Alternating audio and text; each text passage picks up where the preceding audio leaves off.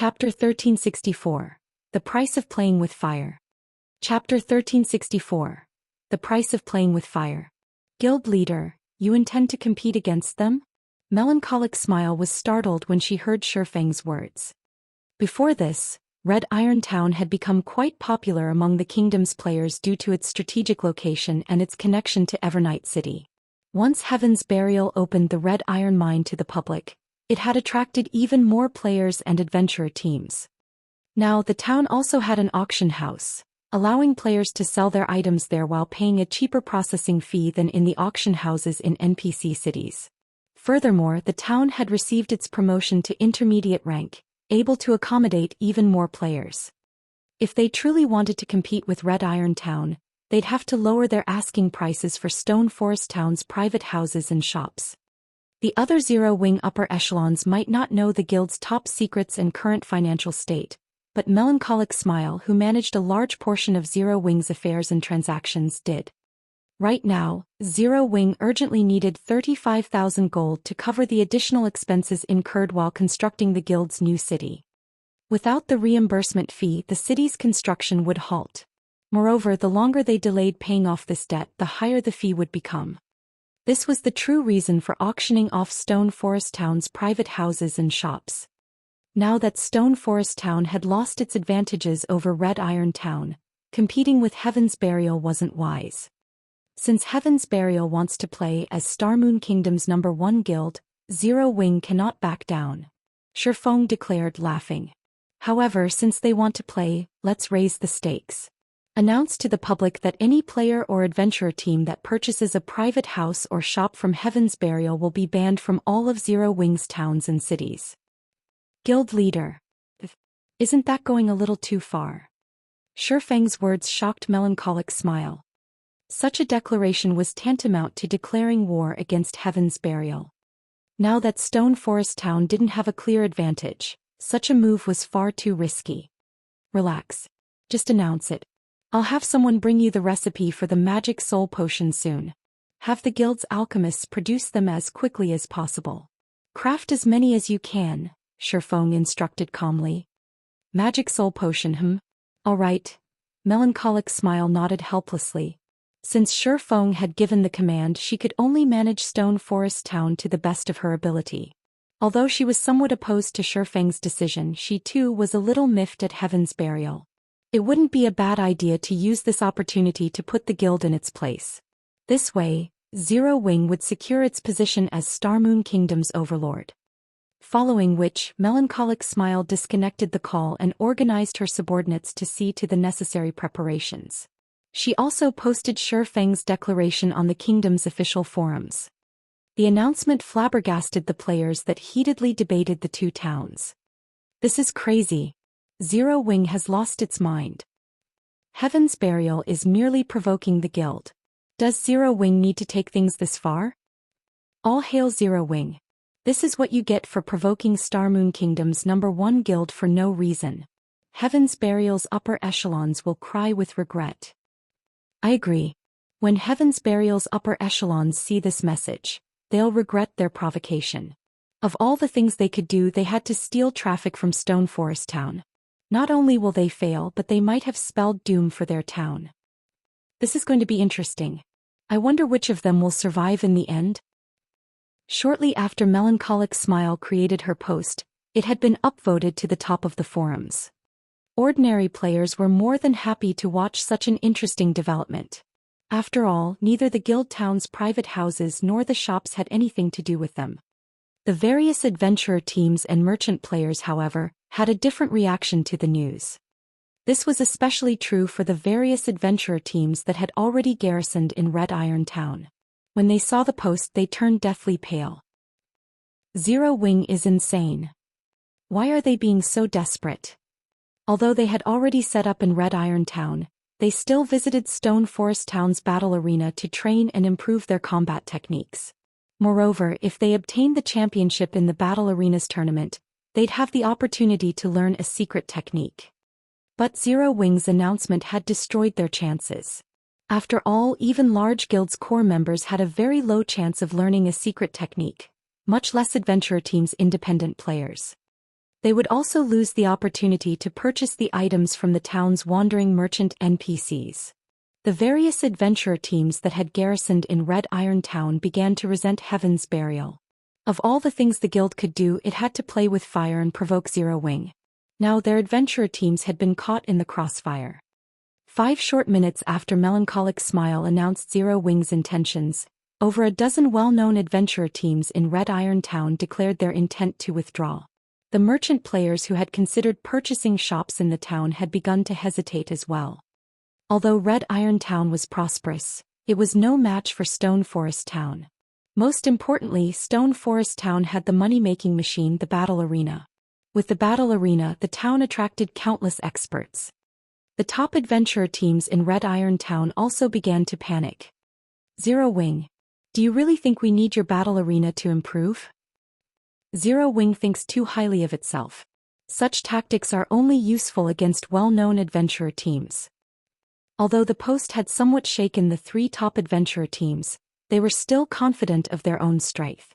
Even without the Battle Arena, they could find areas to train their combat standards. Moreover, they were confident that with their assistance, Heaven's Burial could nurture Red Iron Town to surpass Stone Forest Town. Meanwhile, in the morning battlefield, Aqua Rose, Alluring Smile, Blackie, and the other upper echelons had reached level 50 while Shifeng had conversed with Melancholic Smile. Wonderful. I finally reached level 50. Blackie laughed when he saw the golden glow envelop his body. I can finally challenge my Tier 2 promotion quest. The rest of these core members were also excited.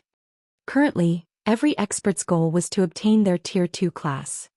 This was especially true for Aqua Rose and Zero Wing's other upper echelons, as they knew Shifeng had already completed his. They had also witnessed Shifeng's battle against Evil Fire, so they were fully aware of how powerful a Tier 2 class was. It was on a completely different level from a Tier 1 class.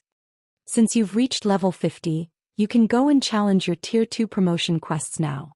When Shifeng saw that Aqua Rose and some others had reached level 50, he took a fist-sized stone tablet from his bag. It was none other than the Sea God's Legacy, which Shifeng had obtained in the Sea Dragon's secret land. Smiling, he said, I have a special legacy. I'm sure you're all aware of hidden classes' flaws, so I won't go into detail. Whoever wants to class change into a hidden class can apply with me. There are a total of 10 slots available. 10 slots. Shifeng's words rendered Aqua Rose and the others speechless. Every player in God's domain sought to obtain a hidden class. God's domain's various superpowers constantly tried to obtain high-rank legacies. Unfortunately, even they had only gotten their hands on a few. Yet Shifeng had 10 legacy slots. Moreover, the instant Shifeng had revealed the Sea God's Legacy, it seemed as if the space around them had frozen. They felt the tablet radiate an intense pressure, so much so that they felt a bit sluggish. One could easily imagine how extraordinary the stone tablet was. The legacy was definitely a high rank. Chapter 1365. Extravagant Assault. Chapter 1365, Extravagant Assault. Who's up to the challenge? Shifeng asked as he looked at Aqua Rose and the others. Although he had held on to the Sea God's Legacy for a while, he had kept it hidden in his bag due to its level 50 requirement. Now that Aqua Rose and the others had reached level 50, this was a good opportunity for them to take the challenge and obtain the legacy. Other players would likely need to improve their equipment after reaching level 50, but Aqua Rose and the other upper echelons already wore complete Tier 1 set equipment. Moreover, Aqua Rose and the others had consumed the Moonlight Fruit, their physiques improving considerably. At their current standards, improving their combat power would take a lot of time and effort. Hence, this was the best time for them to attempt the class change. If one of them obtained the Sea God's Legacy, Zero Wing would have another peak expert. During naval combat, the Sea God's Legacy player's performance would be even more impressive. Guild leader, what rank is the legacy? Aqua Rose asked curiously. Among the 10 legacy slots, 9 are for the Sea God's Guard Legacy. At its weakest, it's an advanced legacy. The last slot is the Sea God's Legacy. It's the strongest, even superior to peak legacies. Whether or not you obtain these legacies depends on your strength, Shifeng explained. Even superior to peak legacies? Everyone gasped. their eyes shining as they gazed at the legacy tablet. Even advanced legacies were beyond most players' reach, yet among Shifeng's 10 legacy slots, the weakest was advanced rank, and the strongest was superior to a peak legacy. If news of this went public, it would cause a huge commotion throughout God's domain. It might even tempt superpowers to move against Zero Wing. Thoughts of obtaining these legacies flooded these players' minds. As for alluring Summer and Cola, they glanced at each other and smiled bitterly. If not for the Dragon Soul Potion, they too could have tried for the Sea God's legacy. Since Violet Cloud already had the Astromancer hidden class, she didn't mind missing the opportunity to obtain the Sea God's legacy. Following which, Shifeng sent Aqua Rose and the others who were up to the challenge into the legacy space. As for Violet Cloud, alluring Summer and Cola, Shifeng gave them the magic soul potion recipe and sent them back to White River City for their promotion and class change quests, respectively. Once Aqua Rose and the others completed their class change, Shifeng intended to claim the Manatite mine in the Sea of Death, solving Zero Wing's magic crystal problem.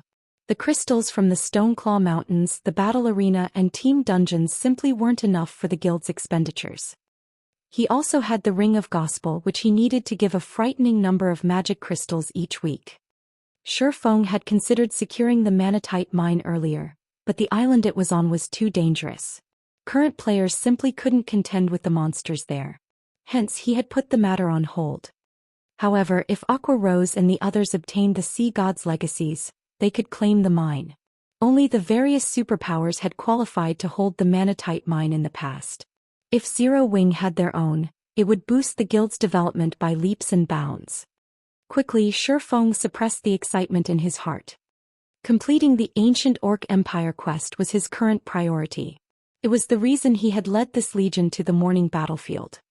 Following which, Shifeng led Zero Wing's members and cleared out the orc armies in their path, slowly advancing towards the Ancient Orc Empire's capital. Once in the morning battlefield's inner region, the legion encountered far more stronger orcs. On average, these orcs were above level 80. If not for the miniature ballistas, they wouldn't have been able to continue. After another 3 hours or so grinding, Shifeng and the others finally reached the ancient city's ruins. As the capital of an empire that had once shaken the God's Domain continent, one could still feel the city's might even after the corrosion of time. The city walls alone were 50 meters tall, and the main gates depicted over a dozen massive divine figures. Numerous high-rank buildings filled the city. Among them, the most awe-inspiring was the ancient Orc Empire's palace. It loomed like a massive mountain, and one could easily overlook the entire capital from the top of the palace. Despite having fallen to ruin, the capital's mana was far denser than elsewhere. Even from outside, Zero Wing's players could feel it. However, compared to those factors, the number of orcs inside the city was shocking. The legion was stupefied. The ancient city should have been lost to history, yet Zero Wing's members felt as if they had just walked into a current orc city. Orcs constantly passed through the city's main gates, and those that entered the city seemed like well-trained soldiers. Their auras and levels were far superior to the orcs the legion had encountered on the way here. Even the lowest-leveled orc was level 80. Chieftain-ranked orcs were everywhere as well. From time to time, these players also spotted level 85 Grand Lords leading squads as they patrolled the walls. Their eyes shone with wisdom. "Guild leader, you don't intend to attack this city, right?" Zero Wing's members gulped as they stared at the ancient city before them. They were the elite among Zero Wing's elites, and even the weakest among them could reach the Trial Tower's 5th floor. They were quite confident in capturing a dark town with 50 miniature ballistas, but as they stared at the scene before them, they couldn't help but panic. They could already see tens of thousands of orcs, including at least 20 level 85 Grand Lords and more than 200 Great Lords. There was doubt that more orcs lay beyond the city walls. This wasn't a place for current players. Moreover, orcs weren't like wild beasts. These monsters possessed a certain degree of intellect. If they attacked even one of these orcs, they might aggro every orc in sight. Even with 2 level 64 tier 3 demons on their side, they had little hope against these powerful orcs. Why are so many monsters here? Shifeng, who stood at the foot of a mountain, was similarly stunned as he stared at the imperial capital before him. Is this because of the quest? When he had come here in the past, only a few orc tribes had lived in the area. Now, however, the ancient city had a large orc population. But after giving the matter some thought, Shi Feng found the situation reasonable. After all, this was an SSS rank commission. The system wouldn't make it easy to obtain the disintegration axe. Otherwise, Star Moon Kingdom wouldn't have failed all 3 of the freebie SSS rank commissions. We won't be able to force our way through the front gates. We'll have to lure the orcs out. Glancing around the ancient city, Shi Feng discarded his plan of a direct assault. Unless he had a team of 3,000 level 80 elite players and a large stock war weapons, clearing out the orcs on the city walls would be impossible. With their current combatants, they had no chance of defeating these orcs. However, after going through great lengths to reach the city, Shi Feng refused to give up without a fight. Lure the orcs. When everyone heard of Shi Feng's crazy plan, they wondered if they had misheard him. Whether or not they could lure these orcs without dying, how were they supposed to enter the city if they succeeded? However, Shi Feng didn't offer an explanation as he began to distribute tasks. The imperial capital had 4 entrances, all of which were heavily guarded. Forcing their way in would be suicidal. Even the Tier 3 demons would die instantly in a head-on charge. After all, the level gap was too massive. There were also so many high-tiered monsters defending the entrances. If they wanted to lure these orcs out of the city, they had to use the miniature ballistas. The miniature ballistas had a maximum range of 3,000 yards. Even level 85 Grand Lords would need some time to cross such a distance. Shi Feng would have Zero Wings members use the miniature ballistas to lure the orcs from all 4 entrances. However, they wouldn't target the orcs on the walls but the orcs inside the city. Fortunately, he had the 7 Luminaries ring. As long as he input the correct coordinates, he could use space movement to infiltrate the imperial capital. He would never use such a strategy to enter a normal capital, but the ancient Orc Empire's main city had long since fallen into ruin. It was no longer protected by magic arrays. Aside from the Orc Palace, which was strengthened by divine runes that would prevent him from teleporting into the building, he could teleport anywhere within the city. The orcs inside the city were the only problem. Even if he were familiar with the terrain, he would undoubtedly die if he teleported into a group of orcs. He needed them to leave the city first. Only then would he have an opportunity to infiltrate the Orc Palace. Following which, Shi Feng selected 16 miniature ballistas with the least amount of durability remaining, stationing them near the 4 entrances. He then gave the players manning the miniature ballistas Tier 1 instantaneous movement scrolls. This way, these players could leave the battlefield as soon as the orcs left the city. They could then find a safe location and use a return scroll to leave the morning battlefield. He had the rest of his legion take the remaining miniature ballistas back to Stone Forest Town and rest. Although this plan would sacrifice 16 miniature ballistas, it would be a worthwhile trade if he successfully entered the Orc Palace. When Zero Wings members heard Shi Feng's crazy plan, they thought it was extravagant. Shi Feng wanted to trade 16 miniature ballistas for a single opportunity. Throughout God's domain, Shi Feng was likely the only player mad enough to do something like this. The other superpowers guild leaders would never make such a gamble. Time passed quickly. Under Shi Feng's command, the 16 miniature ballistas moved into position. Guild leader, our side is ready. All right, begin. Once everyone was prepared, Shi Feng adjusted his position and gave the command. Immediately, the 16 miniature ballistas launched exploding arrows at the ancient capital's walls. The exploding arrows passed through the walls easily. Before the orcs on the walls could even react, the exploding arrows exploded inside the city. Boom. A series of explosions shook the air. Deafening roars then echoed from beyond the city walls. What? Mythic monsters are inside the city. Shi Feng inwardly rejoiced when he saw 3 figures appear above the city and charge towards the miniature ballistas. Had he snuck into the city recklessly, he would have lost his life.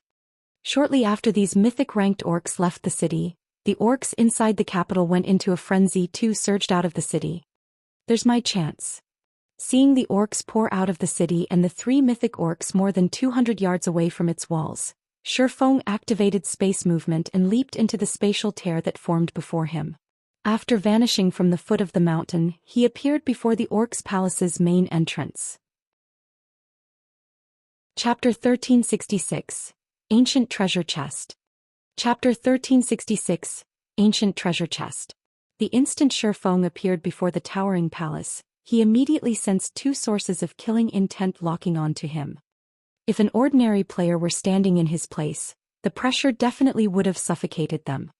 Sure enough, the game won't let players enter the palace so easily. Shi Feng glanced at the two stone statues situated on each side of the palace's main entrance. The killing intent he felt came from none other than these two statues.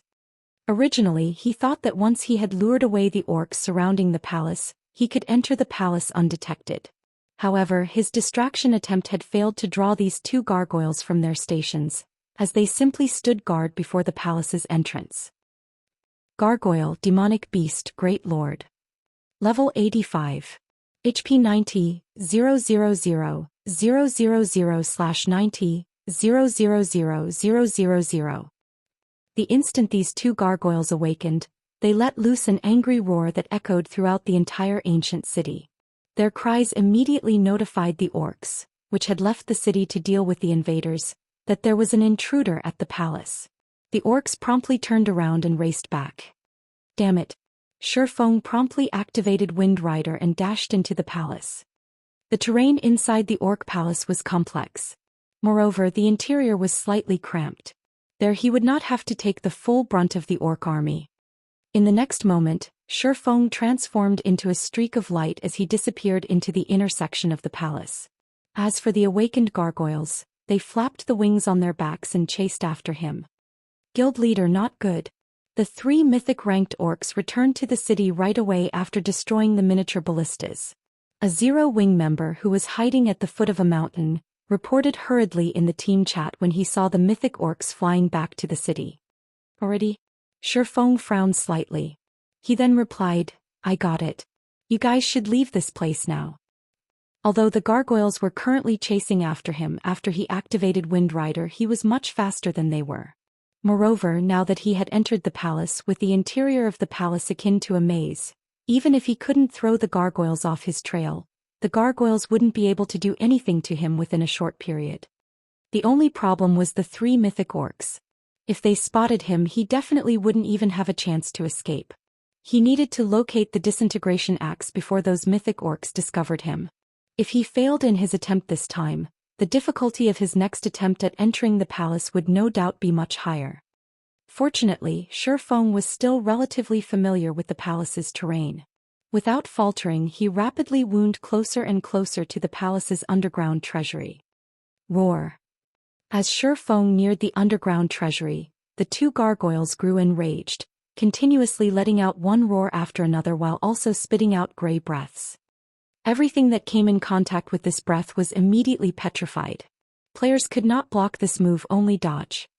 When Wind Rider's duration was close to running out, Shi Feng was still more than halfway to the underground treasury. Meanwhile, like navigators, the two gargoyles constantly reported their exact locations to the orcs inside the city. If I don't get rid of these two gargoyles, those three mythic orcs will most likely find me in short order. A deep frown formed on Shi Feng's face as he looked at the two gargoyles dogging his heels. He finally understood why nobody managed to complete this commission in the past. Anyone who wished to complete it needed sufficient combat power to capture the ancient city. However, doing so was easier said than done. Although he had managed to get into the palace using a trick, if he did not kill the two gargoyles chasing after him, it would be only a matter of time before he had to face off against the three mythic orcs. However, even if the two gargoyles simply stood still and did nothing, he wouldn't be able to kill either one of them due to their ridiculously high HPs. Just as Shi Feng was trying to think of a way to deal with the gargoyles, he suddenly discovered a forked path ahead of him. Meanwhile, the two branches headed in opposite directions. A forked path? Shi Feng's lips curled up slightly when he saw the fork ahead. Although killing the gargoyles was beyond him, throwing them off his trail would be sufficient to achieve his goal. As long as he could escape the gargoyles' perception range, the two great lords would no longer be able to locate him. Following which, Shi Feng activated Phantom Kill. He and his doppelganger then split up, each of them taking one of the paths ahead. However, the path Shi Feng himself chose did not lead to the palace's treasury but to the underground library. The gargoyles had long since locked on to Shifeng's presence, so they completely ignored the doppelganger as they continued in pursuit of the real body. Soon the distance separating Shifeng and his doppelganger widened. 100 yards. 300 yards. 500 yards. When Wind Rider's duration ended and Shifeng landed back on the ground, the two gargoyles immediately moved to surround him. They then revealed sinister expressions as they stalked up to Shifeng step by step. 700 yards. This should be enough. Looking at the gargoyles that were already preparing to assault him, Shifeng silently guessed the distance between him and his doppelganger. In God's domain, different monsters had different perception ranges. According to statistics, setting aside those with very high intellect, monsters at the Great Lord rank generally had a maximum perception range of 500 to 600 yards, while mythic monsters was between 1,000 and 1,500 yards. Thus, when players were targeted by mythic monsters, escape was generally impossible. As for the gargoyles, due to them being demonic beasts, they could be considered relatively sensitive monsters. Hence, their maximum perception range should exceed 500 yards. As a precaution, Shifeng chose to put at least 700 yards between himself and his doppelganger before swapping positions. In the next moment, the two gargoyles let loose angry roars as they spat out gray whirlwinds from their mouths. In this cramped space, it was practically impossible for Shifeng to avoid the whirlwinds. Replace. Shifeng directly used his doppelganger replace skill, switching positions with his distant doppelganger. At the same time, he also had his doppelganger activate defensive blade to buy him as much time as possible. You guys have fun with my doppelganger. Shifeng smiled faintly when he appeared in the other pathway. He could tell that the killing intent locked on him had already disappeared. He then activated Windwalk and dashed towards the underground treasury. Although there were no longer any monsters on his tail, Shifeng did not dare to be careless. He immediately activated Omniscient Eyes to constantly scan his surroundings. The reason he had done so was the increase in density of traps as one got closer to the palace's treasury, and accidentally triggering even one of them might result in death. When Shifeng had come here in the past, the Orc Palace had long since been explored by other players. Back then, the traps inside the palace were mostly disabled already.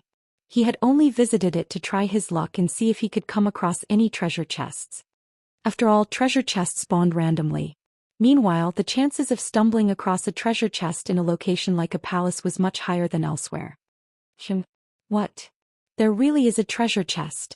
Shortly after Shifeng headed off to the treasury, he discovered a small, secret room in a corridor leading to a small courtyard, and placed inside the secret room was a treasure chest. I don't think I saw this secret room in the past. However, the magic barrier set up to protect this room really is complex. I wonder what rank the treasure chest stored inside is. Omniscient Eyes only allowed him to perceive the shape of the treasure chest. He could not determine the quality and color of the materials used to create the treasure chest itself. Following which, Shifeng walked over to the secret room. Fortunately, no traps were set up inside the secret room. There was only a magic barrier that concealed the room from the eyes of players, so there was no danger whatsoever. If he did not take away such a treasure chest, then he really would be doing a disservice to himself. The concealment technique used is really brilliant. Not only is there a magic barrier to hide the room's presence, but there is also a physical mechanism hiding it. Even an expert in cracking traps would not be able to notice this room. No wonder nobody managed to discover this place in the past, Shifeng muttered in astonishment. Unfortunately, even if the room was skillfully hidden, such trickery was no use against Omniscient Eyes. Breaking through the magic barrier was a piece of cake. Shifeng just activated Flame Burst and sent 10 or so attacks at the wall concealing the room. Once the barrier was shattered, the real wall appeared before him. He then pulled the chain hidden by the foot of the wall. In the next moment, the wall slowly rose, revealing the secret room. The instant the secret room was opened, Shifeng felt a dense wave of mana washing over him, giving him a pleasant feeling. His mind also felt refreshed. In the next moment, however, a terrifying aura enveloped his body, making even movement difficult. After Shifeng saw the true nature of this treasure chest, he could not help his surprise. An ancient treasure chest. Chapter 1367. God's Possession. Chapter 1367, God's Possession. Shi Feng's breathing grew short as he looked at the pitch-black treasure chest, which was covered in a thick layer of dust, sitting inside the room. An ancient treasure chest.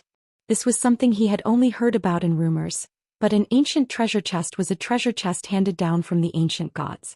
Although the treasure chest seemed to be made of black iron, in reality, it was made of obsidian crystal, one of the materials that were second to only the seven luminaries' crystal. Every ancient treasure chest was worth an unimaginable amount of money in God's domain because they contained the possession of gods. Rumors had it that even the most inferior item one could obtain from an ancient treasure chest could rival those from an epic treasure chest, while better ones could rival even the items from legendary treasure chests. Meanwhile, the rarity of ancient treasure chests was on par with epic treasure chests. Shi Feng had only ever heard about them and never personally seen one before. According to rumors, one could come across an ancient treasure chest only in extremely dangerous ancient ruins. He never imagined that he would actually find one in the ancient Orc Empire. So this is an ancient treasure chest? It really is amazing. When Shi Feng arrived before the ancient treasure chest, he felt as if his entire body was about to be crushed. As the ancient treasure chest was an item personally created by a god, in addition to the divine runes carved by a god on the treasure chest, the closer Shi Feng approached the ancient treasure chest, the stronger the divine might he experienced. Now that he was standing right in front of the ancient treasure chest, it felt as if the blood inside his body had turned to lead.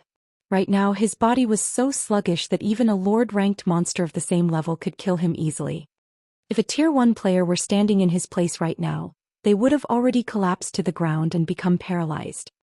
However, this was also the reason why the ancient treasure chest was not locked. The divine might the treasure chest exuded was the best protection.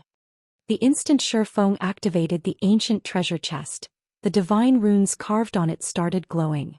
Immediately, the mana inside the secret room rampaged as the treasure chest sucked it in. This phenomenon continued for several seconds before ceasing. By the time the treasure chest stopped absorbing the ambient mana, the pressure it exuded had also grown significantly. Only one item? Shi Feng could not help falling speechless as he looked at the pitch-black ring floating inside the treasure chest. The ancient treasure chest size was equivalent to a large wardrobe, yet the space inside the treasure chest was only the size of a basketball. However, Shi Feng did not pay heed to this contradiction for too long as he picked up the pitch-black ring and inspected it. Cannot be appraised. So this is an item left behind by a god. No matter how he tried to examine the ring, as if the ring was just a stone on the side of the road, it revealed no information whatsoever. This was the first time Shi Feng had come across an item that could not be appraised in God's domain. Even when he obtained the Destroyer of Immortality before, when he first tried appraising the item, he had at least managed to get a name from it, albeit an extremely vague one. If not for the shabby ring in his hands being stored inside the ancient treasure chest just a moment ago, he might have treated it as garbage and tossed it aside. After all, the pitch-black ring was simply too ordinary. There was nothing special about it whatsoever. However, although he was unable to appraise it, he had no intention of giving up. After waiting for 10 minutes, he activated Omniscient Eyes and started appraising the ring once more. What? It still can't be appraised. Just what is this ring? Shi Feng could not help being surprised when he saw the system's response.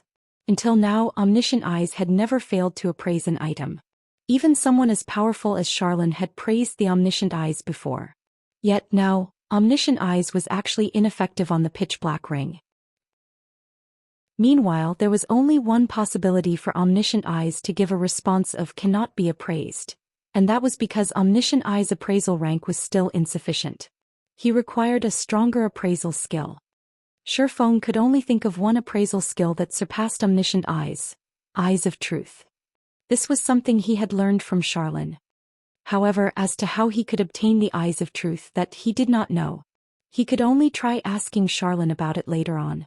But before then he couldn't do anything about the pitch-black ring.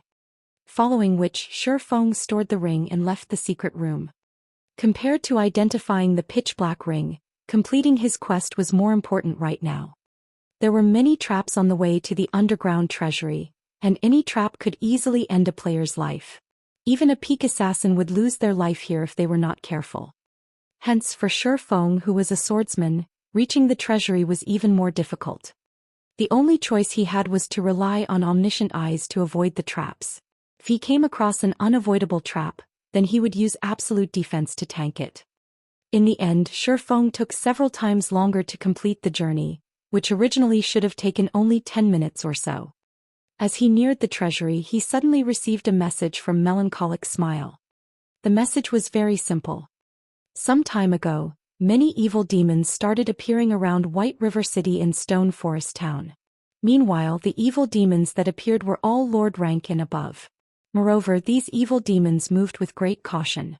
As soon as they executed an attack in one location, they would immediately move elsewhere, giving the Zero Wing members dispatched no opportunity to surround them. This situation suddenly depressed the number of players wishing to travel to Stone Forest Town significantly. Although Stone Forest Town itself was safe from the invasion of monsters, ordinary players and adventurer teams that did not possess a private house in Stone Forest Town could only get to Stone Forest Town from the nearest NPC town via horse carriage. Meanwhile, although horse carriages were fast, they did not possess any offensive capabilities. Hence, the only fate awaiting ordinary players assaulted by evil demons was death. With the journey to Stone Forest Town so dangerous, many players would naturally give up on going to Stone Forest Town. So Heaven's Burial is no longer even trying to hide that it's colluding with the evil god's temple? Shi Feng's complexion darkened. This situation left him with no choice but to complete his quest quickly and return. Even ordinary experts would be no match for Lord-ranked evil demons. Only experts on Aqua Rose's level had a chance against such monsters. However, Aqua Rose and the others were currently challenging their class change quests and promotion quests, so there were no powerful experts stationed in Stone Forest Town right now. Hence, the only way to deal with the evil demons was to surround and kill them in groups. However, the evil demons would flee as soon as they launched an assault, giving no opportunities for Zero Wings members to do anything. Now only he could do something about this situation. As soon as an evil demon appeared, if he was notified of the coordinates of the assaulted players, he could go to the scene immediately using the 7 Luminaries Rings space movement. However, he had just managed to enter the Orc Palace after going through so much trouble. If he returned before completing his quest, it would be much more difficult to get into the palace again on his next attempt. Following which, Shi Feng sent Melancholic Smile a message, telling her to have Zero Wings members form patrol squads and patrol the routes leading to Stone Forest Town for the time being. Although doing so required a lot of manpower, they would be able to suppress the evil demons to a certain extent and prevent them from casually attacking the merchant routes. Time passed quickly. After spending another 2 hours or so traveling inside the palace, Shi Feng finally arrived at the hall before the palace's treasury. Inside the spacious hall, which was strengthened by divine runes and magic arrays, an armored orc with its eyes shut sat quietly before the treasury's doors. From afar, the orc looked just like a statue. I was wondering why no orcs came searching for me at the underground treasury after such a long time had passed. So there was still such a guard here. Shi Feng could not help but frown as he looked at the armored orc while hiding in a dark corner of the corridor. Although the orc guarding the treasury was not very large, it could even be described as thin and old. Any player that crossed it at this stage of the game would definitely die. The reason for this was this orc being none other than the chieftain of a tribe. Orc Chieftain, humanoid creature, mythic. Level 85. HP 320, 000, 000/320, 000, Against this monster, even a 100-man elite team of level 85 Tier 2 players would be annihilated. Shi Feng knew this because he had led a team to raid an orc chieftain before, except that he had already been promoted into a Tier 3 Sword King back then. In terms of strength, the orc chieftain was much more powerful than the 3 mythic-ranked orcs that had charged out of the city. Moreover, its intellect could rival even that of an NPC. It was like a sage among orcs. Even a 1,000-man elite team of the same level would wipe unless they had a tool that could target the orc chieftain's weakness. Just as Shi Feng was thinking about how to get past the orc chieftain, he suddenly heard footsteps coming from behind him. Moreover, the sound was also growing louder. Chapter 1368. Mythic Orc. Chapter 1368. Mythic Orc. Upon hearing the footsteps, Shifeng instinctively activated omniscient eyes. Immediately he could see everything happening within 100 yards. A patrol squad.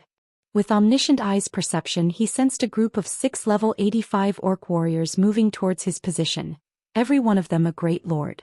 If not for the orc warriors having to disable the various traps, they would have long since reached his position. After watching the orc warriors disable the traps one after another, Shifeng made a rough estimate. His guess was that these orc warriors needed roughly 20 seconds to disable each trap, which meant they would take a maximum of only 3 minutes to reach him. Moreover, the corridor leading to the treasury did not have any forks. Once the patrol squad disabled the traps and entered the corridor, he would have nowhere to hide. The security here is really tight. Seems I can only give that thing a shot. Shifeng shifted his gaze to the orc chieftain resting before the treasury. Now that his goal was already before him, there was no way he would simply retreat without doing anything. Besides, these orcs were highly intelligent. Who knew what sort of changes would occur on his next attempt at entering this place? Also, judging by the earlier sight of orcs continuously entering the city gates, he could tell that the number of orcs in the ancient city would most likely become even more frightening in the future. Following which, Shifeng took out a summon guard scroll from his bag and summoned Anna. He then took out the Bible of Darkness and summoned a Tier 3 demon. Although a level 64 Tier 3 demon was no different from a fly to a level 85 mythic ranked orc, right now every second counted. When he had visited the orc palace in his previous life, there had been no orc chieftain defending the treasury. However, there had been a magic barrier, and the toughness of this magic barrier could even rival the magic array protecting White River City. Even Tier 4 mythic monsters would be helpless against it. In order to enter it, players needed to use 1 mana stone to disable the barrier temporarily. While he had already prepared the mana stone required, disabling the magic barrier was time-consuming. To be precise, it took 30 seconds to disable the barrier. 30 seconds might not be a long time, but surviving against a level 85 mythic orc for 30 seconds would be an extremely challenging feat for Shifeng's current self to accomplish.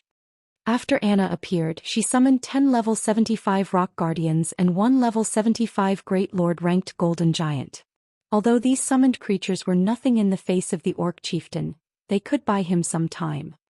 Good. Let's begin. Shifeng commanded. Anna promptly controlled the golden giant to dash forward, the great lord making the ground shudder as it ran. Almost immediately, the orc chieftain, who was still over 200 yards away from the golden giant, discovered the great lord's presence. Upon opening its eyes, the orc chieftain gave the golden giant a look of contempt. In the next moment, a wave of crimson energy flooded out into the surroundings from the orc chieftain's body. The instant this energy wave enveloped the golden giant's movements turned sluggish as if the great lord had just run into a muddy swamp. Even its basic attributes fell by 20%. Impossible. An orc has actually grasped a Tier 4 domain. Shifeng was shocked when he saw the crimson domain that had formed around the orc chieftain. Even Tier 4 NPCs would not necessarily possess a Tier 4 domain skill. Any monster or NPC that managed to grasp a Tier 4 domain would have their strength categorized as Tier 4 peak. Unless one had a sufficiently powerful magic array, defeating such monsters and NPCs was practically impossible for player teams below Tier 4. After all, not only could a domain suppress its user's enemies, but it could also strengthen its user. Unless one possessed a domain of their own to serve as a counter or had overwhelming power, they would definitely be killed.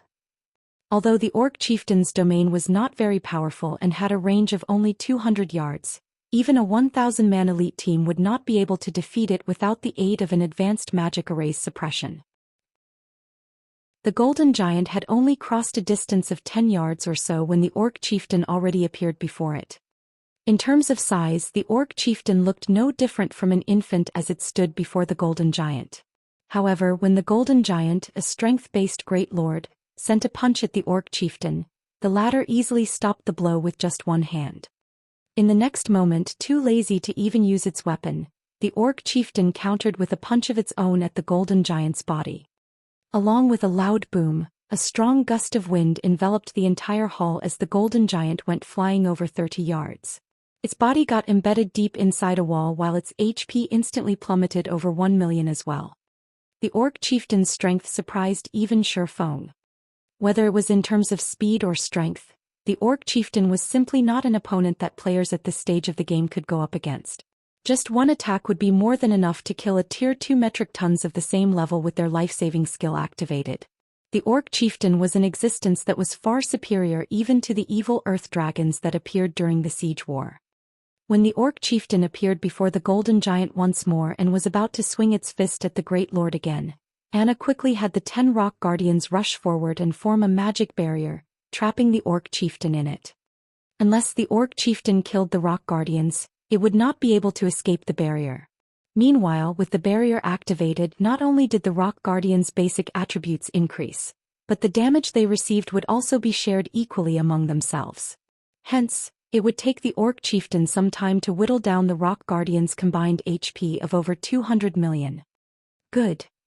Seeing the orc chieftain trapped, Shifeng activated Wind Rider and dashed towards the doors of the treasury without hesitation. Despicable thief. The orc chieftain immediately noticed Shifeng approaching the treasury's doors, the originally playful look on its face turning serious. It then retrieved the great sword slung on its back and sent a fierce slash at the magic barrier. The orc chieftain's slash opened a crack in the magic barrier, nearly slicing the barrier in two. For a moment, Shifeng even thought that the magic barrier would fail to contain the orc chieftain. Fortunately, the orc chieftain's attack did not reach the magic barrier's shattering limit, and the barrier mended itself rapidly by absorbing a portion of the rock guardian's HPs. However, in the blink of an eye, each rock guardian lost over 100,000 HP. After seeing its first attack fail, the orc chieftain shifted its target from the magic barrier itself to one of the rock guardians. Scorching flames enveloping its great sword, the orc chieftain swung the weapon down on its new target. Immediately, every one of the Lord-ranked rock guardians lost over 300,000 HP. Their destruction was only a matter of time. As for the golden giant that was similarly trapped inside the magic barrier, although it tried to interfere with the orc chieftain's attacks, the latter paid no attention to the golden giant whatsoever. The orc chieftain simply focused on attacking the rock guardians, chipping away at their HP. Moreover, the rate at which the rock guardians were losing HP kept rising. Quick. Move quickly. After arriving before the treasury's doors and starting the disabling process for the magic barrier, Shifeng could not help but grow anxious as he looked at the loading bar that appeared before him. At the rate at which the orc chieftain was dealing damage, the rock guardians would die in less than 30 seconds. Meanwhile, while Shifeng was disabling the magic barrier, he could not suffer any interruption at all. As long as he came under attack or tried using a skill or tool, he would have to start the disabling process all over again. 5 seconds, 10 seconds, 20 seconds. When 2/3 of the loading bar was filled up, the sound of an explosion entered Shifeng's ears. All 10 rock guardians were annihilated. Moreover, right now the orc chieftain's body was covered in flames. It was obvious that the orc chieftain was no longer pulling its punches. Letting out an angry roar, the orc chieftain dashed straight at Shifeng. Gnashing his teeth, Shifeng shouted, "Anna!" Just in time, Anna finished chanting the last verse of her incantation. In the next moment, a golden magic array formed at the ceiling of the hall. A silver-armored Valkyrie then appeared covering Shifeng's back. Chapter 1369. Empire's Rise. Chapter 1369. Empire's Rise. Angel Summoning. This was the strongest trump card Shifeng could use right now. Although he knew that the 10 rock guardians couldn't hold off a mythic-ranked orc for long, he hadn't expected them to die so quickly. Only 22 seconds had passed since he had started the disabling process. To make matters worse, he wasn't allowed to receive damage or use skills to defend himself. Doing so would reset the disabling process. Human. You have angered me. You dare come and steal the king's treasure. You will pay for this transgression with your life. The orc chieftain's wrathful bellow echoed throughout the hall, shaking the very stone. The orc chieftain's eyes were bloodshot, and its muscles had expanded significantly. Flames danced across its body. As a result, when it dashed towards Shifeng, it looked like a flying meteor. Even with over 100 yards between them, Shifeng couldn't help but shudder when he felt the orc chieftain's violent killing intent wrap around him. Since he was so close to disabling the magic barrier, the orc chieftain had entered its berserk state, both its strength and speed receiving significant buffs. Although Anna could summon a Tier 4 Valkyrie, she was only level 75. The Valkyrie she summoned would be the same level. A level 75 Valkyrie was already at a disadvantage against a level 85 mythic orc, not to mention while that mythic orc was in a berserk state. As the loading bar was nearly full, the orc chieftain stood less than 30 yards away from Shifeng. "Turn to dust," the orc chieftain shouted as it swung its great sword, the flames around the weapon descending on Shifeng. The Valkyrie finally moved as the flaming pillar was about to smash into Shifeng. Before anyone noticed, a golden lightning spear had appeared in the Valkyrie's hand, and she threw the lightning spear at the flaming pillar. Boom! As the lightning spear left the Valkyrie's hand, a thundering boom echoed throughout the hall. The instant the spear encountered the pillar of fire, the flames scattered as the lightning spear continued towards the orc chieftain. However, despite the lightning spear's astonishing speed, moving so fast that even Shifeng didn't have time to react, the orc chieftain struck the incoming spear down with its great sword, diverting the attack trajectory. Boom! When spear and greatsword collided, brilliant sparks scattered around the impact. The resulting shockwave of the collision was so powerful that even Shifeng, who was quite far away from the orc chieftain, felt it. Following which, the orc chieftain, who was in a berserk state, flew over 20 yards backward, fear surfacing on its face as it stared at the Valkyrie. So strong. Shifeng gaped at the scene. Although he knew that the Valkyrie was quite strong due to being a member of the angel race, he had never expected her to overwhelm a mythic monster with a Tier 4 domain. Furthermore, the Valkyrie was 10 levels below the orc chieftain. If not for angel summoning's 10-second duration, the Valkyrie might even kill the chieftain. Shifeng's excitement grew as he thought about killing a level 85 Tier 4 peak monster. If he killed the orc chieftain, he could obtain loot that was even more extraordinary than what ordinary mythic monsters dropped. After all, every Tier 4 peak monster was an overlord in God's domain. Every one of these creatures' deaths would send tremors throughout God's domain. After landing her first attack, the Valkyrie's wings trembled slightly. In the blink of an eye, she arrived before the orc chieftain wielding another golden lightning spear. This time she thrust the spear forward, moving so fast that even Shifeng's eyes couldn't keep up. However, the orc chieftain wasn't fazed as he took a step forward and met the spear with his great sword. In an instant, the Valkyrie and orc chieftain exchanged several blows, the two Tier 4 existences filling the hall with lightning and fire. The battle's residual power alone prevented anyone from approaching. However, the numerous exchanges pushed the orc chieftain back, one step after another, increasing the distance between him and Shifeng. Shifeng released a sigh of relief as the Valkyrie suppressed the orc chieftain. In the meantime, the loading bar gradually continued to fill. When the loading bar was full, the magic barrier protecting the treasury disappeared. Damnable human! Seeing the magic barrier vanish, the orc chieftain's eyes turned bloodshot as he glared hatefully at Shifeng. Die! Suddenly, the hall's mana grew violent as a gray threefold magic array formed at the tip of the orc chieftain's greatsword. The crimson flames dancing over the weapon also faded to a dark gray, radiating a deathly aura that even Shifeng was wary of. Suddenly, the orc chieftain swung its greatsword in Shifeng's direction 9 times, sending 9 gray fire pythons towards the swordsman. Although the Valkyrie tried to block the attacks with her lightning spears, she could only toss 7 spears in a single breath, striking down 7 fire pythons. The remaining 2 continued towards Shifeng unhindered. Watching the 2 fire pythons approach, Shifeng did not dare to be careless as he activated absolute defense while trying to open the doors before him. Although the treasury doors were massive, Shifeng pulled one open without much force.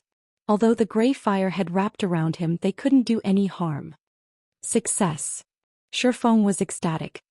The orc chieftain watched helplessly as Shifeng disappeared into the treasury with Anna at his heels. The treasury contained a teleportation array connected to a special space. The special space was similar to a dungeon. Once players entered, monsters and players outside wouldn't be able to reach them. Upon entering the treasury, Shi Feng stood before a large, golden shrine. Various treasures had been put on display inside the shrine, and every one of these items was extremely valuable to current players. It's here. Shi Feng was elated to see the pitch-black war axe inside one of the shrine's magic crystal pillars. The war axe inside the magic crystal pillar was none other than the disintegration axe, the weapon which had once belonged to the Orc Empire's founding emperor. Legend had it that this axe possessed boundless power and a single hit could destroy a city. The disintegration axe had been the reason the Orc Empire had prospered and been feared by God's domain's various empires. However, for some unknown reason, the disintegration axe had been shattered, resulting in the Orc Empire's eventual downfall. The disintegration axe before him was merely one of the larger fragments. Although the disintegration axe's fragment was right before him, Shi Feng didn't hurry to grab it. Instead, he slowly checked the shrine's other treasures. If the Orc Palace's treasury were a unique dungeon, then these treasures were its loot. Only while some of the items on display were available in unlimited quantities, some items would disappear forever once they were claimed. However, whether or not players could claim these items would depend on their abilities. Every team that entered the palace treasury only had 2 chances to pick an item. The higher quality the items they chose were, the stronger their opponent would be. Only after killing these monsters would players be granted their chosen item. After the 2 attempts, players would have to wait 5 days before re-entering the treasury. Shi Feng had long since familiarized himself with the monsters that could appear in the treasury, including their level of difficulty. Only he wasn't sure if his quest would trigger any changes. After confirming the disintegration axe's location, the sound of a system notification reached his ears as he scanned through the nearby items. System announcement: a player has triggered the new expansion pack, Empire's Rise. The system will undergo an update. The estimated duration is 10 hours. Please prepare to log out. Chapter 1370. Weapon of Legends secured. Chapter 1370. Weapon of Legends secured. The system announcement immediately caused a commotion among God's Domain's players. What? Why is the system starting an update now? I just joined a party for a dungeon. Who's the bastard that triggered a new expansion pack this time? 10 hours? This update is so long. I wonder what will have changed the next time I log in? For a time, the players heatedly discussed the announcement. Everyone was interested to see what the new expansion pack would bring. This was especially true for the game's various major powers. After all, every new expansion pack represented a new opportunity. If they could take advantage of the new opportunity, they might secure certain benefits. The expansion pack, Demon God's Disturbance, was one such example. This expansion pack had spawned dark cities in the various kingdoms and empires, giving many guilds an opportunity to rise to prominence. The ancient Orc Empire's rise has such a massive effect? Shi Feng was slightly astonished as he read the system announcement. As far as he could remember, normal expansion packs hadn't triggered updates in the past. Only large-scale expansion packs would do so. Moreover, the Empire's Rise expansion pack had triggered a 10-hour-long system update. Such a lengthy system update could rival a system upgrade. But Shi Feng didn't give it too much thought as he decided to log out and rest. No one would know the new expansion pack's contents until after the system update finished. It was currently 5 a.m. in the real world. As soon as Shi Feng logged out of God's domain and opened his eyes in the virtual gaming cabin, a series of messages and voicemails bombarded his screen. It seems that I have a lot to do since winning the friendly competition. Shi Feng briefly glanced through the messages and voicemails. Liang Jing had sent the majority of these messages, while a small portion were invitations, inviting him, the Big Dipper Dojo's head instructor, to participate in various companies' and corporations' events. He hadn't been this popular before the White Tiger Dojo's competition. Due to the fact that the White Tiger Dojo had gone to great lengths to promote the friendly competition, the Big Dipper Dojo had become incredibly popular after defeating the White Tiger Dojo. People came every day to join the dojo, including a few local professional fighters. In addition, based on a report from Blackie, Zero Wing had recently recruited nearly 100 newcomers for internal nurturing. Blackie had also stated that if they continued recruiting internal members at this rate, the Greenwater Villa would soon reach maximum occupancy. Shifeng had also considered this issue. However, Gentle Snow's negotiations had not been favorable as those several companies still refused to let go of Ouroboros's training grounds. All she could do now was wait. They would sell the training ground sooner or later, since its upkeep was quite expensive, and they wouldn't be able to afford it for long. However, Shifeng had also considered constructing his own training ground since he had received a massive amount of funding from Phoenix Rain some time ago. He had only avoided this option thus far simply because it was so time-consuming. After going offline, Shifeng began his busy day. Not only did he need to train but he also needed to instruct Blackie and the others. When Shifeng saw how cramped the Greenwater Villa was becoming, the need for his own training ground grew even stronger. That the afternoon, Liang Jing contacted him and reported, "Head instructor, a representative from the White Tiger Dojo has arrived with a message. It seems that Hall Master Jiang has invited you to the White Tiger Dojo for a drink. Would you like me to prepare for your departure?" "The White Tiger Dojo wants to meet with me?" Shifeng could not help but laugh. Jiang Tianyuan had already rejected his proposal, only offering a vague reply. Now the man wanted to speak with him again. "This is interesting but I don't have time for that right now. God's domain system update will finish soon. Tell them that I'm very busy and we'll talk next time." Next time? Liang Jing was dumbfounded. They were talking about an invitation from Jiang Tianyuan. Even Chairman Shao would obediently meet the man, yet Shifeng rejected the invitation. However, since Shifeng had given his reply, Liang Jing could only follow his instructions accordingly and reject the White Tiger Dojo's invitation. Meanwhile, Xiaqiwen, who waited in the Big Dipper Dojo, was momentarily stunned when he received Liang Jing's reply. Shortly after, however, a sneer twisted his expression. "This punk is quite bold. He even dares to reject the Hall Master Zhang's invitation." Xiaqiwen had worried that Shifeng might become a threat to his position seeing as Jiang Tianyuan had actually sent the man a personal invitation, but he was more than happy to help Shifeng dig his own grave. "All right, I'll report to the Hall Master word for word." After Xiaqiwen left, Shifeng returned to his room and drank a bottle of A-rank nutrient fluids before logging back into God's domain. When Shifeng logged back in, nothing had changed. He couldn't find anything different about the shrine. He was a little confused. Such lengthy updates normally generated some change, yet nothing was different. "Forget it. I'll worry about it after I get my hands on the item." Shifeng promptly gave up on searching for the system updates changes and began to search through the shrine's items. He was very familiar with the monsters inside the Orc Palace's treasury. He knew this area's rules like the back of his hand. After players selected an item, a monster between level 50 and 100 would appear.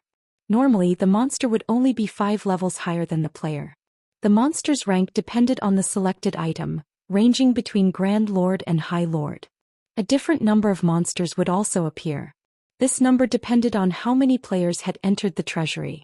The treasury allowed up to a maximum of 20 people to enter at a time, and NPC guards would be included. If a 20-man team entered the treasury, 3 challenge monsters would appear per item. If it were a 6-man party, though, only 1 challenge monster would appear. For Shifeng, who had dark gold and epic guards, this area was no more of a challenge than his own backyard. He just needed to select his prize. He could leave the rest to Anna and Kite. Shifeng already knew what he was looking for: the advanced auction house design. In this treasury, the advanced auction house design was only second to the disintegration axe. It was a reward for the first player to infiltrate the treasury.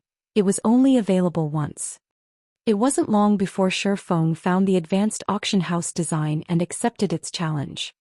After all, he did not know what kind of enemy to expect when he selected the disintegration axe. On the off chance that he was no match for the challenge monster, he would also lose his chance to obtain the advanced auction house design as well. Suddenly, a 9-meter-tall level 59 mechanical giant appeared in the middle of the shrine. Similar to Anna's rock guardians, which were made entirely of stone, the mechanical giant was a mechanical life form. Guardian Warrior, Elemental Creature, Grand Lord. Level 59. HP 80, 000, 000/80,000,000. Shifeng instantly had Anna summon a level 75 golden giant to tank the guardian warrior, while Kite and Anna attacked from the sides. While Shifeng attacked the guardian warrior, he also paid attention to the golden giant's HP, healing it with life bloom whenever its HP fell to a critical low. Although the level 75, Great Lord ranked golden giant didn't have an overwhelming advantage against the level 59, Grand Lord ranked guardian warrior, it had no problems facing the guardian warrior on equal footing. In less than 15 minutes, the guardian warrior collapsed at Shifeng's feet, allowing Shifeng to obtain the advanced auction house design. With this trip hasn't been in vain. Shifeng smiled at the advanced auction house design.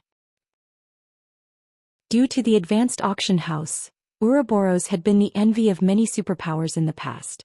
The income of the advanced auction house alone had been a considerable portion of Ouroboros' total income. Moreover, this was only the result of constructing the advanced auction house in one of the guild's towns. If the advanced auction house occupied a superpower's main city, it could generate several times more wealth. After obtaining the advanced auction house design, Shifeng had Kite and Anna retreat. He would decide whether or not to involve his personal guards in the fight after he saw the challenge monster. He then waited another 3 hours for the Bible of Darkness's demon summoning skill to finish its cooldown, only accepting the Disintegration Axe's challenge after summoning a level 64, Tier 3 demon. As soon as Shifeng chose to take the challenge, he heard the sound of a system notification. System, you have discovered the Disintegration Axe. Do you wish to collect the weapon? Confused, Shifeng chose to collect the weapon. Suddenly, an extra item appeared in his bag. It was none other than the Disintegration Axe, which had previously been inside the magic crystal pillar. I got it just like that? After seeing the Disintegration Axe in his bag, he glanced around him searching for monsters. He then heard another system notification. System, you have selected 2 items from the treasury. You will be teleported to the nearest NPC city in 3 seconds. Before Shifeng could even inspect the Disintegration Axe's attributes, his body transformed into a streak of light as he vanished from the treasury. Chapter 1371, Kingdom Changes. Chapter 1371, Kingdom Changes. Purple Thorn's Kingdom, Rock Sand City. Before Shifeng could react, the system had teleported him here.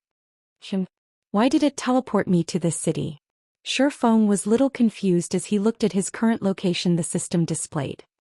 In the past, he had always been transported to Starmoon Kingdom's Dark Lake Town after leaving the Orc Palace's treasury, yet he had been sent to the Purple Thorn's Kingdom this time. The teleportation hall bustled with activity. Shifeng could even hear many independent teams recruiting members in the hall. Recruiting a team to grind orc bosses in Lakefront Town for honor points. Level 40+ experts only. We already have a healer. Recruiting for an escort quest. Delivering resources to the front line. Need 2 more players.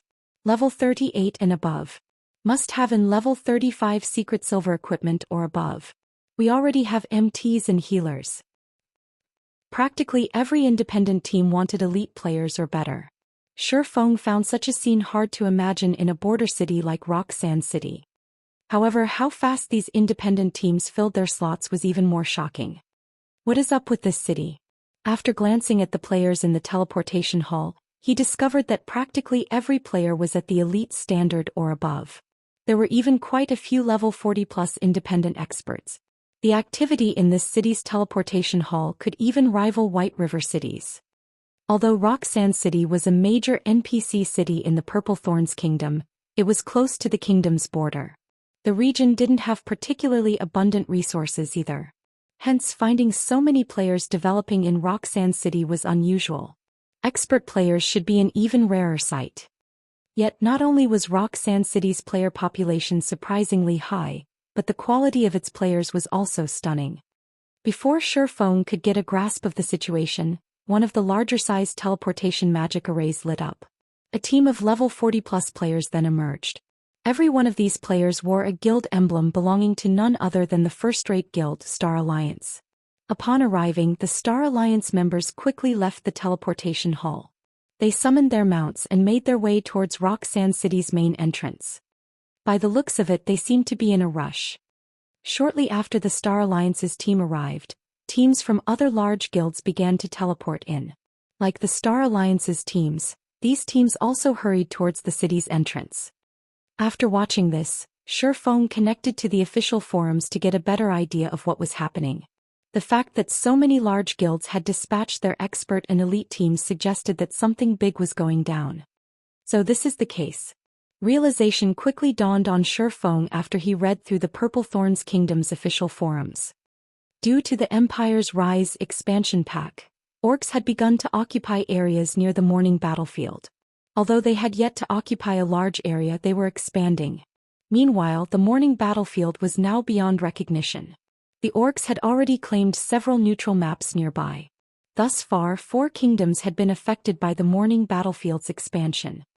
Orcs all over God's domain were becoming more active. Some had even captured NPC towns. To deal with these orcs, the continent's various countries had issued high-ranking quests. Although these quests were quite difficult, the remuneration was considerably abundant.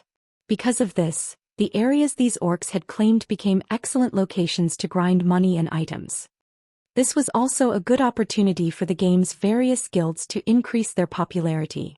These guilds had begun to receive team quests in their respective residences, each quest requiring them to hunt orcs.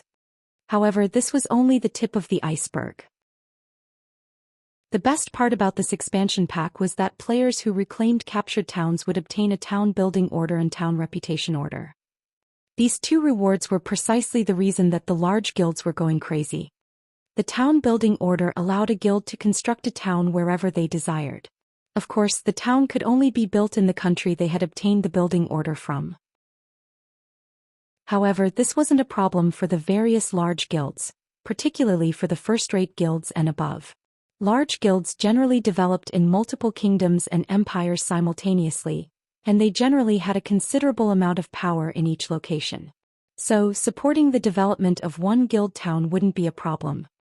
The town reputation order had an even greater purpose. It could increase a town's popularity, which would hasten a town's promotion speed.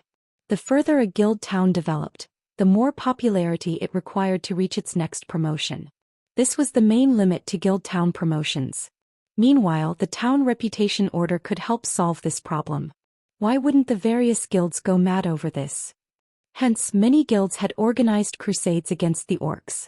Some had even organized armies of hundreds of thousands to raid captured towns. Unfortunately, the orcs defending these captured towns were extraordinarily powerful. These orcs were generally level 60 and above, making the towns very difficult to reclaim.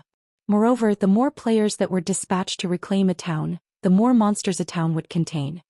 After watching others' failed attempts, the various large guilds had grown docile. Now they only dispatched 100-man expert teams to complete the issued guild team quests instead of trying to reclaim towns.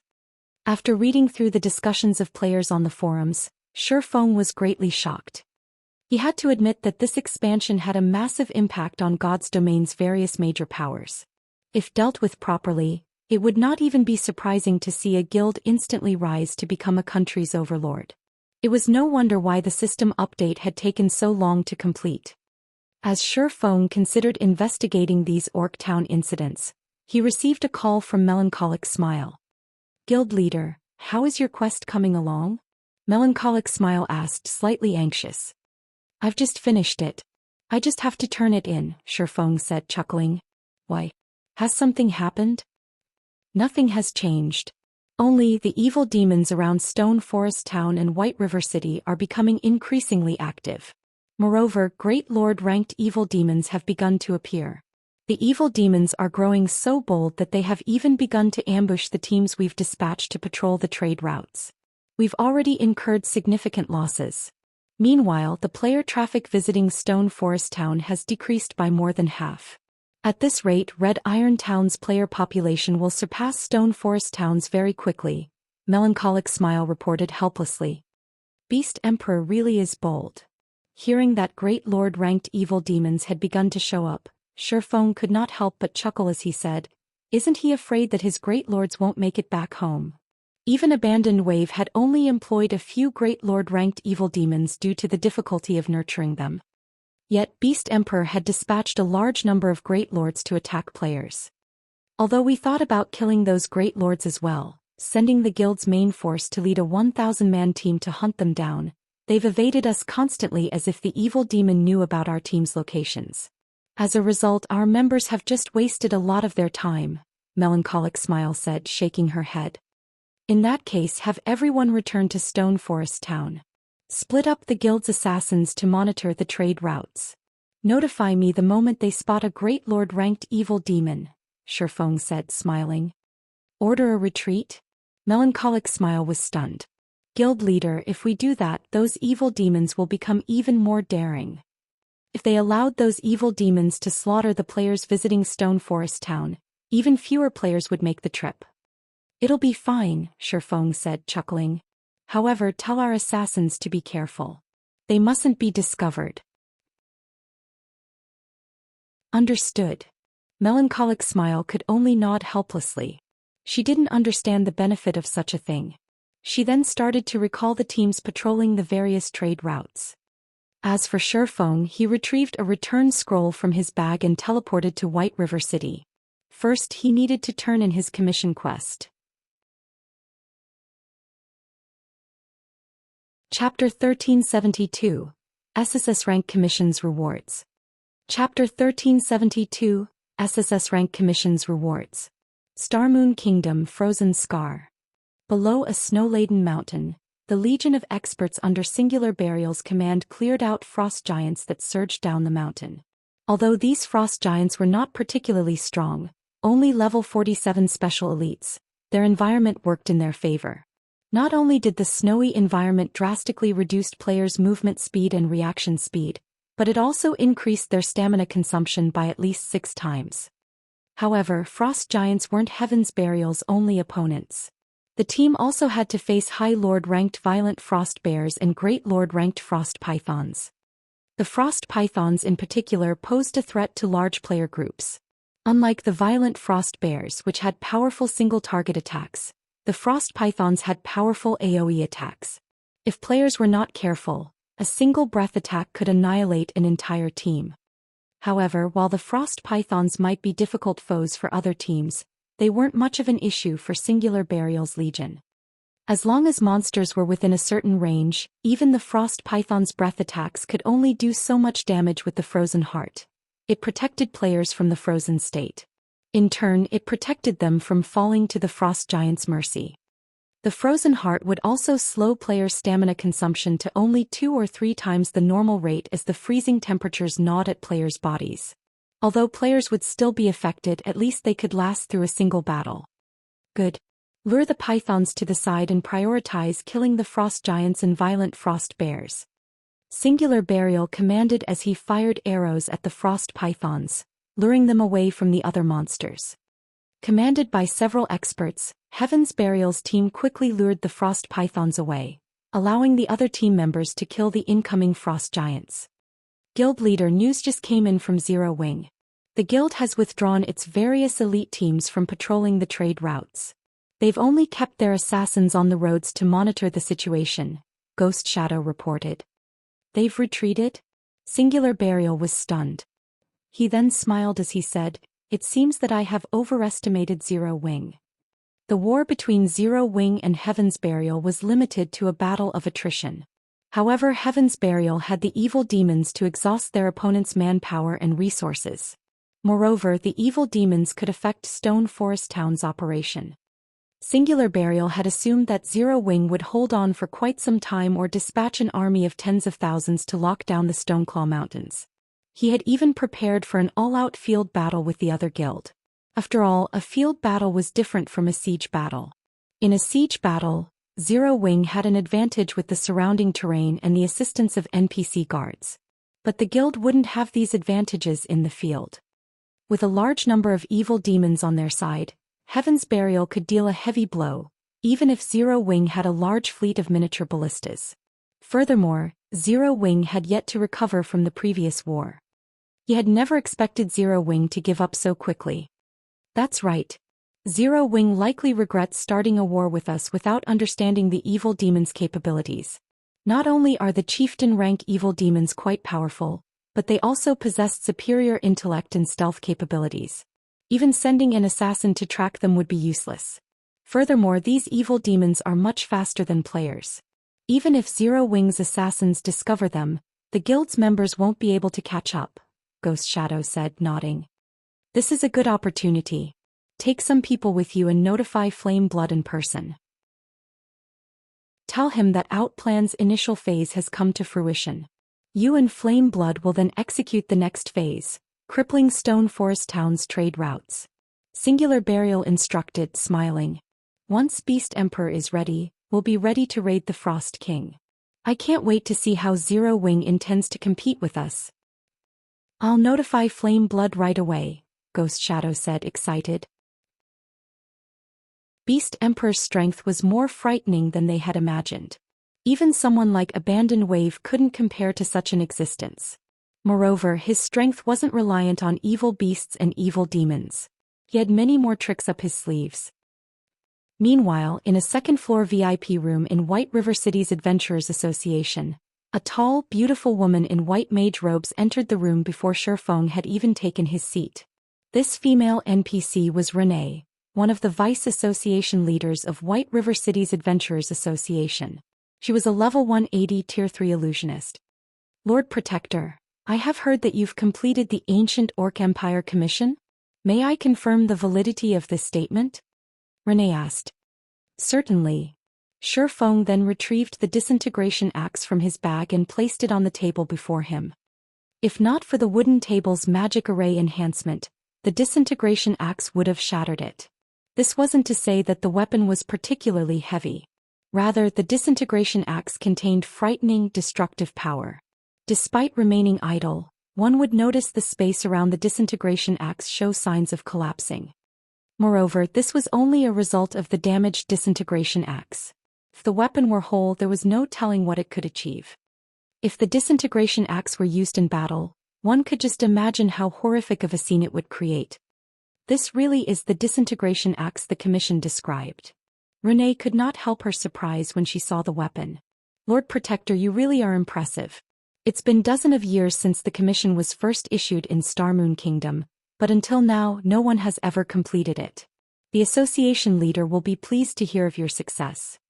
Now that I've confirmed the validity of the disintegration axe, Lord Protector, please follow me to turn in the commission. Renee led Shifeng out of the VIP room and up to the Adventurers Association's third floor. She then led him to the association's treasure room. There were 4 level 180 Tier 3 puppet guards stationed before the treasury. The room was also protected by a 5-fold magic array. The security was extremely tight, and even Tier 5 players shouldn't consider attempting to break in. However, as Renee was a vice association leader, she had no issues leading Shifeng into the treasury. Lord Protector, please wait here for a moment. Renee left Shifeng at a counter inside the treasury. She then approached the rows of display cabinets to retrieve an item. Shifeng was a little confused. Normally, players turned their commission quests in at one of the first-floor counters or VIP rooms on the second floor. This was the first time Shifeng had entered the Adventurers Association's treasury. From what Shifeng could see, he had to admit that the treasure room was a magnificent sight to behold. From the outside, the treasury appeared to be quite small, but it was bigger on the inside. The interior was roughly the size of 2 basketball courts with all sorts of items on display, some of which players could purchase from the association. Shifeng had even spotted the association's prized 7 luminaries crystal. The crystal was as large as the VIP room's wooden table. God's Domain's various superpowers would be shocked to see such a large chunk of crystal. Even after 10 years, Shadow had never collected so many 7 luminaries crystal. If he could get his hands on that crystal, he could instantly upgrade his mind space by several ranks. Lord Protector, I apologize for the wait. Renee walked toward Shifeng while carrying a wooden box carved with divine runes. Smiling, she said, in light of you being the first adventurer in Starmoon Kingdom to complete an SSS rank commission, the Adventurers Association has decided to offer you a choice. You may turn the quest in and obtain the reward item that has been entrusted to us, or you may accept the reward the Adventurers Association has to offer. The original reward or the association's reward? Shifeng was slightly confused. This was the first time he had heard about the Adventurers Association offering a different reward. That's right. The disintegration axe itself is the original reward. The current disintegration axe is completely unusable as it would harm both the user and others. However, the person that issued the commission has a way to recast the axe. As for the Adventurers Association's reward, we'd like to offer this wooden box. Chapter 1373, Ring of Legends Promoted. Chapter 1373, Ring of Legends Promoted. The disintegration axe or the wooden box. Shifeng's gaze traveled between the disintegration axe in his hand and the wooden box Renee held. Currently he was both confused and elated. He was also slightly hesitant. He hadn't expected the commission's reward to be the disintegration axe itself. He had to admit that the reward for an SSS rank commission was truly frightening. There was no doubting the disintegration axe's power. Although he couldn't see the weapon's information based on the power he felt from holding it, he could tell that if the weapon were repaired and given to a berserker, said berserker would become a god of destruction. Meanwhile, the wooden box in Renee's hands had been decorated with ancient, divine runes. It even radiated a faint trace of divine might. It was obvious that the wooden box's origin was not ordinary. Otherwise, the Adventurers Association wouldn't offer it as a replacement reward. Lady Renee, may I know the contents of this wooden box? Shifeng asked. Of course, Renee answered, giggling. Although I cannot let you open the box, I can tell you that the item inside is called the Sacred Stone. It's not that I don't wish to show you the item, but the Sacred Stone is somewhat special. Once the wooden box has been opened, the Sacred Stone will vanish if it's not used within 3 hours. The Sacred Stone has a variety of uses. I would say that its greatest purpose is reinforcing a weapon or piece of equipment. However, as we only have one stone, the highest rank it can upgrade an item to is Fragmented Legendary rank. Moreover, the item's base materials must be of sufficiently high quality. Otherwise, the upgrade will fail. If you wish to reinforce the item further, you'll need to collect more sacred stones. Unfortunately, sacred stones were even difficult to come by in ancient times, much less now. You don't have to choose immediately. When you've made your decision, you may come to me to retrieve your reward. Hearing Renee's explanation, Shifeng stared at the wooden box in shock. He had never imagined that the Adventurers Association would be so generous as to offer such a treasure. Shifeng had heard about the Sacred Stone in the past. Indeed, as Renee had explained, it was an extremely valuable item. It was even rarer than your average Fragmented Legendary item. God's domain had extremely few Fragmented Legendary items. As a result, obtaining just one was excruciatingly difficult, not to mention finding an item that was suitable for oneself. Meanwhile, the Sacred Stone could upgrade a suitable item to Fragmented Legendary rank. It was common knowledge in God's domain that the more compatible one was with a weapon or piece of equipment, the more benefits one would gain from said item. Hence, rather than using a weapon or piece of equipment with powerful attributes, expert players preferred to use items that they were compatible with. This was also why, after reaching the later stages of the game, many experts would turn down weapons and equipment from dungeons, searching for customized items instead. In the past, one sacred stone had been worth 2 fragmented legendary items. As Renee had said, he only had this opportunity because he was the first player in Starmoon Kingdom to complete an SSS rank commission quest. Lady Renee, I've made my decision. I will choose the sacred stone, Shifeng said without hesitation. Although the disintegration axe was quite powerful, the weapon would be limited to fragmented legendary rank after its recasting. Repairing it fully would likely be even more challenging than repairing the Heavenly Dragon's breath. Who knew how long it would take to repair the weapon? Moreover, Rampant Blade, Shadow Sword and Gentle Snow, Zero Wings' top 3 berserkers, didn't use war axes. They wouldn't be able to utilize the weapon to its fullest potential. Since that was the case, he might as well select the more valuable sacred stone. System, congratulations. You have completed the SSS rank commission quest Ancient Orc Empire. Rewarding 1 Sacred Stone, Adventurers Association Reputation plus 1000, Star Moon Kingdom Reputation plus 1000, Humanity Reputation plus 100, Legacy Skill Points plus 15, and Free Attribute Points plus 60. When the sound of the system notification reached his ears, a golden glow wrapped around Shifeng's body as he leveled from level 54 to 79% of level 55. The quest awarded an abundant amount of EXP. If not for the nature of Shifeng's hidden class, he would have reached level 56 with the awarded EXP. The rewards are astounding. I actually got 15 legacy skill points. The quest's rewards astonished Shifeng. At his level 60 free attribute points was nothing. At tier 1, players would gain 8 free attribute points with each level up. At tier 2 that number increased to 20. In other words, the 60 points were on par with 3 levels for a normal player. However, the legacy skill points were a different story. Players only gained 1 point for every 3 levels, yet he had just earned 15 points. Following which, Shifeng allocated his free attribute points to strength and agility, increasing each by a considerable amount. For tier 1 players, this many attribute points was the equivalent to an additional piece of level 35 mysterious iron equipment. Shifeng had to admit that this was the frightening part about tier 2 classes. Tier 1 classes simply couldn't compare.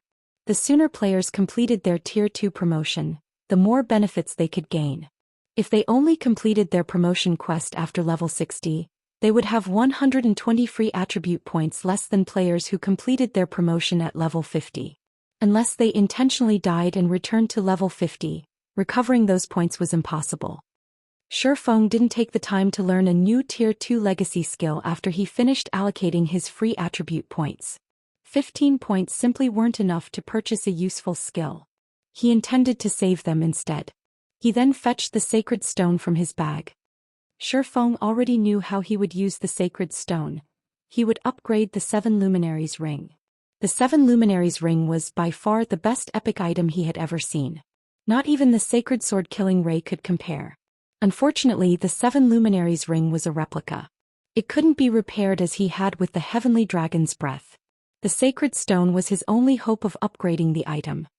The 7 Luminaries ring was a perfect choice. The 7 Luminaries ring replica's creator had attempted to craft a fragmented legendary ring, so one could imagine the quality of the materials used in its production. Unfortunately, the ring had been epic rank. In fact, he should be able to upgrade the ring to legendary rank with enough sacred stones. However, Shifeng only played with the thought of upgrading the 7 Luminaries ring to legendary rank. Quite a few god rank players had attempted to upgrade their weapons and equipment to legendary rank with sacred stones, but even after 10 years, not one of these players had succeeded. The reason for their failure was simple. Upgrading an item to legendary rank required far too many sacred stones. Even god-ranked experts with super guild support hadn't been able to gather enough. As for exactly how many sacred stones were required, no one knew. However, there was a rumor that one god-ranked expert had failed to upgrade their item to legendary rank even after investing over a dozen sacred stones. Let's see how much potential you have. Shifeng then opened the wooden box and picked up the white palm-sized sacred stone. He then chose to use it on the 7 Luminaries ring. Suddenly, the sacred stone radiated an incomparably intense power. Golden energy streamed from the stone, flowing into the 7 Luminaries ring in Shifeng's other palm. A moment later, the sacred stone turned to dust while the 7 Luminaries ring underwent an earth-shattering transformation. 7 different streams of light flowed out of the ring, giving it a mesmerizing look. Moreover, the ring now emitted a faint trace of pressure. It was hard to imagine that this item was only a ring, not a weapon.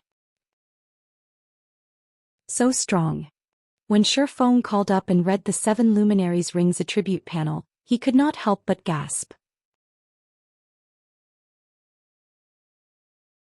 Chapter 1374, Humanoid Great Lord. Chapter 1374, Humanoid Great Lord. Staring at the 7 Luminaries ring's attributes, even Shifeng could not believe that it was merely a fragmented legendary item. The ring had already been the most powerful epic ranked ring he had ever seen. Now that he had upgraded to fragmented legendary rank, Not only had its physical appearance undergone a massive transformation, but its attributes had as well. 7 Luminaries Ring Replica. Ring Fragmented Legendary Rank. Equipment requirement: Strength 1200, Agility 1000. Attributes will be adjusted according to user's level. Strength plus 130, Agility plus 115, Intelligence plus 102, Endurance plus 105, Vitality plus 106, current level, 55. When equipped: increase strength by 40%, agility by 40%, intelligence by 40%, endurance by 30% and vitality by 30%. All negative environmental effects weakened by 50%. Ignore levels plus 15. All item level requirements reduced by 10 levels. Additional skill dash. 7 Luminaries Aura. There are 7 different auras: Earth, Water, Wind, Fire, Time, Illusion and Space. Only one aura can be used each time, and there will be a cooldown of 20 seconds when changing between auras. Aura of Earth. Requires 2 billion EXP to level up. Defense increased by 100%. Damage taken reduced by 50%. Activatable skill dash. Absolute Domain. Become immune to all damage for 10 seconds. All allies within a 50-yard radius become immune to all damage for 5 seconds. Cooldown: 2 minutes. Aura of Water. Requires 2 billion EXP to level up. Healing effects increased by 100%. Cast consumption reduced by 50%. Activatable skill dash. Life Domain. Heals all allies within a 50-yard radius for 10% of their HP every second for 30 seconds. Cooldown: 3 minutes. Aura of Wind. Requires 2 billion EXP to level up. Movement speed increased by 80%. Attack speed increased by 60%. Reaction speed increased by 20%. Activatable skill dash. Gale Domain. Enables temporary flight and movement speed increase of 300% and reduces the movement speed of all enemies within a 100-yard radius by 50% for 30 seconds. Cooldown: 3 minutes. Aura of Fire. Requires 2 billion EXP to level up. Damage increased by 50%. Target's defense reduced by 80%. Activatable skill dash. Flame Domain. Inflicts 1500% damage within a 60-yard radius for 7 seconds. Damage upscales by 20% every second. Cooldown: 5 minutes. Aura of Time. Requires 3 billion EXP to level up. Cooldown of all skills reduced by 50%. Enemies within a 200-yard radius will have their movement speed and attack speed reduced by 40% and cooldown of skills increased by 50%. Activatable skill dash. Forbidden Domain. Prevents enemies within a 500-yard radius from using any skills or tools for 30 seconds. Cooldown: 3 minutes. Aura of Illusion. Requires 3 billion EXP to level up. All attributes increased by 40%. Enemies within a 200-yard radius will have all their attributes reduced by 40%. Activatable skill dash. Fantasy Domain. Immunity to all magic damage and 20% of magic damage received will be converted to healing to recover players' HP for 20 seconds. For 180 seconds, all negative effects within a 100-yard radius will be removed. Cooldown: 3 minutes. Aura of Space. Requires 3 billion EXP to level up. Immunity to all control and restricting effects. Activatable skill 1 dash. Space Movement. Instantly move to any location within a radius of 600,000 yards. Cooldown: 3 minutes. Activatable skill 2 dash. Spatial Gate. Opens a spatial gate that allows players to go through it. Spatial Gate can be connected to any location within a 300,000-yard radius. Spatial Gate will stay open for 1 minute. Cooldown: 20 minutes. Although the 7 Luminaries Ring's basic attributes were subpar for a fragmented legendary item, even inferior to the Heavenly Dragon's Breath, all players dreamed of using its activatable skills. The skills were useful in nearly all aspects of battle. Most importantly, these skills wouldn't only benefit the user as they also benefited one's allies. The aura of Space's new skill, Spatial Gate, was particularly useful as it could allow the ring's user to take a player team with them wherever they wished. With this skill, traveling to dangerous maps to farm bosses would become much easier. After all, 300,000 yards was the equivalent of an average leveling map. Spatial Gate?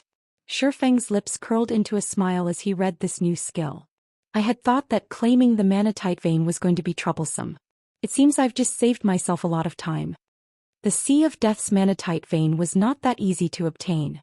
He had planned to secure a group instantaneous teleportation scroll, but it seemed that he no longer needed to. When Shifeng re-equipped the 7 Luminaries ring, it felt as if the power of an ancient beast welled within him. Moreover, his mind became much clearer and more active than before. Is this the ring's hidden effect? Shifeng was surprised to notice the surrounding mana converge towards him. Although the affected area wasn't large, only 2 yards around his body, the mana density was roughly 30% higher than normal. Despite such a low percentage, it shouldn't be taken for granted. In a high mana density environment, the results would be staggering. Following which, Shifeng's fist shot out in a mock punch. Ping! He heard an explosion as his fist created a gust of wind that extended up to 10 yards away. My strength and speed can match a great lord of the same level now. Shifeng balled his fist as he estimated his current strength. Previously, he had nearly had as much strength as a great lord of the same level. Now he was certain that his strength was on par with a great lord's. Although there did not seem to be a huge difference between the two, the gap was massive. If his strength were only close to rivaling a great lord of the same level, he'd receive a lot of damage in a head-on confrontation. Without a healer's support, it was only a matter of time before the monster whittled him down, as monsters had far more HP than players. However, if he had truly reached the Great Lord standard, his battle recovery could make up for the damage he took in a one-on-one fight. He could fight until he ran out of stamina. Meanwhile, as long as he dealt enough damage, he could solo a Great Lord without any special tricks. He could now fight foes of a higher tier. In the past, he had envied Apex experts and their frighteningly high attributes, yet now he stood among them upon reaching Tier 2. If the Apex experts in his past knew about this, their jaws would hit the ground. Now that I've completed my quest, it's about time to visit Charlene. Shifeng smiled, satisfied. Before he left the Adventurers Association, though, he hid the 7 Luminaries ring's hidden effect. Otherwise, he would attract a lot of attention even with a black cloak. As soon as Shifeng left the Adventurers Association, he received a call from Melancholic Smile. Guild leader, the assassins I've dispatched have discovered a large group of evil demons. There are 3 times as many as those that assaulted our patrol teams. By the looks of it, their target seems to be an NPC merchant fleet, Melancholic Smile anxiously reported. When she had taken over Stone Forest Town's management, she had learned just how important the NPC merchant fleets were to the town. Without these NPC merchant fleets, Stone Forest Town would lose all sorts of special merchandise. If NPC merchants stopped visiting the town's popularity growth would slow to a crawl. To put it simply, the NPC merchant fleets were crucial to Stone Forest Town's promotion. However, these NPC merchant fleets normally hired both NPC and player guards, making them difficult to mug. They simply weren't opponents current players could go up against. However, with so many evil demons participating in the assault, these NPC merchant fleets could suffer defeat. They're targeting the NPCs already? Shifeng smiled faintly. Good. I can use this opportunity as a test. Guild leader, do you really intend to solo all of those evil demons? Melancholic Smile was stunned. The idea was simply too reckless. The opponent consisted of over 100 evil demons, including great lords. Even a 100-man expert team would risk extermination, much less a single player. Relax. Send me the coordinates.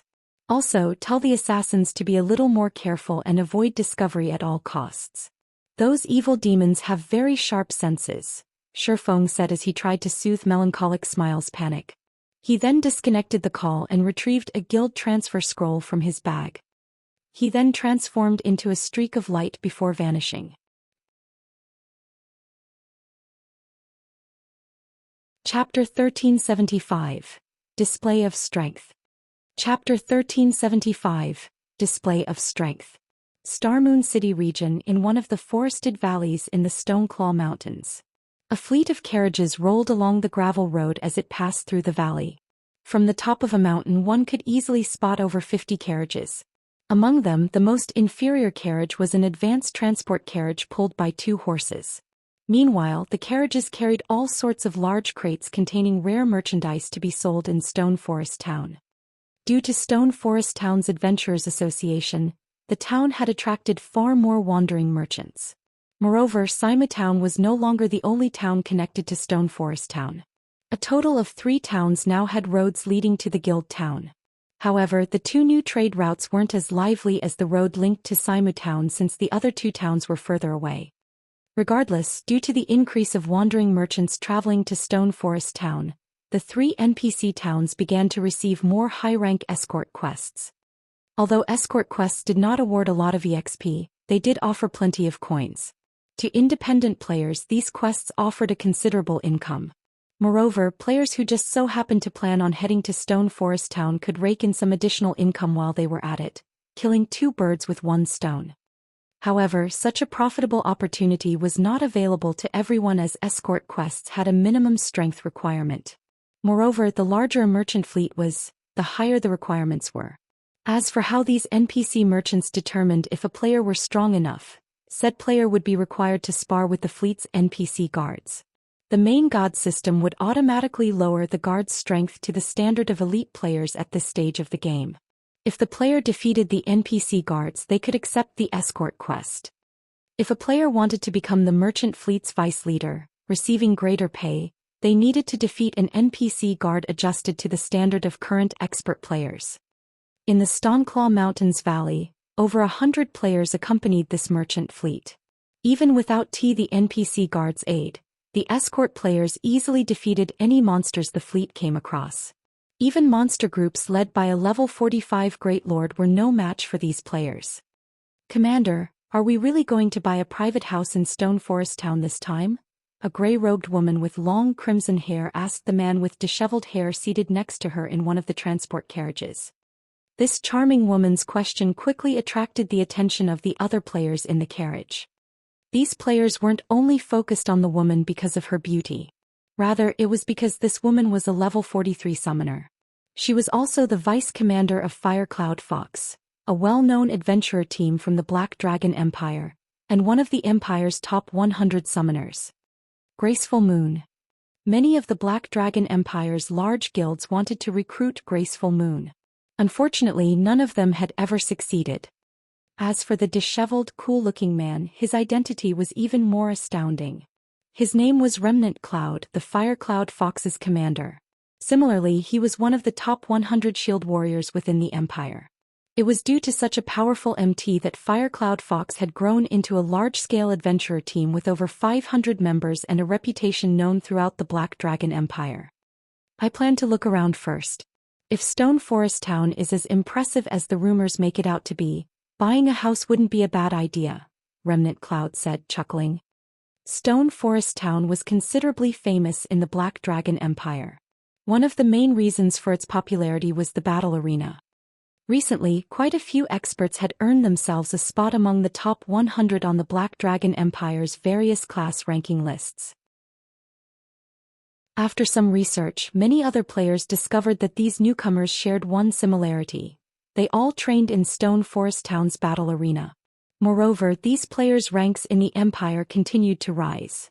Because of this, Stone Forest Town's battle arena had become quite popular in the Black Dragon Empire. To improve his team members' strength, Remnant Cloud had decided to make the trip and investigate the town himself. "Commander, it's fine if you just want to look around, but if you decide to purchase a private house, I suggest otherwise.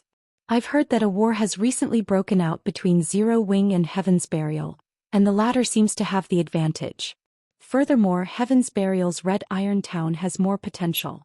Not only are there plenty of high-level and high-resource maps nearby, but players will also be able to use Evernight City as a transfer point between the guild's other towns in the future. Investing in Red Iron Town will be more convenient than investing in Stone Forest Town." As for the battle arena, currently, other guilds have already begun to construct battle arenas in their own towns. It is only a matter of time before they catch up with Stone Forest Town's battle arena. Graceful Moon did not view Stone Forest Town's future in a particularly positive light. In her opinion, the town only had a few minor advantages at the moment. However, as time passed, the various large guilds towns in the Black Dragon Empire would undoubtedly catch up. After all, the Black Dragon Empire was far more prosperous than Star Moon Kingdom. Even if their adventurer team wanted to purchase a private house in Star Moon Kingdom, considering their long-term development, purchasing a house in Red Iron Town was the wiser choice. I guess you're right. But since we're already here, let's go take a look. After giving the matter some thought, Remnant Cloud saw the reasoning in Graceful Moon's words. Various guild towns were already prioritizing their battle arenas. As for the mana density, these guilds were doing their best to find solutions. They would deal with the problem sooner or later. While Graceful Moon and Remnant Cloud conversed, they heard a commotion in the forest on both sides of the gravel road. Suddenly, easily over 1,000 pitch-black figures darted out of the dense woods. Not only did these figures block the merchant fleet's path, but they had also surrounded the carriages. Upon seeing these monsters, the escorting players prepared for battle. These monsters were nothing like the wild monsters they had faced on the road thus far. Every one of these monsters radiated a frightening aura, their eyes containing human-like wisdom. Moreover, their levels were shockingly high. These monsters were all level 70, roughly 25 levels higher than the monsters the merchant fleet had previously encountered. How is this possible? Didn't they say that these evil demons only assaulted passing players? Why are they targeting the merchant fleets? Some escort players from Star Moon Kingdom recognized the evil demons immediately. After all, they had seen these evil demons siege Stone Forest Town. These monsters' attacks on Stone Forest Town's players was nothing new either. What surprised these players was that these evil demons actually dared to assault an NPC fleet. Aside from the escort players, a large number of NPC guards protected the merchant fleet. Each one of these guards was level 80, and among them were 3 Tier 3 guards, over 60 Tier 2 guards, and over 100 Tier 1 guards.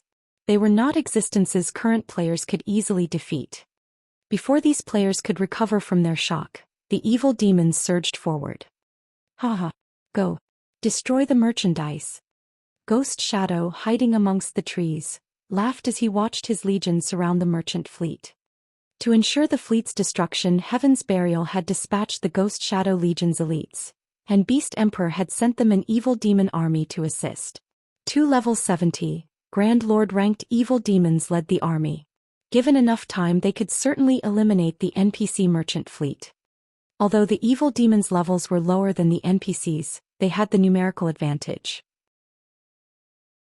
Moreover, they didn't need to kill the NPCs. Their goal was simply to kill the players and destroy the cargo.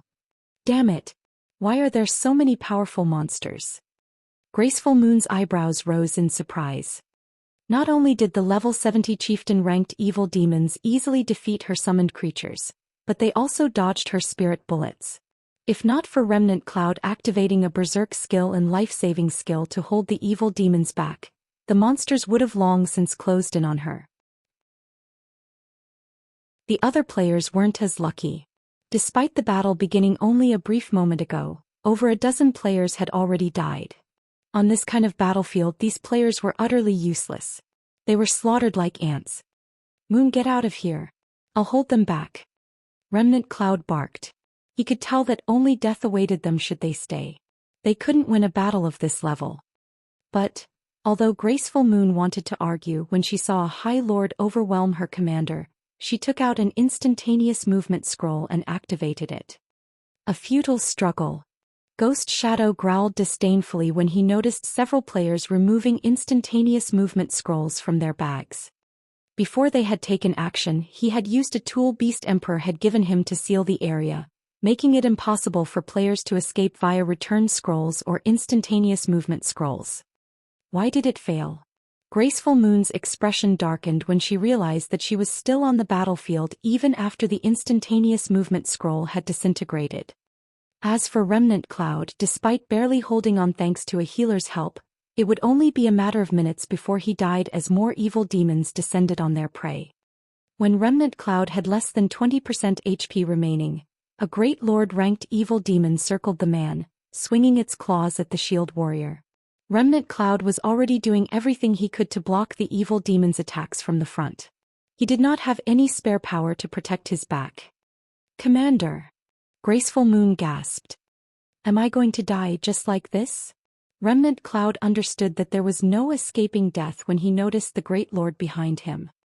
Suddenly, a spatial tear appeared between Remnant Cloud and the evil demon, and a figure leaped onto the battlefield. However, despite the spatial tear's abrupt appearance, the evil demon's attack did not falter in the least. "Be careful!" Remnant Cloud shouted. He could faintly tell that the figure behind him was a player. Unfortunately, only 3 yards separated this figure and the evil demon. Not even an expert could react in time to block such an unexpected attack from a great lord with so little distance between them. However, when the evil demon's claws were less than 1 yard away from the newcomer, a blue glow blossomed on the evil demon's body. Like a cannonball, the great lord-ranked evil demon shot backward, crossing a dozen yards before crashing into a large tree. A second after the impact, the towering tree fell to the ground. As for the figure that emerged from the spatial tear, he remained where he had stood, his calm composure making it seem as if nothing had happened.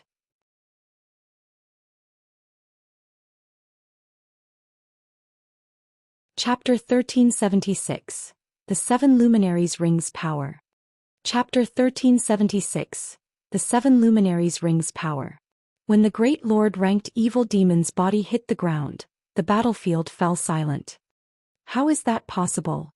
Graceful Moon wore an incredulous look as she stared at the evil demon sprawled in the dirt.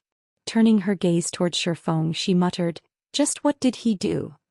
Without using any special tricks or magic arrays, contending with a level 70 Great Lord was impossible for current players. Even if Remnant Cloud, Firecloud Fox's commander, activated his berserk skill and life-saving skill, he'd be lucky to survive even a moment against such an advisory, much less throw such a monster over a dozen yards. Graceful Moon wasn't the only one shocked. Every player that had witnessed the scene was stupefied. "That can't be a player, right? What is going on? No, that's not right. There's a green marker above his head. He must be a player. Who is that?" Everyone's gaze fixed on Shifeng. For a moment they tried to guess the man's identity, both curious and surprised. "Fellow friend, hurry and leave this place. There are too many monsters here," Remnant Cloud advised as he turned to Shifeng, who stood behind him.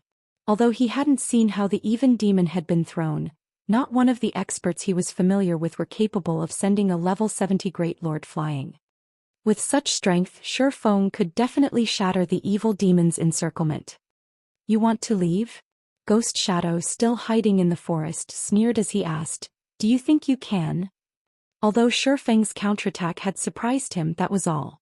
Since Shifeng had already joined the battle, he shouldn't cling to any hope of leaving alive. After all, Shifeng had only used some special method to knock back the Great Lord.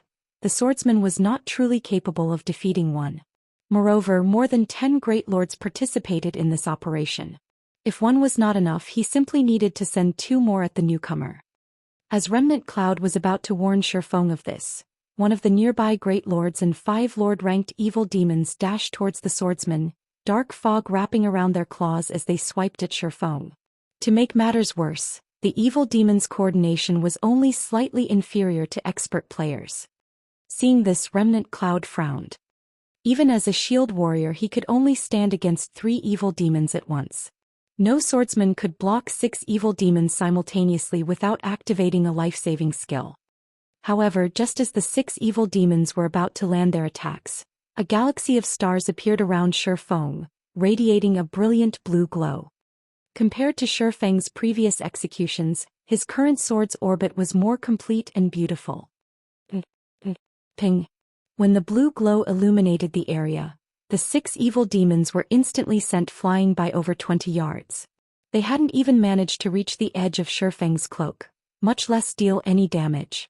Meanwhile, each of the 6 evil demons had instantly lost over 20,000 HP, with some losing nearly 50,000 HP due to a critical hit.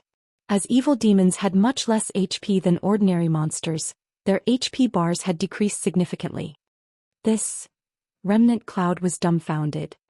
Feng's previous feat of throwing a great lord could have been brushed off as a powerful skill. Now however Feng had launched 6 evil demons with a single move. Even an experienced expert like Remnant Cloud could not help his surprise. Meanwhile Feng, who remained in his original position, glanced down at the abyssal blade, astonished. After upgrading the abyssal blade, the magic weapon had gained the passive skill Abyssal Will, which improved his physique depending on the surrounding mana density. Due to the 7 luminaries ring, the mana density around him had increased considerably, which in turn improved his physique further. If not for the combination of these factors, he would not have executed such a perfect sword's orbit. I wonder how this move will fare. Feng suddenly vanished. Void steps. He disappeared. Where did he go? Did he leave? That's not right. He was using 2 one-handed swords. He should either be a berserker or a swordsman. How could he possibly be an assassin? Was he a ghost? Before everyone could recover from their shock, Feng's sudden disappearance surprised them once more. Impossible. I've already sealed the area. Players can only enter, not leave. Ghost Shadow's eyes widened in surprise. Quickly he turned to look around the battlefield trying to locate the swordsman. But no matter how he searched he couldn't find the player. As players began to wonder if they had hallucinated, a figure appeared behind the 3 evil demons that Remnant Cloud faced. Fresh blood fountained from the 3 evil demons' bodies as they curled like shrimp and flew over 20 yards away. So fast. By the time Remnant Cloud realized what had happened, the 3 evil demons before him had disappeared. When he tried to get a good look at his savior he realized that the figure before him was only an afterimage. In the blink of an eye Feng reappeared over a dozen yards away. Once again 4 evil demons were struck and sent flying. In such a way Feng's figure vanished and reappeared all over the battlefield. Each time he appeared his attack sent several evil demons through the air. He seemed like a deadly ghost on the battlefield. Commander, just who is that? Graceful Moon could not help but ask as she watched Feng's afterimages flood the road. She had encountered and fought many experts in the Black Dragon Empire. She had even sparred with the Empire's top 10 experts. Although she hadn't been a match for those players she could estimate how much of a difference separated them. However, as she watched Feng, she couldn't fathom how vast the gap was between this man and herself. She felt as if she were staring into a bottomless abyss. I don't know either. Remnant Cloud smiled bitterly. Once Feng had thrown over 300 evil demons he stopped 50 yards away from the battlefield. He seemed like he had just casually strolled through the area, coming and going with ease. My physique should have improved by nearly 10%. Feng rejoiced as he glanced at his abyssal blade. Although the burden of using void steps so many times consecutively was great, it wasn't intolerable due to his high attributes and physique. Moreover, executing void steps was now easier than ever before thanks to the high mana density encasing his body. His current location's average density was the only limiting factor. If he fought in a high mana density environment, the effects would be unimaginable.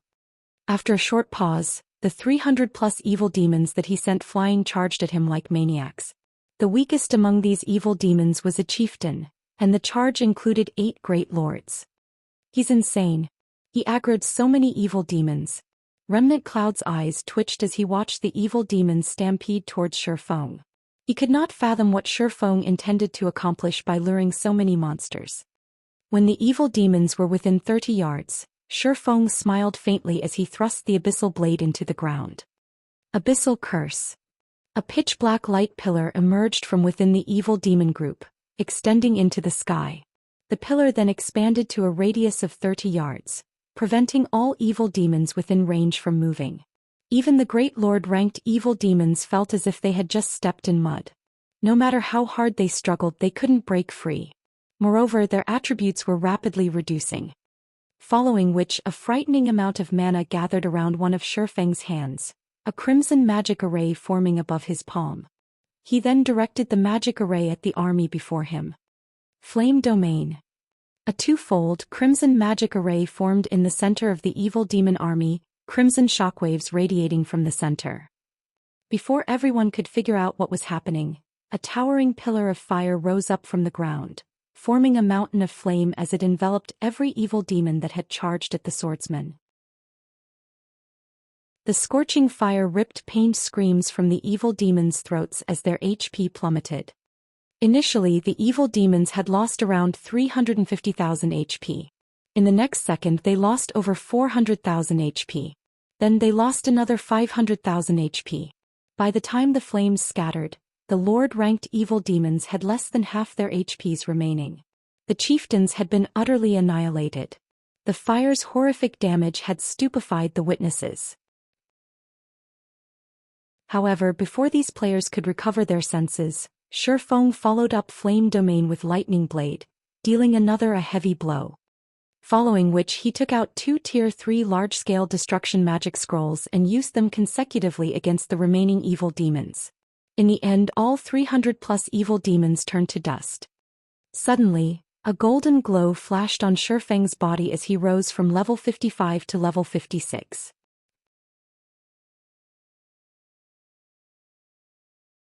Chapter 1377.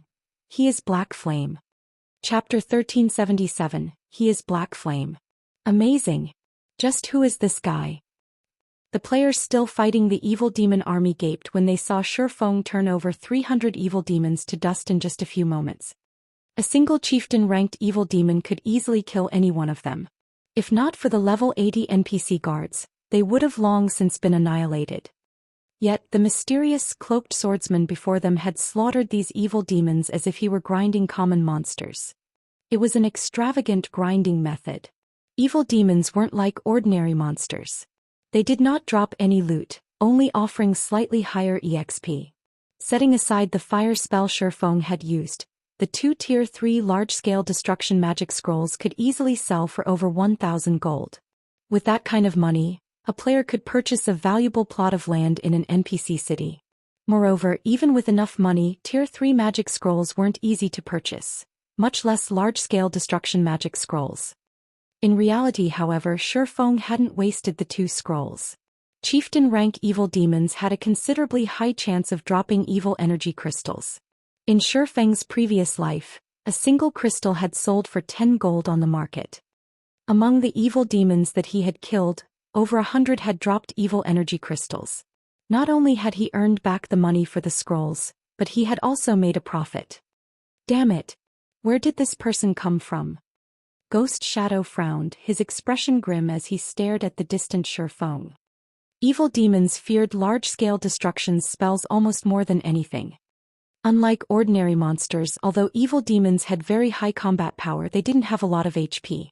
Even a level 70, Grand Lord-ranked evil demon only had 35 million HP, not to mention the Great Lords and below. Commander, what should we do? We've lost nearly 1/3 of our evil demons.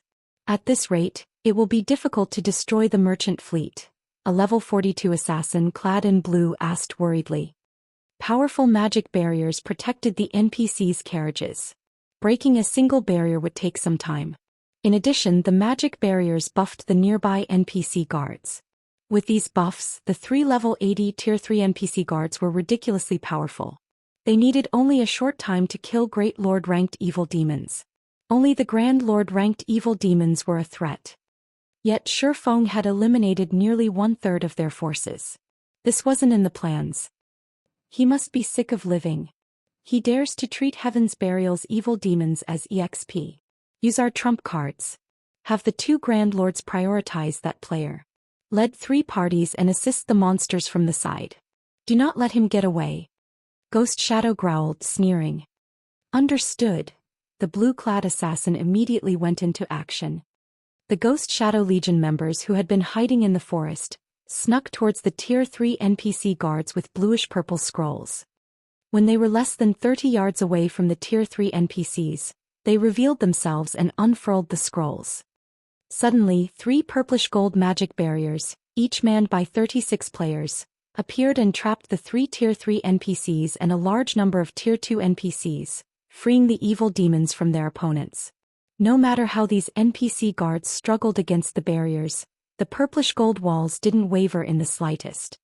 As for the 2 Grand Lord-ranked evil demons which suddenly found themselves without an opponent, They promptly left behind afterimages as they darted for Shifeng.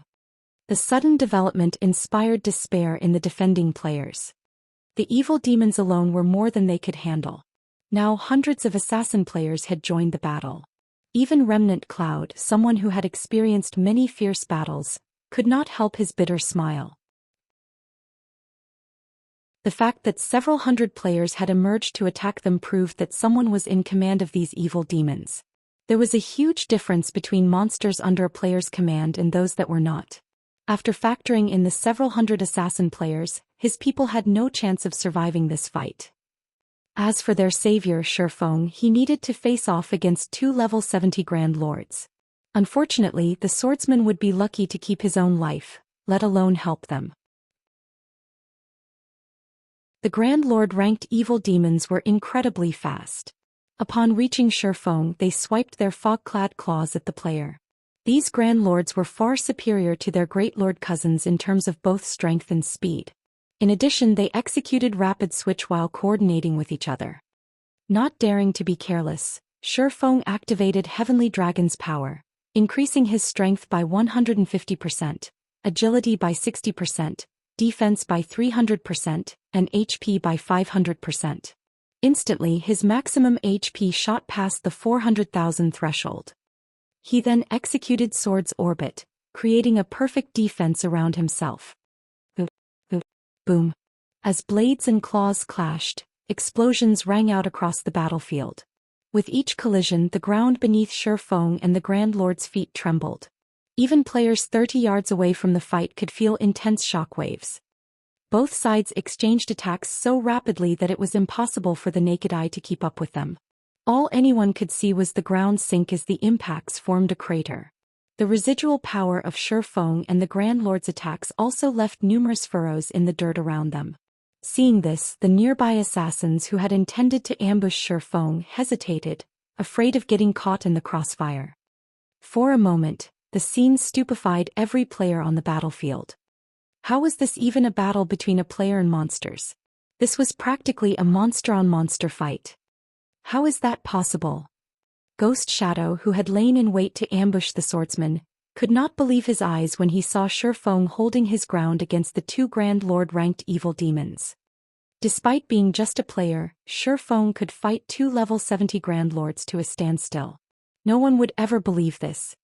In reality, Shifeng was rather proud. After upgrading the 7 Luminaries ring, he only needed to activate 1 Berserk skill to raise his strength to a level 70, Grand Lord-ranked evil demons level. Factoring in his reaction speed and physique, he could contend with 2 Grand Lords with only Sword's Orbit. However, continuing the fight at this rate was not an option. Shifeng could feel his stamina and concentration depleting. Even though his battle recovery could mitigate the Grand Lord's damage, it did nothing to recover the lost stamina and concentration. Before Heavenly Dragon's power's duration ended, he'd run out of stamina and concentration. Following which, Shifeng activated Divine Steps and switched positions with one of his doppelgangers, temporarily distancing himself from the 2 evil demons. He then retrieved 2 Summon Guard scrolls from his bag and began to summon Anna and Kite. Although the Grand Lord-ranked evil demons were relatively fragile compared to ordinary monsters of the same rank, each still had 35 million HP. With their incredible reaction speed, they could also dodge or block a large portion of his attacks. If this were a one-on-one fight, he might have a chance to kill the evil demon using only Heavenly Dragon's power. In a 2-on-1 situation, however, he had no hope of defeating the evil demons with a single Berserk skill. Shortly after, Anna, level 75, and Kite, level 74, appeared beside Shifeng. Anna and Kite's appearance immediately attracted everyone's attention. Crap. Am I seeing things? That guy actually has a level 75 personal guard. When they saw Anna's level, the players gasped. The highest leveled personal guard they knew of was only level 69. They had never even heard of a personal guard reaching level 70, much less level 75. Moreover, both NPCs wore brilliant equipment. When Ghost Shadow saw Anna and Kite, a familiar sensation struck him. After going through his memories, these 2 NPCs seemed very similar to the 2 powerful personal guards that had appeared during Heaven's Burial's first assault against Stone Forest Town. Only the NPC's weapons and equipment were different. Ghost Shadow's calm expression changed abruptly. "Commander, what happened?" the blue-clad assassin asked curiously. "Crap. He is Black Flame," Ghost Shadow exclaimed.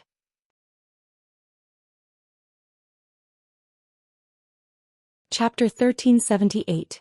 Kill. Black Flame. When the other Ghost Shadow Legion members heard their leader's realization, they could not help but shift their gazes on to the distant Shifeng, their mouths falling wide open as a chill crawled down their backs. Black Flame's fame had long since spread throughout the kingdom. Many players even treated his battle records like classics. He was Starmoon Kingdom's undisputed #1 expert. However, Black Flame's tracks were always a mystery. Even Zero Wing's inner members did not know Black Flame's whereabouts. They had only heard of Black Flame's strength, that he was akin to a monster. They had thought the rumors were just exaggerations. However, it would seem that the real deal was even greater than the rumors had made him out to be. After all, Black Flame could actually hold his ground against 2 level 70, Great Lord-ranked evil demons by himself. This was simply too terrifying. "Commander, isn't this a good chance to kill Black Flame?" the blue-clad assassin asked with a smile. "We haven't received any reports of Stone Forest Town mobilizing forces. Black Flame must be acting on his own this time. Although Black Flame is monstrously strong, at the end of the day he is only one person and we still have many evil demons. We can use them to wear him down. His death will be far more meaningful than destroying an NPC merchant fleet." Hearing this, everyone's eyes suddenly glowed with excitement. They all agreed with the blue-clad assassin. If they were here without their demonic support, it would be impossible to deal with Black Flame, but the Ghost Shadow Legion was backed by the evil demon army. They even had 2 Grand Lords. This was a heaven-sent opportunity to kill Black Flame. If they defeated Black Flame, the blow to Zero Wing's reputation would be far more severe than simply destroying an NPC merchant fleet. Indeed, this is a golden opportunity. Ghost Shadow nodded his agreement. "Notify everyone to gather at our location immediately. Order the Lord-ranked evil demons and above to keep an eye on Black Flame as well. Do not let him get away." Black Flame had already used his berserk skill. Once the duration ended, with the evil demon army attacking head-on and the Ghost Shadow Legion assisting from the sides, they would take the swordsman's life. Upon receiving Ghost Shadow's command, the Ghost Shadow Legion members assisting the evil demons in destroying the fleet left their positions and stealthily surrounded Shifeng. The 100+ Lord-ranked evil demons remaining also shifted their focus towards the player. Remnant Cloud and the other defending players sighed with relief. What's going on? Are they giving up? As she watched the Ghost Shadow Legion's assassins withdraw, Graceful Moon was confused. Had those assassins continued their assault, they would have been defeated. She watched as hundreds of Lord-ranked evil demons and above charged for Shifeng, shock and lamentation filling her heart. Given enough time, she was confident in becoming one of the top 10 summoners in the Black Dragon Empire, yet it was obvious that their attackers didn't view her or the other guard players as important. Otherwise, they wouldn't have switched targets so suddenly at such a crucial moment. She was a little frustrated at being looked down on. Moreover, was it really necessary to send so many players and lords against a single player? Good. All Great Lord-ranked evil demons, distract Black Flame's personal guards while the other evil demons focus on Black Flame. Everyone else find an opportunity to land a killing blow. Ghost Shadow gave out the command to attack once his people were in place. Unlike the prior attack, the evil demons put more space between themselves. Even if Shifeng had more large-scale destruction spells, he couldn't put them to good use. Furthermore, he wouldn't have another opportunity to use a magic scroll with the 2 Grand Lords distracting him. Roar. With Ghost Shadow's command, over a dozen Great Lord-ranked evil demons charged at Anna and Kite, while the other evil demons dashed for Shifeng. The level 40+ assassin experts nearby stealthily approached their target as well. "Black Flame, today will be your funeral," Ghost Shadow exclaimed as he watched the Grand Lords force Shifeng into a defensive position.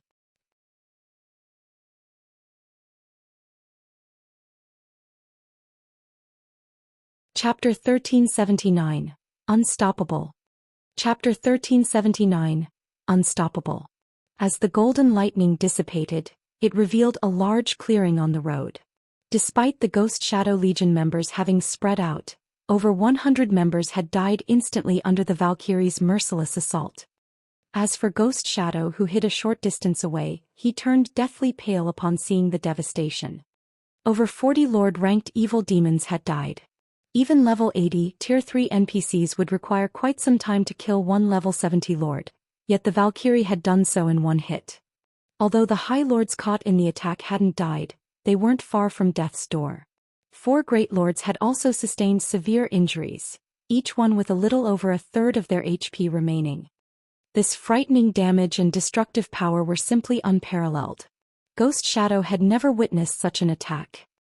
The Valkyrie's strength stupefied everyone. For a moment, many of the surviving Ghost Shadow Legion members stood there in a daze, not knowing what to do. Attempting to escape was meaningless. Even if they tried to run, the Valkyrie would likely kill them before they reached the Forbidden Domain's boundaries. Don't panic. Spread out. The Valkyrie won't last very long. Such a powerful skill has to have a long cooldown. Maintain your distance and buy as much time as possible. Ghost Shadow hurriedly commanded. While the Valkyrie's combat power had exceeded Ghost Shadow's expectations, he was no ordinary player. He had fought countless battles to reach his current standards. Naturally, powerful boss monsters were among his many foes. Not only could he calm himself quickly, but he could also devise a plan to deal with the Valkyrie. After all, this wasn't his first time against the summoned creature. When the Valkyrie had joined the first siege battle in Stone Forest Town, her pros and cons had been revealed. As long as they were far enough apart, she couldn't wipe them out during the short time she could remain on the battlefield. Hearing Ghost Shadow's orders, his assassins exploded into action. They maintained a certain distance from the Valkyrie and each other. They sure reacted quickly. The Ghost Shadow Legion's reaction time surprised Shifeng slightly. If the enemy players had simply scattered, running for their lives like a chaotic mob, they would have been easy to slaughter. However, by deliberately maintaining a fixed distance from the Valkyrie and attracting her attention, the summoned angel could only kill a small number of their forces. However, the development didn't worry Shifeng. Instead, he commanded Anna indifferently. The NPC then changed another incantation and summoned 10 Rock Guardians. The Rock Guardians formed a magic barrier around the 2 Grand Lord-ranked evil demons, trapping them within. Meanwhile, the Valkyrie vanished and reappeared before the 2 Grand Lords, sweeping her spear of thunder horizontally. Before the 2 evil demons could react, they were sent flying over 20 yards away, slamming into the magic barrier. Their HP bars lost another large chunk. Crap. He's aiming for the Grand Lords. Ghost Shadow's expression darkened as he watched the summons trap his 2 Grand Lords. Hurriedly, he shouted in the team chat, "Quick! Everyone attack the magic barrier." Every Grand Lord-ranked evil demon was incredibly precious. Nurturing one was highly dependent on luck. Beast Emperor had only given Heaven's Burial 2 Grand Lord-ranked evil demons as trump cards to deal with Zero Wing. Each Grand Lord could easily annihilate a 100-man expert team on their own. If not for Singular Burial's demand that he destroy the NPC merchant fleet, he wouldn't have mobilized the 2 Grand Lords at all. It's too late. Shifeng smiled. He then activated Phantom Kill 9 Dragon's Slash and Divine Providence. Shifeng, his doppelganger, and the Abyssal Blade Phantoms attacked the Grand Lords together. In front of the Valkyrie, the 2 Grand Lords were utterly powerless. Hence, Shifeng could attack to his heart's content. As the Valkyrie dealt double damage to dark creatures, each of her attacks caused over -1 million damage. When she used the Tier 4 single-target skill Judgment Spear, she could eliminate over 1/3 of the Grand Lord's HP. As for Shifeng, he possessed the Sacred Sword Killing Ray, which also dealt double damage to dark creatures. Factoring in Heavenly Dragon's power, each of his strikes easily dealt over -100,000 damage.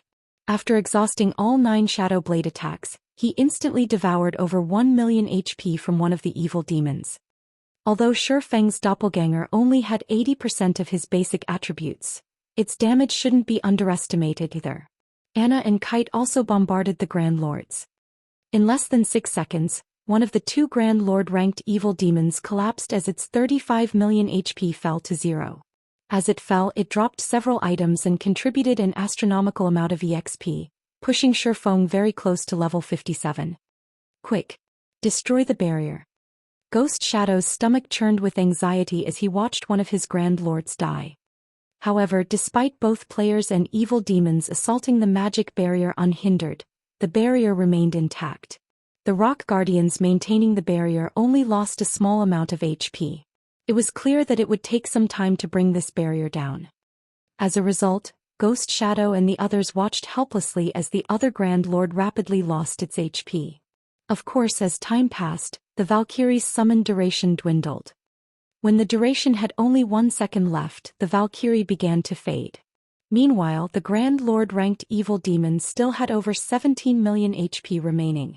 Seeing this, Ghost Shadow breathed a sigh of relief. Without the Valkyrie suppression, Shifeng would have a difficult time dealing any significant damage to the evil demon. His 2 personal guards wouldn't change that. Shifeng would need a long time to kill the Grand Lord. His subordinates should break through the barrier before that happened. Die! Suddenly, Shifeng shouted as his 2 swords released a blinding light. A similar phenomenon occurred on his doppelganger's blades as well. Both Shifeng and his doppelganger then brandished their swords at the evil demon's back. Flame burst. Every strike dealt over -800,000 damage, with some doubling that due to a critical hit. By the time Shifeng and his doppelganger landed all 30 strikes, the evil demon's remaining 17 million plus HP had fallen to zero. Impossible! Ghost Shadow was stunned. Ghost Shadow wasn't the only one shocked. Shifeng's burst damage flabbergasted everyone on the Ghost Shadow Legion. He had wiped out over 17 million of a Grand Lord's HP in the blink of an eye. This kind of explosive power was simply unheard of for a player. Upon killing the second Grand Lord, Shifeng had also risen to level 57. Although both Grand Lords had dropped plenty of valuable loot, as Shifeng was still in the midst of a battle, he swept the items into his bag without sparing them a second look. "Commander, what should we do now?" the blue-clad assassin asked worriedly as he watched Shifeng inside the magic barrier. When he saw the man's smile, he could not help but shudder. If Shifeng could instantly kill a Grand Lord-ranked evil demon with half of its HP, who could possibly stop him on this battlefield? Retreat. This place is no longer safe for us. Ghost Shadow sighed helplessly. Although the Valkyrie was no more, they had lost their only combatants capable of contending with Shifeng.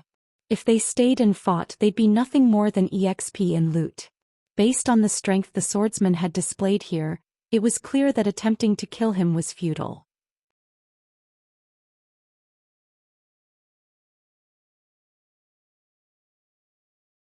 Chapter 1380. Fame spreading throughout Starmoon Kingdom. Chapter 1380. Fame spreading throughout Starmoon Kingdom. Hearing Ghost Shadow's order to retreat, the Ghost Shadow Legion members breathed a sigh of relief. They had lost the courage to face Shifeng. Shifeng had stood against a level 70 Grand Lord-ranked evil demon in a direct confrontation. Killing them would be child's play. It hadn't been easy for them to reach their current level, and if they died here, recovering their lost progress would be even more difficult. With Ghost Shadow's command, the evil demons and Ghost Shadow Legion fled, not daring to linger in this land of death for a second longer. Don't even think of escaping so easily. Seeing his opponents run, Shifeng pointed the abyssal blade at the sky and activated Skywheel Sword. Suddenly, golden, divine swords descended, one after another. All assassins caught in the rain of divine swords died instantly. 3 great lords and over a dozen lords were also within range of the AoE, unable to leave the area. Meanwhile, Shifeng's personal guards and doppelganger launched an assault on the Great Lord-ranked evil demons. Evil demons were not easy to produce, particularly the Grand Lords and above. Evil Gods Temple players treasured every one of these high-ranking evil demons dearly. Hence, Shifeng had prioritized the strongest evil demons first. As for Shifeng, he charged at the escaping players.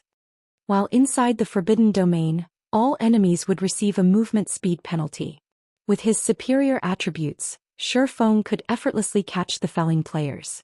Taking these assassins' lives who couldn't use skills or tools was like taking candy from a baby. Every time he swung his sword, a player died. Moreover, Shifeng had already activated omniscient eyes, so he knew the situation within a 100-yard radius like the back of his hand. This made it much easier to track down the players that had escaped into the dense forest. Following which, Shifeng transformed into a black shadow as he darted around the battlefield, players screaming in agony as he passed before they transformed into particles of white light and vanished. The fleeing players paled with fear when they saw the horrific scene, shuddering uncontrollably. Their opponent was nothing like a player, but a death god harvesting lives as he listened to his praise screams. Even the guard player's blood ran cold. Despite facing an evil demon army and hundreds of level 40+ assassins by himself, Shifeng had actually forced his opponents to run for their lives after such a short battle.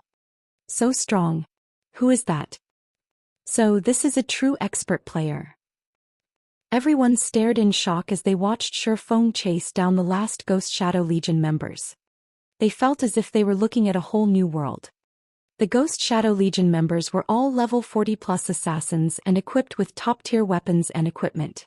To ordinary players they were definitely experts, yet hundreds of these experts did everything they could to flee from a single player. Black Flame. Don't get too full of yourself. Do you really think we're afraid of you? Ghost Shadow, who stood in the distance, could not help but shout at Shifeng as he watched the swordsman slaughter his subordinates. The Ghost Shadow Legion members he had brought with him were the elite among elites. Nurturing each one of them had cost a lot of resources. Watching them fall one after another, Ghost Shadow wanted nothing more than to charge in and kill Shifeng himself. However, he knew that he wasn't a match for the swordsman right now. He could only use the Lord-ranked evil demons to buy as much time as possible for his people to get away. Full of myself? Shifeng laughed.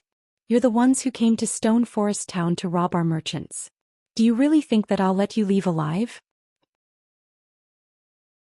Shifeng's words echoed throughout the forest, the cold, killing intent lacing his words causing the escaping Ghost Shadow Legion members to shiver.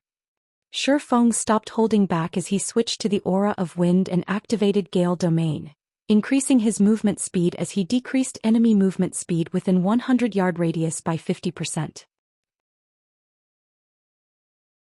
Suddenly, several players in the forest transformed into light particles and disappeared. The Lord-ranked evil demons couldn't even slow Shifeng. Although the escort players were some distance away from the fight, both Shifeng and Ghost Shadow had been quite loud. When they overheard the conversation, their jaws dropped. Practically everybody in Starmoon Kingdom had heard of Black Flame. But they had never imagined that he was so powerful. They had heard that Black Flame was only slightly stronger than first-rate guild's top experts.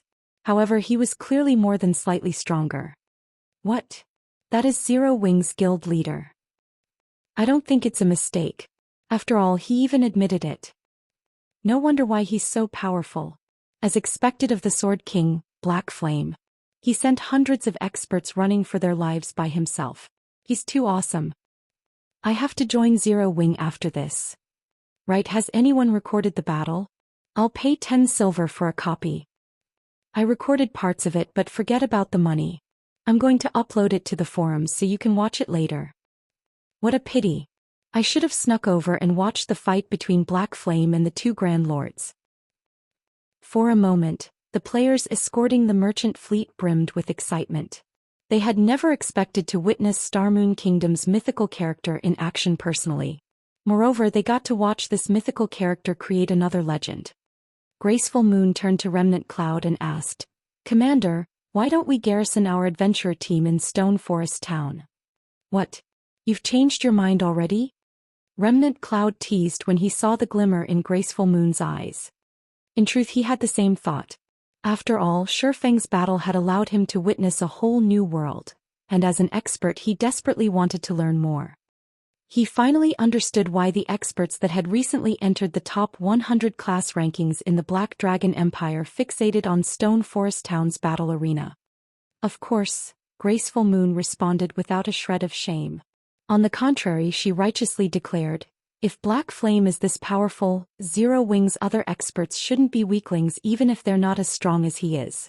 If we garrison in Stone Forest Town, we must sign a partnership contract with Zero Wing. We might even get to know those experts and get to spar with them. If we want to occupy Stone Forest Town, we'll have to prepare. I heard that the adventurer houses are not cheap. Remnant Cloud nodded, agreeing with Graceful Moon's reasoning. However, he had to consider how they would earn enough money. Once we complete this quest, we should return to the Empire and start preparing immediately. Firecloud Fox was more than capable of affording a private house in Stone Forest Town, but it was a different story if they wanted an adventurer house. They'd likely need several times more gold than what they currently possessed. Moreover, Stone Forest Town's houses would certainly become more expensive after this battle. Fortunately, he learned about the change early. If he had only discovered this after news hit the Black Dragon Empire, it would be more difficult to prepare enough coins. News of the battle quickly spread to Starmoon Kingdom's forums, and everyone who watched the battle video was astounded.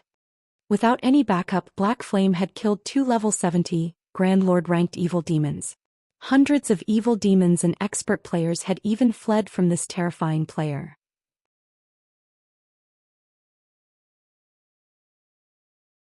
Chapter 1381, Town Competition. As Shifeng's battle video spread on the forums, the news shook Starmoon Kingdom. The battle's outcome particularly affected the various major powers based in the kingdom. Zero Wing's position as Starmoon Kingdom's #1 guild had been unshakable, but no one had expected Heaven's Burial to rise so quickly. Red Iron Town's development had exceeded everyone's expectations. Although players understood that Red Iron Town would develop quickly due to its auction house, they hadn't expected this level of speed. In just one day, the cheap fees had lured over 300,000 players to consign and purchase items in Red Iron Town's auction house. Many super rare items had even been placed on auction, attracting more independent experts and members of the various large guilds. At this point, the town's auction house was far more popular than those in ordinary NPC cities. If Red Iron Town's auction house continued to develop at this rate, it wouldn't be long before it rivaled Starmoon City's auction house. Heaven's Burial's income from processing fees alone would be astronomical. Heaven's Burial's financial strength might even grow to rival or even surpass Zero Wing. Rather than a single party ruling over the kingdom, Starmoon Kingdom's various powers would prefer 2 powerful forces vying for lordship. This way weaker powers like themselves could thrive in secret. However, after witnessing Shifeng exterminate so many powerful evil demons, they were at a loss. Not only is Black Flame powerful, but he even has a long-distance teleportation tool. This is ludicrous. Heaven's Burial will be in trouble after losing so many evil demons. I've heard that these evil demons are incredibly difficult to nurture. Since Black Flame can also teleport over long distances, Heaven's Burial will find it much more difficult to cause trouble in Stone Forest Town. That's right. Some players had given up on Stone Forest Town thanks to the evil demons, but now that Black Flame has devastated their numbers, Heaven's Burial won't attack so casually in the future. People will start visiting Stone Forest Town again to train in the battle arena. As the various major powers recovered from their shock of seeing Shifeng's strength, Heaven's Burial's upper echelons, who were in the distant Frozen Scar, received the news. Guild leader, the Ghost Shadow Legion, has suffered grievous losses. Among the 600 members dispatched, less than 300 made it out alive. The evil demon army that Beast Emperor gave us suffered even greater losses. Of the 2 Grand Lords and dozen or so Great Lords we received, Black Flame killed them all. Daybreak Fog reported, an ugly expression on her face. The Ghost Shadow Legion was one of Heaven's Burial's trump card legions. Now that so many of its members had died, the lost weapons and equipment would burden the guild's finances. Moreover, it would take quite some time to catch up those members' levels. I really underestimated Black Flame, but he won't be able to stay complacent for much longer. As long as we take down the Frost King, so what if Stone Forest Town recovers to its peak? Moreover, Beast Emperor has nearly completed his quest. Just ignore Zero Wing for now, Singular Burial said nonchalantly. I guess you're right. It's already too late for Zero Wing to do anything. Daybreak Fog giggled as she directed her gaze towards the giant on the frozen throne inside the shrine. This giant was none other than the boss Starmoon Kingdom's various major powers vied for. The Frost King. Meanwhile, Stone Forest Town, Shifeng received a call from Melancholic Smile shortly after returning to the guild residence. Guild leader, you must be crazy. You dealt with all those evil demons by yourself. If Vice Guild leader Aqua finds out about this, she'll give me a lashing. Melancholic Smile complained, glaring at Shi Feng with resentment. Vice Guild leader Snow has even called to ask me about the matter. The guild leader had gone into such a dangerous situation by himself. On the off chance that something had happened to Shi Feng's Zero Wing's reputation would be wounded. Haven't I returned? Shi Feng asked, chuckling. They would have noticed if I mobilized a large group. We would never have achieved such results. Although Shi Feng had considered taking reinforcements with him, when he recalled the spies in the guild, he decided to go alone. He had also wanted to see how much he had improved. Melancholic Smile saw the reasoning in Shi Feng's explanation. Now that Zero Wing was Star Moon Kingdom's #1 guild, it would be a lie to say that the other guilds within the kingdom had not sent spies to infiltrate their guild. In fact, even Zero Wing had sent its own spies to some of the noteworthy large guilds. Even if Zero Wing's management were secure, it was impossible to contain all information. It was also precisely because of Shi Feng's ambush that Zero Wing once more stood in the limelight, becoming a hot topic on the kingdom's official forums. Moreover, Stone Forest Town had begun to show signs of revitalizing, the tense atmosphere left over from the siege evaporating. Many of the town's players discussed the event, livening up the town.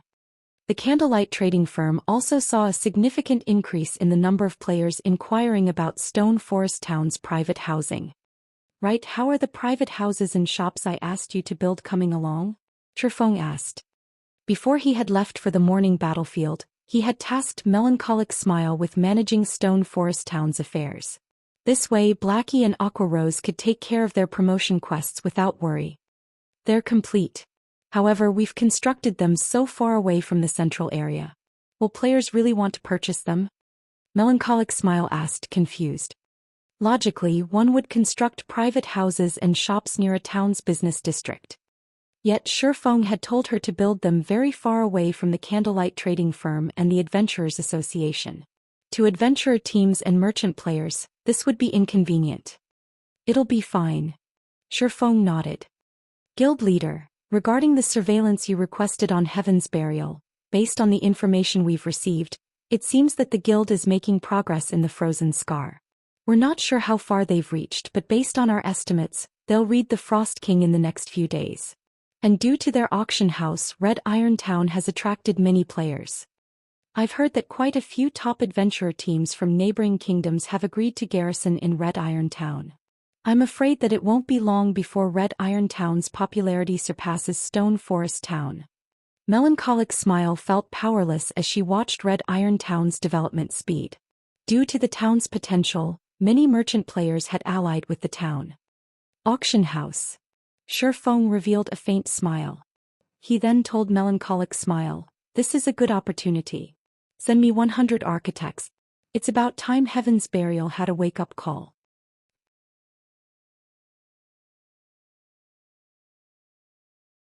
Chapter 1382, Evil God's Tablet. Chapter 1382, Evil God's Tablet. 100 architects. Melancholic Smile was stunned and couldn't imagine why Shi Feng wanted so many. However, she did not give the matter too much thought either. She disconnected the call and began to make arrangements for the necessary architects. Architects were considered a minor class among subclasses. Only after guilds had secured their towns had players chosen to become architects. Since the architect subclass was so specialized, few large guilds possessed large reserves of architect players. Generally, each guild would only have 1 or 2 dozen architects. Even the candlelight trading firm only had around 80 architects. The trading firm only has so many due to their preparation for Zero Wing's soon-to-be-constructed city. If they wanted to gather 100 architects, they would need to recruit more. Meanwhile, Shi Feng entered one of the guild residence's lounges, organizing his harvest from the previous battle.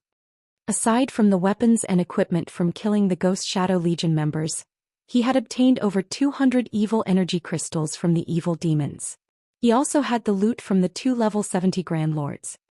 Although the weapons and equipment that the Grand Lords dropped were only level 70 secret silver rank, The materials they dropped surpassed Shifeng's expectations. He had obtained 11 epic rank materials, each of which could be used to craft dark gold rank and higher weapons and equipment. In addition, several rare gemstones had dropped. What's this? Shifeng muttered as noticed the addition of an ancient, dilapidated stone tablet in his bag.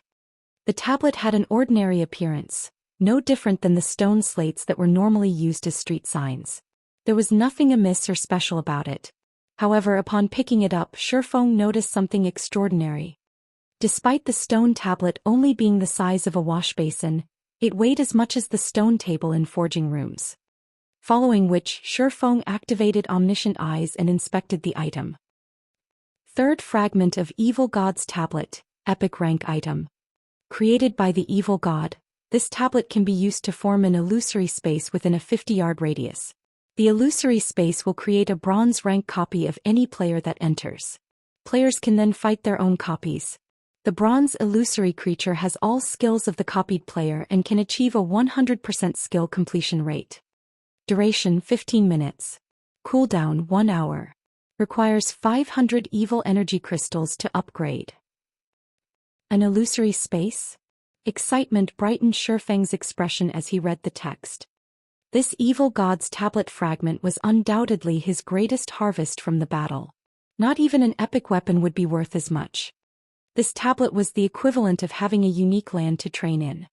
In God's domain, even peak experts had an extremely hard time achieving a skill completion rate of 100%, not to mention weaker players.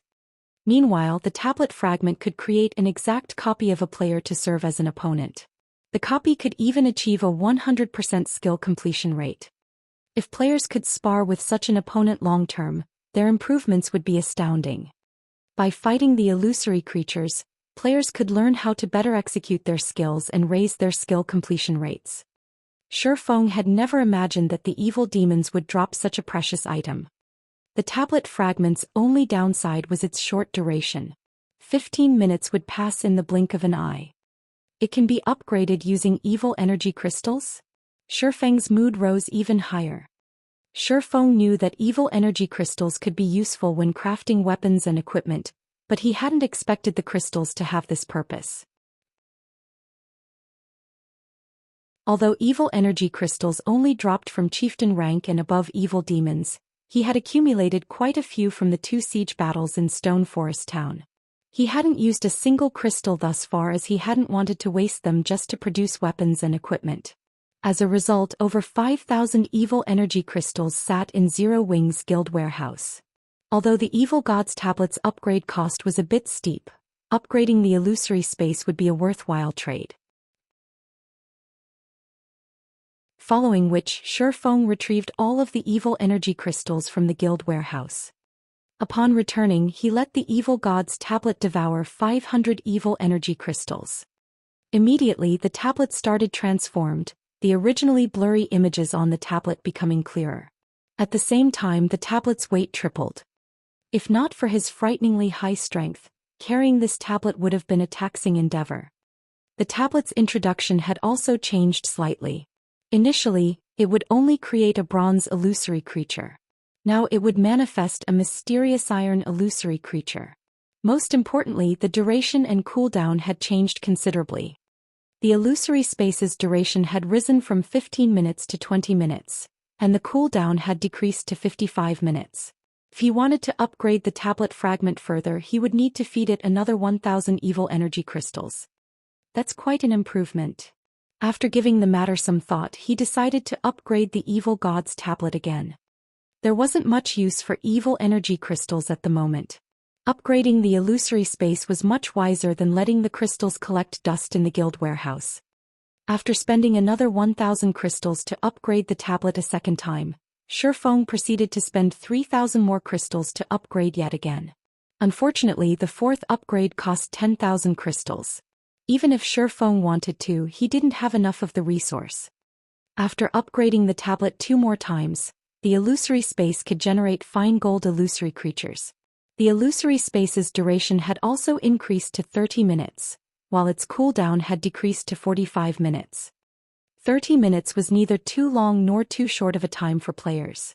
Moreover, players would only have to wait 15 minutes after one session before beginning the next. Once Shifeng finished upgrading the Evil God's tablet, he left the guild residence and headed to the battle arena. Although Stone Forest Town's battle arena had been popular among players thus far, it still struggled to attract experts. The more powerful an expert was, the less inclined they were to visit the battle arena. After all, experts of such high caliber were generally quite rare, which made it practically impossible to find these experts proper opponents that could help them improve in the battle arena. However, now that the battle arena had the illusory space, Shifeng had solved this problem.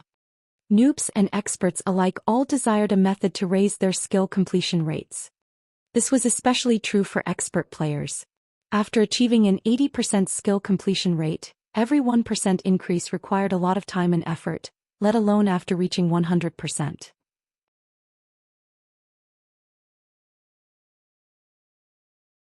Chapter 1383, Advanced Combat Room.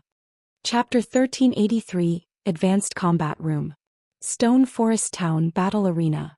Nowadays, the battle arena was the heart of Stone Forest Town. Almost every player that visited the town visited the arena. As soon as Shifeng entered the central hall, he was greeted by the sight of over 400 players in the rest area, waiting for their turn in the combat rooms. Several times more players lined up for the payment counters. Although the traffic in the battle arena was no match for the number of players that had visited during its peak, it still raked in over 1,000 gold of pure profit per day. It was enough to cause even first-rate guilds to feel envious. Of course, first-rate guilds earned more than just 1,000 gold each day. However, the larger a guild was and the more members it had, the greater its expenditure would be. This was especially true after a guild obtained a town of its own. Developing a guild town was not unlike throwing money into a bottomless pit. Normally, first-rate guilds had to invest a large majority of their funds to develop a town properly. There was very little left each day. Moreover, this was only possible because of first-rate guilds' firm backgrounds and financial support from major corporations. Otherwise, supporting the initial cost of managing a town would be impossible. In Stone Forest Town's case, however, the battle arena's earnings largely made up for the town's development costs. Hence, the other large guilds had begun to construct their own battle arenas. It was thanks to this income and the income from both the Candlelight Trading Firm and the Teleportation House that Zero Wing dared to develop multiple fronts, investing in both Zero Wing's branch guild in the Black Dragon Empire and Immortal Light. However, once Zero Wing's city was complete, the guild would have another bottomless pit to fill. If they did not prepare, Zero Wing's funds would quickly dry up and funds were already quite tight. After observing the situation in the battle arena for a short moment, Shifeng made his way to the top floor. "Guild leader, you've come." As soon as Shifeng arrived, a charming woman in a light blue dress greeted him. This woman's name was Judy, and she was one of the 10 advanced NPC managers Shifeng had hired. She had 76 points in wisdom, even higher than an ordinary Tier 3 magical class NPC. In God's domain, she was an extremely rare NPC manager. The battle arena's smooth operation, despite how large it had grown, was all due to advanced NPCs like Judy. No player would have been able to produce the same results. "Help me retrieve the blueprint for the 7th floor. I want to reorganize the layout," Shifeng said and nodded a greeting. Although he wore a black cloak, he had personally contracted the arena's 10 advanced managers. They could recognize him even under the cloak. "Understood." Judy bowed and left. NPCs were incredibly efficient. After just a short moment, Shifeng, who had waited in a VIP reception room, obtained the blueprint for the battle arena's 7th floor. A portion of the 7th floor was allocated for tournament grounds, while another portion had been allocated for private rooms. However, after Stone Forest Town's upgrade to intermediate rank, the battle arena had grown. As a result, there were quite a few vacant private rooms. It just so happened that he could modify these rooms, creating advanced combat rooms. Originally, the Evil God's tablet had only covered a 50-yard radius area. However, after its upgrades, it now covered a 100-yard radius area. As long as he remodeled the 7th floor's layout, he could easily fit multiple combat rooms within the Evil God's tablet's coverage and allow players to train against the illusory creatures. "Guild leader, if you wish to remodel the 7th floor in such a way, not only will it involve a lot of work, but it will also waste a lot of space. The remodel will cost 1,000 gold. Are you sure you want to do this? Judy asked upon seeing Shifeng's new layout. Minor modifications to large buildings in God's domain didn't cost extra. A large-scale modification, however, required the appropriate modification fees. It's fine. Just get someone to see to the necessary changes. The high reconstruction cost didn't particularly surprise Shifeng. Although he would be wasting a lot of space by trying to maximize the evil god's tablet's efficiency, he could squeeze in 9 combat rooms around the tablet by doing so. Overall, it was a worthwhile trade. With this, he could maximize the number of players who could train against the illusory creatures. When Shifeng had observed the first floor hall, he had noticed that the majority of experts there were only level 41 or 42, and they mainly wore secret silver and fine gold weapons and equipment. There were very few expert players in level 40 dark gold equipment. This was due to the limited benefits for experts of that caliber, yet those were the players with a lot of resources to spend. Now that he had the evil god's tablet's illusory space, this was a good opportunity to lure more top experts to the battle arena. Although Shifeng had thought of limiting the illusory space to guild members, a guild needed more than just experts to develop. If he could lure to experts to the battle arena and secure the resources in their possession, he could push the guild's development speed to a whole new level. Shortly after Shifeng started the 7th floor's remodel, news of the matter spread throughout Stone Forest Town. They're not letting people on the 7th floor? What's going on? No idea. I've heard that some of the experts resting on that floor were requested to leave for a while. It seems that Zero Wing is remodeling the area. Remodeling the 7th floor? Are they constructing more combat rooms? That might be possible. Members hadn't needed to line up for combat rooms in the past, but that had changed. If Zero Wing constructed more member-only combat rooms, it could reduce the time members have to wait in line. The players waiting in the battle arena began to discuss the new changes. While everyone chatted about the situation, the 7th floor remodel completed. Remodeling took far less time than constructing a building, as the task was completed by NPCs. Altogether, only 10 minutes had passed since Shifeng had paid the fees. Curious players rushed to the 7th floor to inspect the changes. Upon taking a look, however, they were shocked.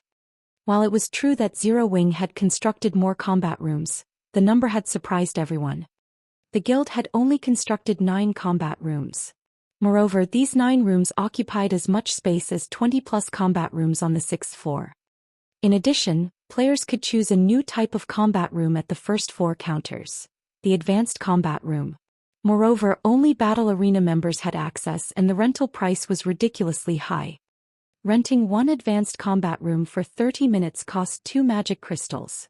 Players had already griped about the 4 silver per hour rental fees for ordinary combat rooms. Yet Zero Wing had created a room that cost 2 magic crystals for a single half hour. Currently, each magic crystal cost 25 silver on the market. However, players normally had to spend 26 or more silver to purchase one. Is Zero Wing trying to rob players? Crap. This is fraud. Only an idiot would rent such a combat room. Zero Wing is insane. If I had that kind of money, I'd rather spend it in the Divine Colosseum's trial tower.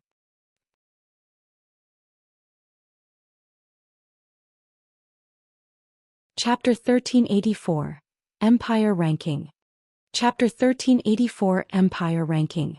Players in the main hall of Stone Forest Town's battle arena voiced their dissent. Many complained about the advanced combat room's price. They all felt that Zero Wing was asking for too much, and only a fool would willingly rent these rooms. Independent players weren't the only ones upset. Even Zero Wing's members gasped when they saw the price. 2 magic crystals could only get them 30 minutes inside the advanced combat room. Even Zero Wing's core members were reluctant to pay such a price, much less the elite and normal members. Everyone thought that this price was simply outrageous, and no one wanted to rent the rooms. While PvP and training combat techniques in a high mana density environment was beneficial, there was a limit to how much one could actually gain. When Shifeng heard the conversations in the guild chat, he simply chuckled. He then took a return scroll from his bag and activated it, intending to return to White River City for now. While his asking price of 2 magic crystals was astonishingly high, and even he thought it was expensive, the Divine Colosseum's trial tower only charged 1 magic crystal. However, his illusory space offered a stronger training ground than the trial tower. Not only was the mana density much higher, but players could also spar with an illusory creature that possessed the same skill set. The illusory creature could also execute said skills with a 100% completion rate. No matter how he looked at it, the illusory space was far better than the trial tower. He planned to take the gamble. If no one wanted to rent the advanced combat rooms after realizing the benefits, he could lower the price to 1 magic crystal. He had left the Evil God's tablet and advanced combat rooms management to Judy. She would automatically activate the illusory space when players entered the combat rooms. 30 seconds later, Shifeng transformed into a streak of white light and left the battle arena. A man and woman entered the battle arena's lively first-floor hall. Both were exquisitely dressed, level 43 players. As they entered the hall, they immediately attracted a lot of attention. Aren't they Remnant Cloud and Graceful Moon, the commander and vice-commander of Firecloud Fox? A level 41 shield warrior in silver armor immediately recognized the 2 people that just entered the building. What's an adventurer team from the Black Dragon Empire doing here? It shouldn't be so surprising. After all, several experts from the Black Dragon Empire have trained in the battle arena before. Those experts are pretty high-ranked in the Empire, some even ranking among the top 100. Those 2 are probably here to prepare for the Empire's ranking battle tomorrow, a level 42 elementalist wearing purple robes said. I see. Realization dawned on the shield warrior. If I remember correctly, Firecloud Fox barely got into the top 50 adventurer teams in the Black Dragon Empire's last ranking battle.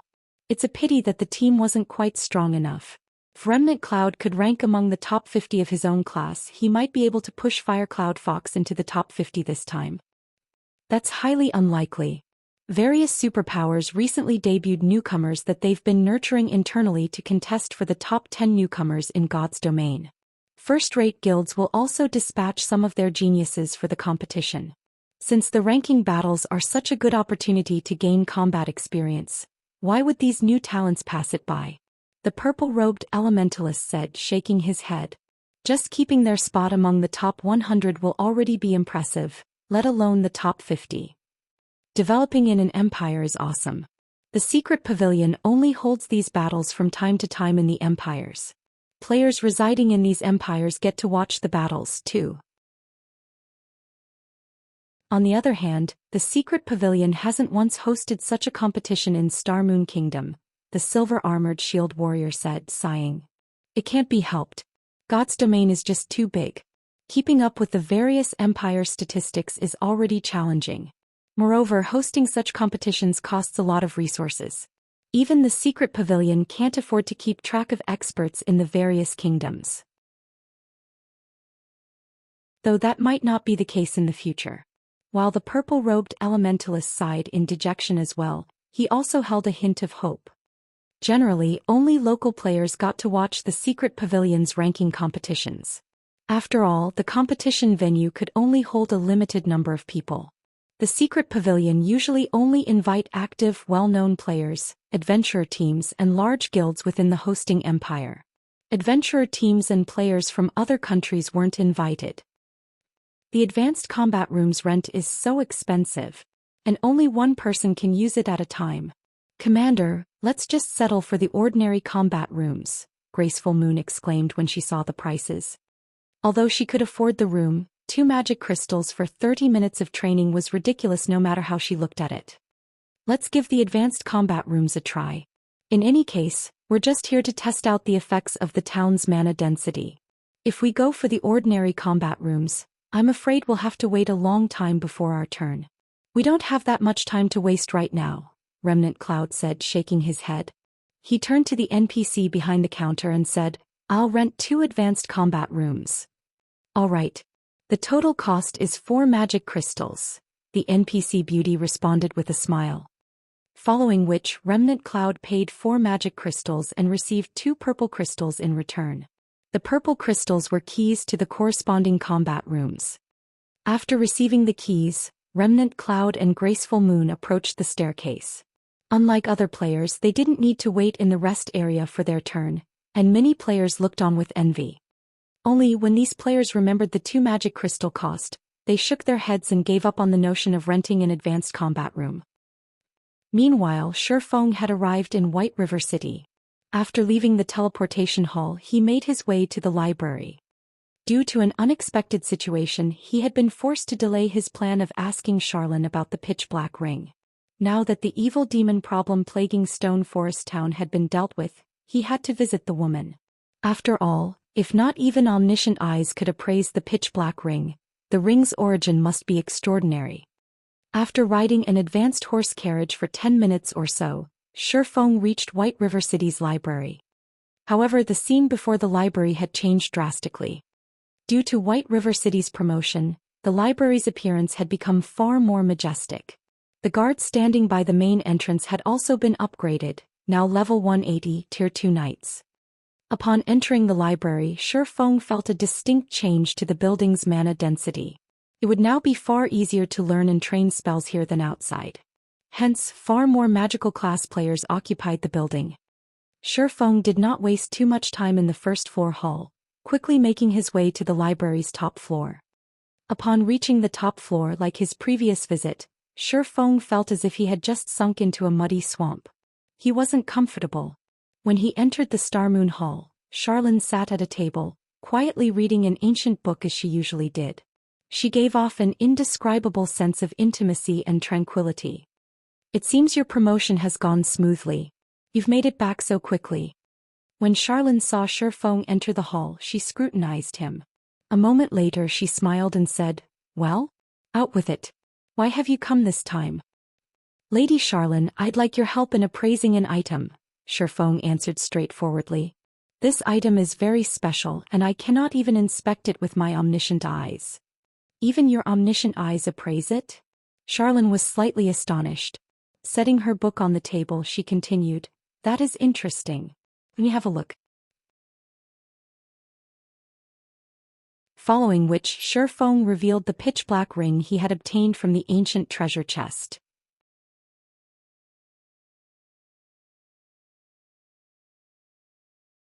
Chapter 1385. Repairing the Bible of Darkness. Chapter 1385. Repairing the Bible of Darkness. The pitch-black ring was simple and unadorned. Even if a player picked it up, it wouldn't be surprising if they sold it to an NPC as trash.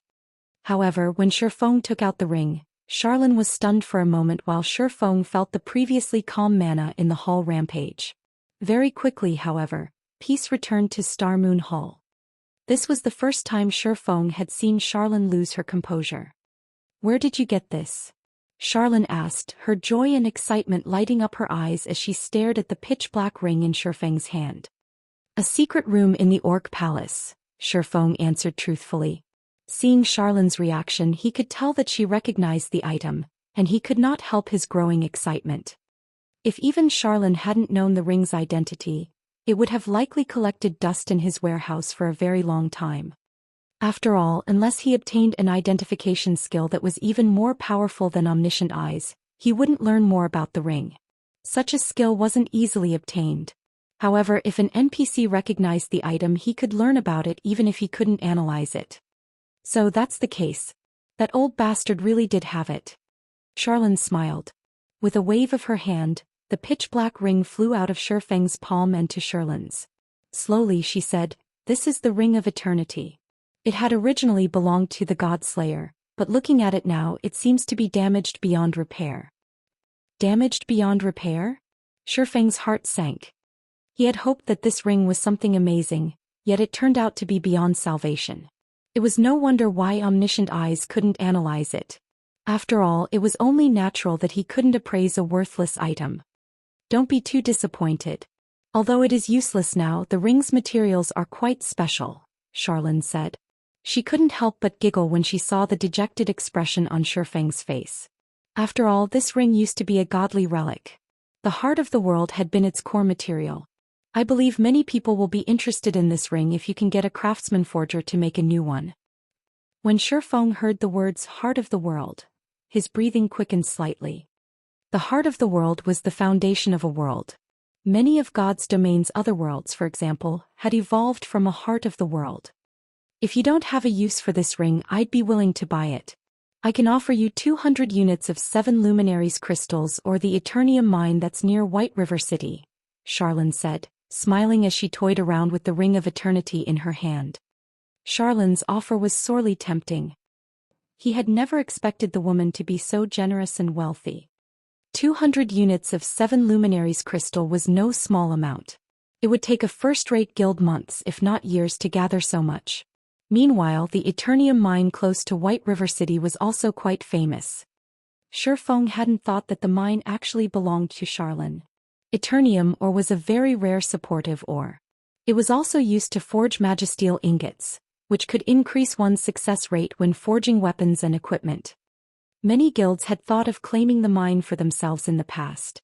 Unfortunately, the mine was under the kingdom's supervision. The NPCs guarding it were all level 180 and above. It was impossible to claim. If he could obtain the Eternium mine, the candlelight trading firm's forgers would have a much easier time when crafting weapons and equipment above level 50. Lady Charlene, if I wish to make a new ring, must I get the help of a craftsman forger? Shifeng asked. Although Charlene's offer was tempting, the heart of the world was similarly precious. Encountering the material again in the future would be nearly impossible. It doesn't have to be a craftsman, but craftsman forgers are the only ones who can use the material to its fullest potential. If you asked a master or grandmaster forger to craft the new ring, the final product will be very low quality. It might not even be worth 50 units of 7 luminaries crystals, Charlene said, smiling at Shifeng. You need to think this through. How about I make you another offer? The power of darkness in your body has already become considerably dense. In exchange for this ring, I'll help you partially restore the Bible of Darkness. It'll become a little easier to retrain Moloch's ring's devouring effect.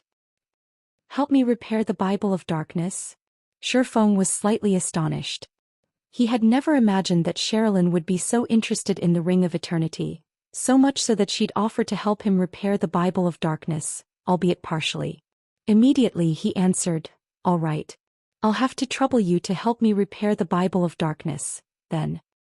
He had rushed to complete his Tier 2 promotion precisely because he was worried about Moloch's ring's devouring effect. Now that a solution to this problem had presented itself, he had to take advantage of it. After all, he still had other matters to deal with.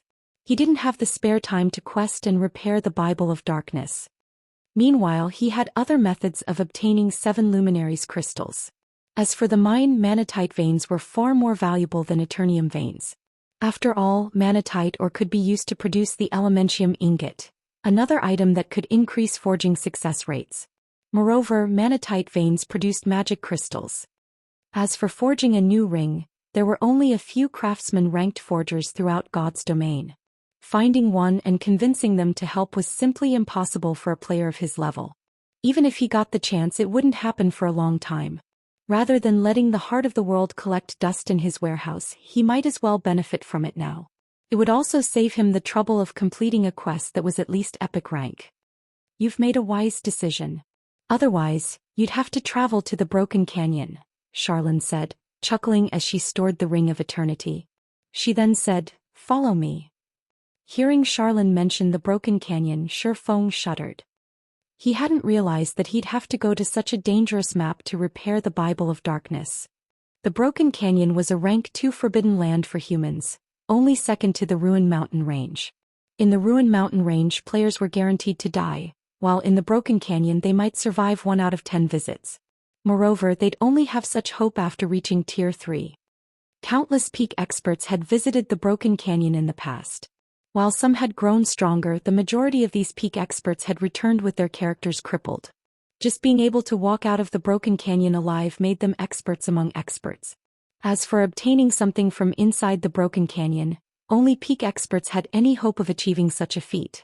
Under Charlene's lead, Shifeng quickly arrived before a teleportation magic array inside the Star Moon Hall. When the teleportation array activated, Shifeng's vision blurred. In the next moment he found himself inside a hall that resembled the night sky. The beautiful view was mesmerizing. This is The stargazing tower? Shifeng was slightly surprised. He hadn't expected White River City's library to have a teleportation array connected to the stargazing tower. The stargazing tower was in Blackwing City. Without an entry pass, entering the city was impossible. Under Charlin's lead, Shifeng returned to the Weeping Moon Pavilion once again. He suddenly felt far more limber.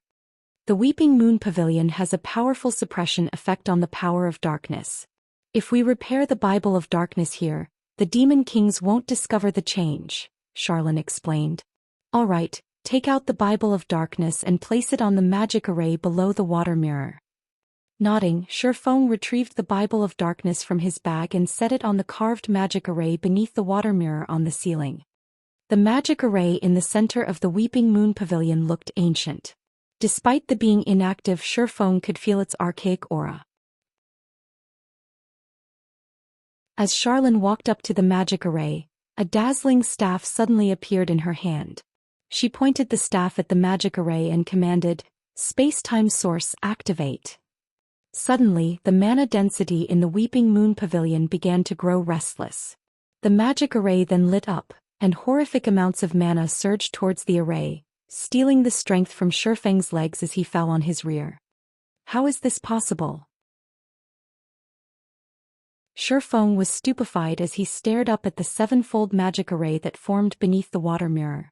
This magic array was many times more powerful than any Tier 6 God-ranked spell he had seen before.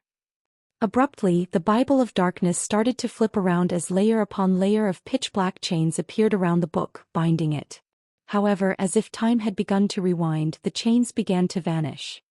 When only 5 chains remained, the magic array froze as a violent surge of mana exploded in a shockwave. Not daring to be careless, Shifeng activated Absolute Domain, becoming immune to all damage. When the shockwave struck Shifeng, although he did not receive any damage, he grew faint for a moment. Meanwhile, in the center of the magic array, the originally tattered Bible of Darkness seemed newer as it hovered in the air. The surrounding mana density pulled a shudder from Shifeng.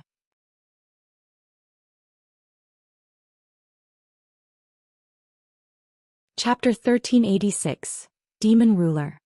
Chapter 1386, Demon Ruler. What powerful mana! Shifeng was astonished as he stared at the floating Bible of Darkness. Although the Bible of Darkness had previously exuded a powerful pressure, there was a world of difference when compared to the pressure it radiated now. Moreover, a layer of thick black fog shrouded the book. The power of darkness was now so dense that he could see it with the naked eye.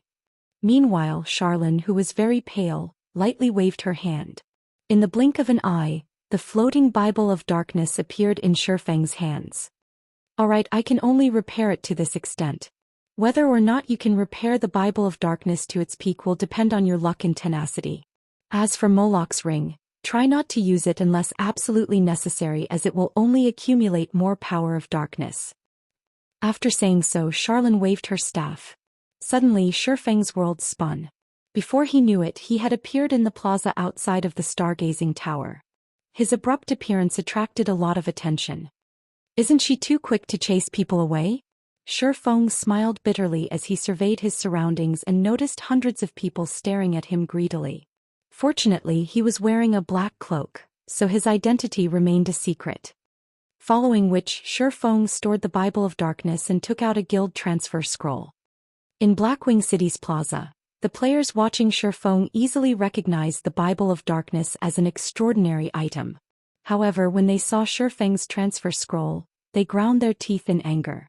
Since attacking a player in Blackwing City would result in extremely severe punishment, they could only watch as this mysterious player departed from Blackwing City. Stone Forest Town Zero Wings residence. As soon as Shifeng returned, he found an empty room to inspect the Bible of Darkness. Bible of Darkness, fragmented legendary item. The Bible of Darkness had been destroyed during the Great Destruction. However, the Bible contains an extreme amount of power of darkness.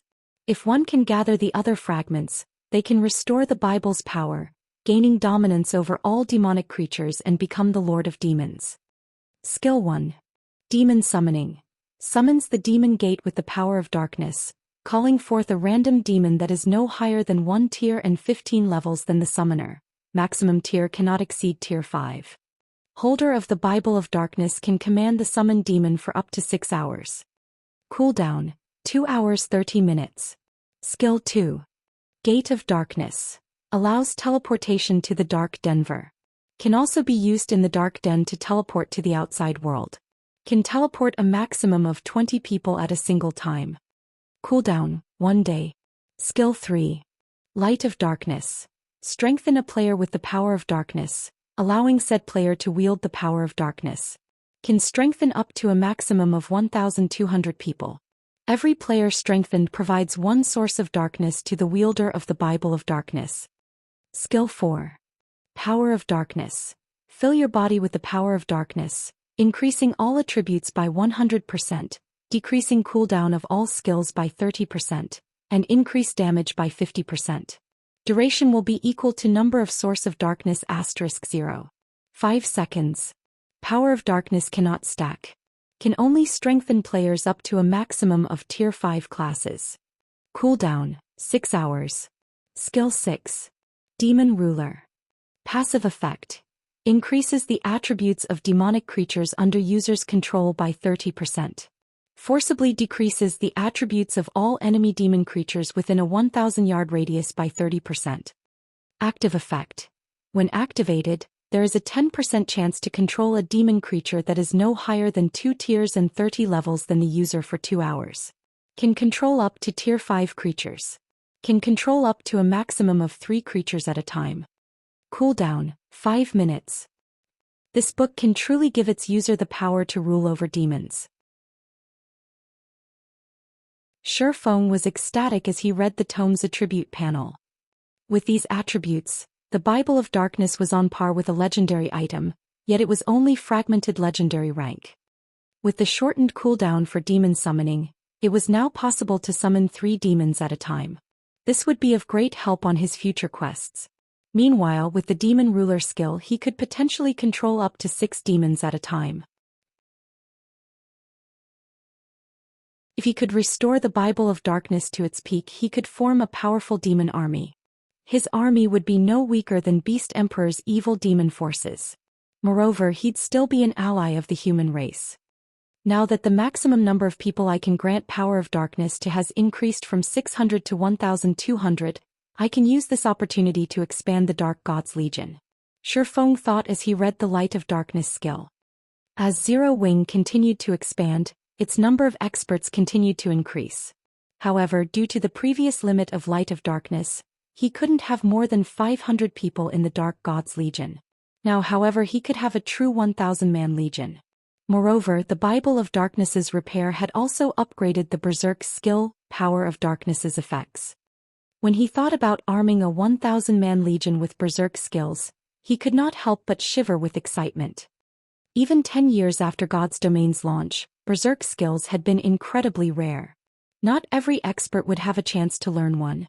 It'd be impressive enough if a first-rate guild had a 100-man Berserk team. Not even super guilds could form a 1,000-man Berserk Legion. As Shi Feng was about to select new members for the Dark God's Legion, he received a call from Gentle Snow. Guild Leader, I've just received an invitation from the Secret Pavilion. The Secret Pavilion has requested that you and several core upper echelons spectate tomorrow's ranking competition in the Black Dragon Empire. Moreover, the pavilion has given Zero Wing 5 participation slots. We can join the official competition without going through the qualifiers, Gentle Snow reported before forwarding the invitation to Shi Feng. They've invited Zero Wing to participate in the ranking competition as well? Shi Feng was slightly astonished. The Secret Pavilion's ranking competitions had been the most famous competitions throughout God's Domain in the past. They were one of the few major competitions that players had access to and could watch. However, the organization wouldn't invite just any guild to participate.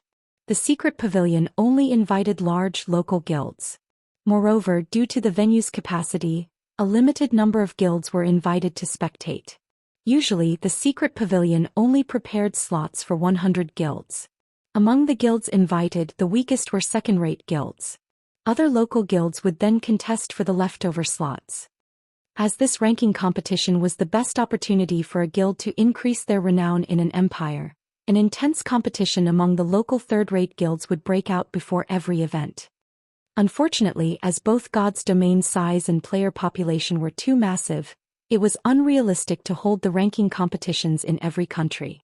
Hence, during the game's early stages, the secret pavilion only limited the ranking competitions to the various empires. However, as the secret pavilion continued to develop and grow stronger, it would host a few events in some of the more powerful kingdoms. These ranking competitions were also why Shifeng knew about various experts in Starmoon Kingdom and the various empires. Shifeng had never thought that his guild would be invited as well.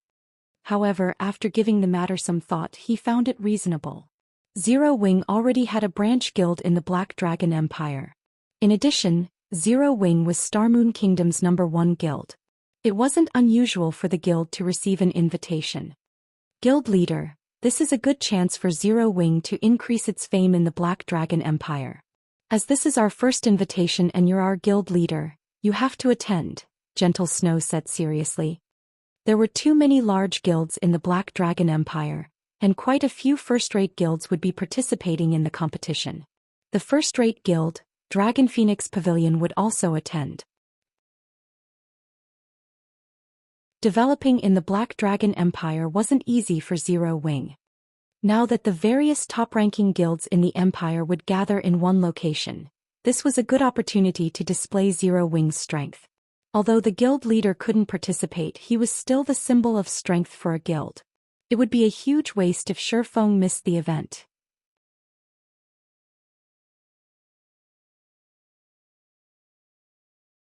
Chapter 1387, Advanced Auction House. Chapter 1387, Advanced Auction House. Got it. I'll definitely be there. Shifeng chuckled before disconnecting the call. While Zero Wing might be famous in Starmoon Kingdom, in the Black Dragon Empire and other countries, only large guilds would have a clear understanding of it. Ordinary players and the like would at most have only heard Zero Wing's name. After all, God's domain was very large with many guilds in it. There were guilds rising to and falling from prominence every day. Just keeping up with the latest news within one's own country was already a difficult task, not to mention news in other kingdoms and empires. One could only do so by devoting all of their time to researching the various kingdoms and empires and nothing else.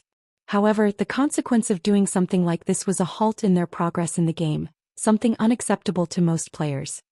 If one spoke about Zero Wing's popularity among the players of the Black Dragon Empire, it might not even be comparable to that of a second-rate guild in the empire. After all, the majority of the players in God's domain would not leave the country they belonged to at this stage of the game. Moreover, the official forums were also region-based. One could access only the forums of the country they were in. Hence, the only way one could access the forums of another country was by personally traveling to said country. As a result, the knowledge that ordinary players and a large majority of elite players had regarding other kingdoms and empires was limited to the various ranking lists created by the secret pavilion. In fact, before becoming the guild leader of Shadow, Shifeng had also been in a similar situation. If not for the secret pavilion hosting ranking competitions in the various countries, he wouldn't have been able to find out about the experts of the many kingdoms and empires or the well-known guilds and adventurer teams. Following which, Shifeng pulled up the relevant data for guild members and began choosing the new members for the Dark Gods Legion. Previously, as there were too few slots available in the Dark Gods Legion, he had set in place an elimination system to replace underperforming members. Now that the Power of Darkness slots had doubled in number, he needed to select new members for the Dark Gods Legion properly. After all, becoming a member of the Dark Gods Legion was already equivalent to becoming one of Zero Wing's core members. The benefits they enjoyed were second only to what the main force members received. Fortunately, Aqua Rose had already compiled a list of reserve members for the Dark Gods Legion and would frequently update it. The members on this list normally had excellent performances in the guild and displayed rapid improvement. Their individual strength ranked near the top among elite members as well. Moreover, Aqua Rose had also carried out a detailed investigation into their backgrounds. Hence, the likelihood of them being spies from other guilds was very low. These people have actually joined Zero Wing too? As Shifeng was going through the reserve member list, he suddenly discovered the names of a few players that had been peak experts in Star Moon Kingdom in the past. The elementalist Carefree Wind, nicknamed the Magic Breaker. He was once an independent expert ranked within the top 30 of Star Moon Kingdom's elementalist rankings. Carefree Wind always operated solo. Despite many large guilds' attempts to recruit him, none of them had ever succeeded in doing so. The assassin Cool Breeze. He was similarly an expert on Star Moon Kingdom's assassin rankings. At his peak he had managed to get within the top 15.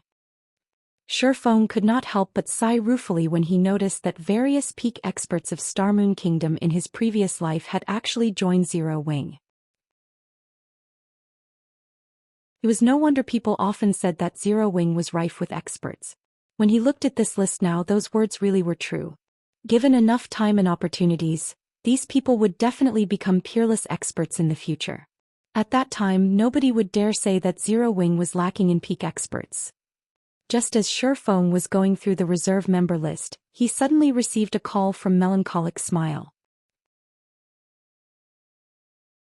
Guild Leader, I've already gathered the 100 architects you've asked for at the guild residence's first floor reception room. They can start working at any time, Melancholic Smile said. The architect class was originally a very unpopular subclass. Even though the candlelight trading firm had already recruited quite a number before, trying to gather 100 architects was not an easy task. With so many architects, they could already reconstruct Stone Forest Town all over again. Okay, I'll head over right away. Shifeng nodded. Inside the first floor reception room, 100 architects had gathered. Currently, some of them wore nervous expressions while others looked excited. After all, this was the first time their guild leader, Black Flame, had asked to meet with them directly. Black Flame was someone everybody in Star Moon Kingdom knew about. He was a living legend. Just before this, he had even single-handedly defeated a small army of evil demons as well as sent Heaven's Burial's experts running for their lives. I wonder what the guild leader has called so many of us here for. I suspect that the guild might be planning on nurturing a few architects. I heard that some time ago the guild decided to nurture some alchemists. As a result, during this period, those alchemists in the trading firm have been practicing like crazy. They've all locked themselves up in their workshops and have declared they would get within the top 10 of some competition. I also heard about that. Moreover, I heard that it triggered a frenzy among the alchemists in the entire Star Moon Kingdom. Right now, many capable alchemists are trying to join the candlelight trading firm to compete for the top 10 rankings for that competition. I'm not asking for much. As long as I can become a core member, I will be able to rely on God's domain to earn a stable income in the future. Stop dreaming. It's very difficult for lifestyle players to become core members in Zero Wing. After all, Zero Wing's core members all receive a considerably high fixed monthly salary. I've just managed to get promoted to Advanced Architect. There are only a few Advanced Architects in the entire candlelight trading firm. Even if I can't become a core member, as long as I work hard enough, I should still have a great chance to become an internal member. Unlike the forgers, alchemists, and engineers of the trading firm, I don't have to break my back to become an internal member. Even after reaching the advanced rank, those guys can become only official members of the trading firm. I knew I should have become an architect sooner. If I did, I would have also become an advanced architect by now. While everyone was chatting, Shifeng entered the reception room. Immediately, the architects inside the room rose to attention. The room also fell dead silent as everyone looked speechlessly at Shifeng, anxiety apparent on their faces. They had reacted this way not because they wanted to. Rather, their bodies had responded instinctively to Shifeng entering the room. After Shifeng upgraded the 7 Luminaries ring, his basic attributes soared significantly, so much so that he had yet to adapt to the change fully. Hence, if he wasn't paying attention, his aura would flow out freely. Moreover, now that the Bible of Darkness was partially repaired, the book added a layer of darkness and coldness to his aura. As a result, when everyone looked at Shifeng, they felt as if they were going up against a great lord-ranked demon. Even elite players who were fond of combat would feel a significant amount of pressure from Shifeng's aura. What more low-leveled lifestyle players like themselves? So strong. So this person is our guild leader. Why do I feel my legs going soft? Previously, everyone had only ever seen Shifeng through videos. Now that they were looking at him up close, the reverence they felt towards Shifeng grew even greater. Sit, Shifeng said nonchalantly. Immediately, like well-trained soldiers, everyone sat down in unison with serious expressions. Seeing this scene, Shifeng could not help but smile bitterly. Was he really that frightening? The reason why I've gathered you all here today is to build a large structure. However, before I tell you the exact details, you'll need to sign an agreement. By signing this contract, basic and intermediate architects will directly become official members of the candlelight trading firm, while advanced architects will become internal members, Shifeng explained. Crap. Even basic architects get to become official members. Haha. My decision to become an architect was the right one after all. Hearing Shifeng's words, nearly everyone in the room cried out in shock. The candlelight trading firm was Star Moon Kingdom's #1 trading firm. It was also a holy land for lifestyle players. The benefits it offered was at the top of the industry. Hence, countless lifestyle players wanted to join the trading firm. However, because of this popularity, becoming an official member of the trading firm was extremely difficult. Normally, when an advanced lifestyle player joined another guild, they would almost always receive the treatment of a core member. In Candlelight, however, advanced lifestyle players would only qualify as official members. One could just imagine how difficult it was to become an official member of the Candlelight trading firm. Meanwhile, if an advanced lifestyle player wished to become an internal member of Candlelight, they would have to top all sorts of competitions. Yet now they could become internal members just by being advanced architects. It was simply inconceivable. Immediately, everyone signed the agreement without hesitation. With the contracts dealt with, Shifeng nodded and said, "Since no one has any problems, let's move to today's main topic." Saying so, he took out a very large construction design from his bag. Compared to ordinary construction designs, this one was nearly 3 times bigger. Moreover, the design consisted of a thick stack of papers. When everyone read the words written on the construction design, they gasped. The Advanced Auction House Design.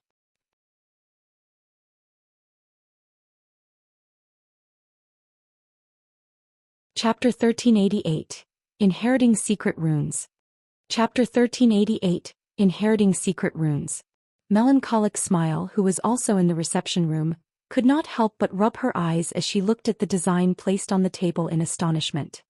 The auction house design was one of the items the various large guilds were all searching for right now. Just from looking at Red Iron Town's current situation, one could tell how much of a help an auction house could be to a guild town. Many superpowers had even begun offering astronomical prices to purchase the auction house design, as it was something that could only be obtained through luck and not effort. However, even now, nobody had gotten any information regarding the auction house design. Guild leader, are you some kind of treasure box? You actually managed to take out an auction house design as well. If Heaven's Burial were to find out about this, they would definitely faint from anger, Melancholic Smile said as she looked at Shifeng excitedly. Currently, the various major powers and players in Star Moon Kingdom were all optimistic about Heaven's Burial's Red Iron Town. They all believed that it was only a matter of time before Red Iron Town surpassed Stone Forest Town. Meanwhile, one of the main contributing factors for their rosy outlook was the presence of the auction house. Now, however, Zero Wing also possessed an auction house design. If Heaven's Burial's upper echelon were to find out about this matter, their reactions would no doubt be priceless. At this moment, Melancholic Smile finally understood why Shifeng had said that it was about time to give Heaven's Burial a wake-up call.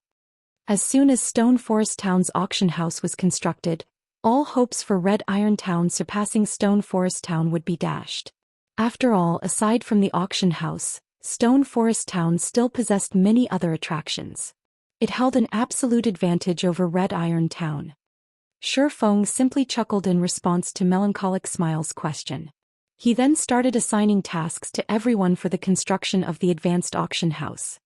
Once the advanced auction house was constructed, let alone Red Iron Town's auction house, even Star Moon City's auction house might not be a match for it.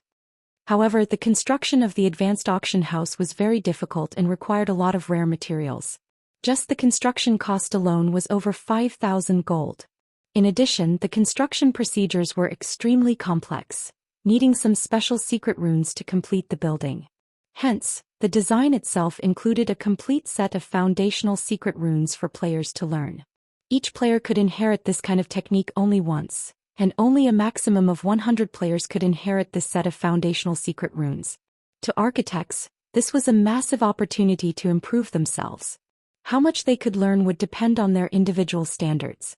However, even if they managed to learn only half of the technique, it would be a great help in their pursuit of mastery in the future.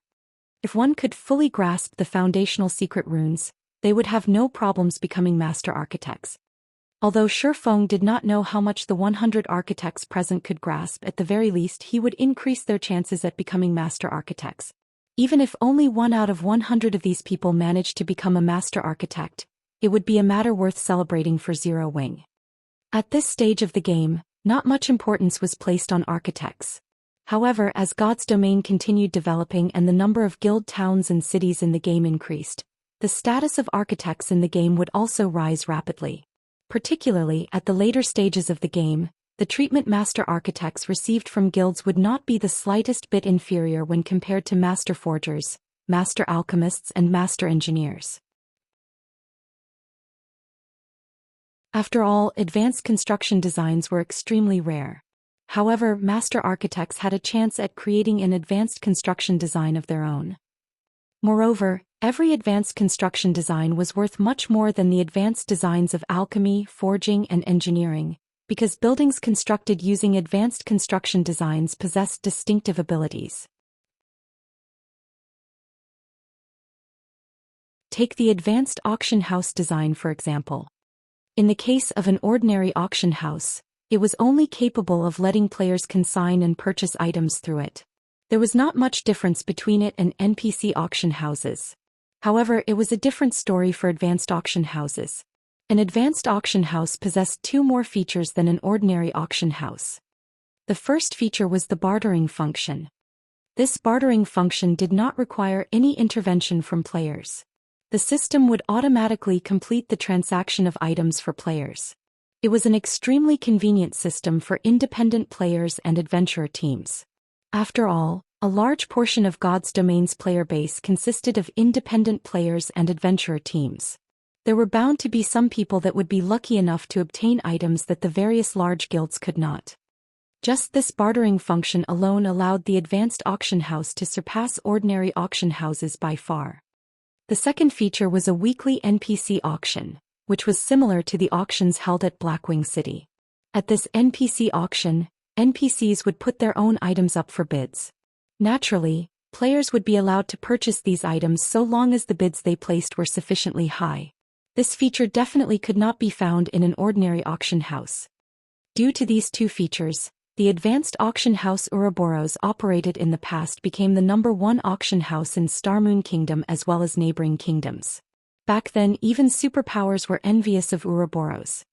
Inside the reception room, under Shifeng's guidance, all 100 architect players managed to inherit the foundational secret runes.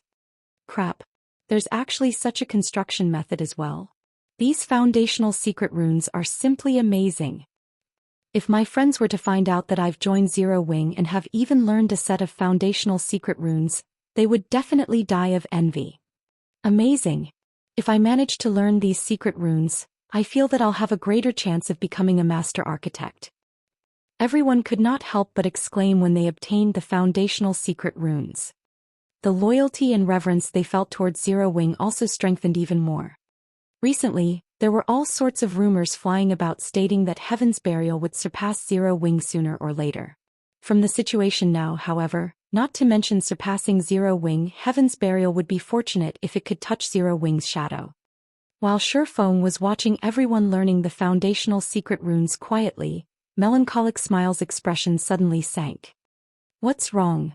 Shifeng asked curiously. "I just received news from an informant inside Heaven's Burial. It seems that Heaven's Burial has already begun raiding the Frost King," Melancholic Smile explained. "However, something seems to have gone wrong with the Frost King. It displayed a strength that was completely different from our investigations. Even Heaven's Burial was caught off guard. After losing some men, the Legion Heaven's Burial dispatched promptly retreated. Now, in order to deal with the Frost King, Heaven's Burial has formed a 20,000-man elite legion to deal with the Frost King. Currently, the legion has already set out for the Frozen Scar. Its strength is different from previous investigations? Shifeng also felt somewhat surprised at this situation.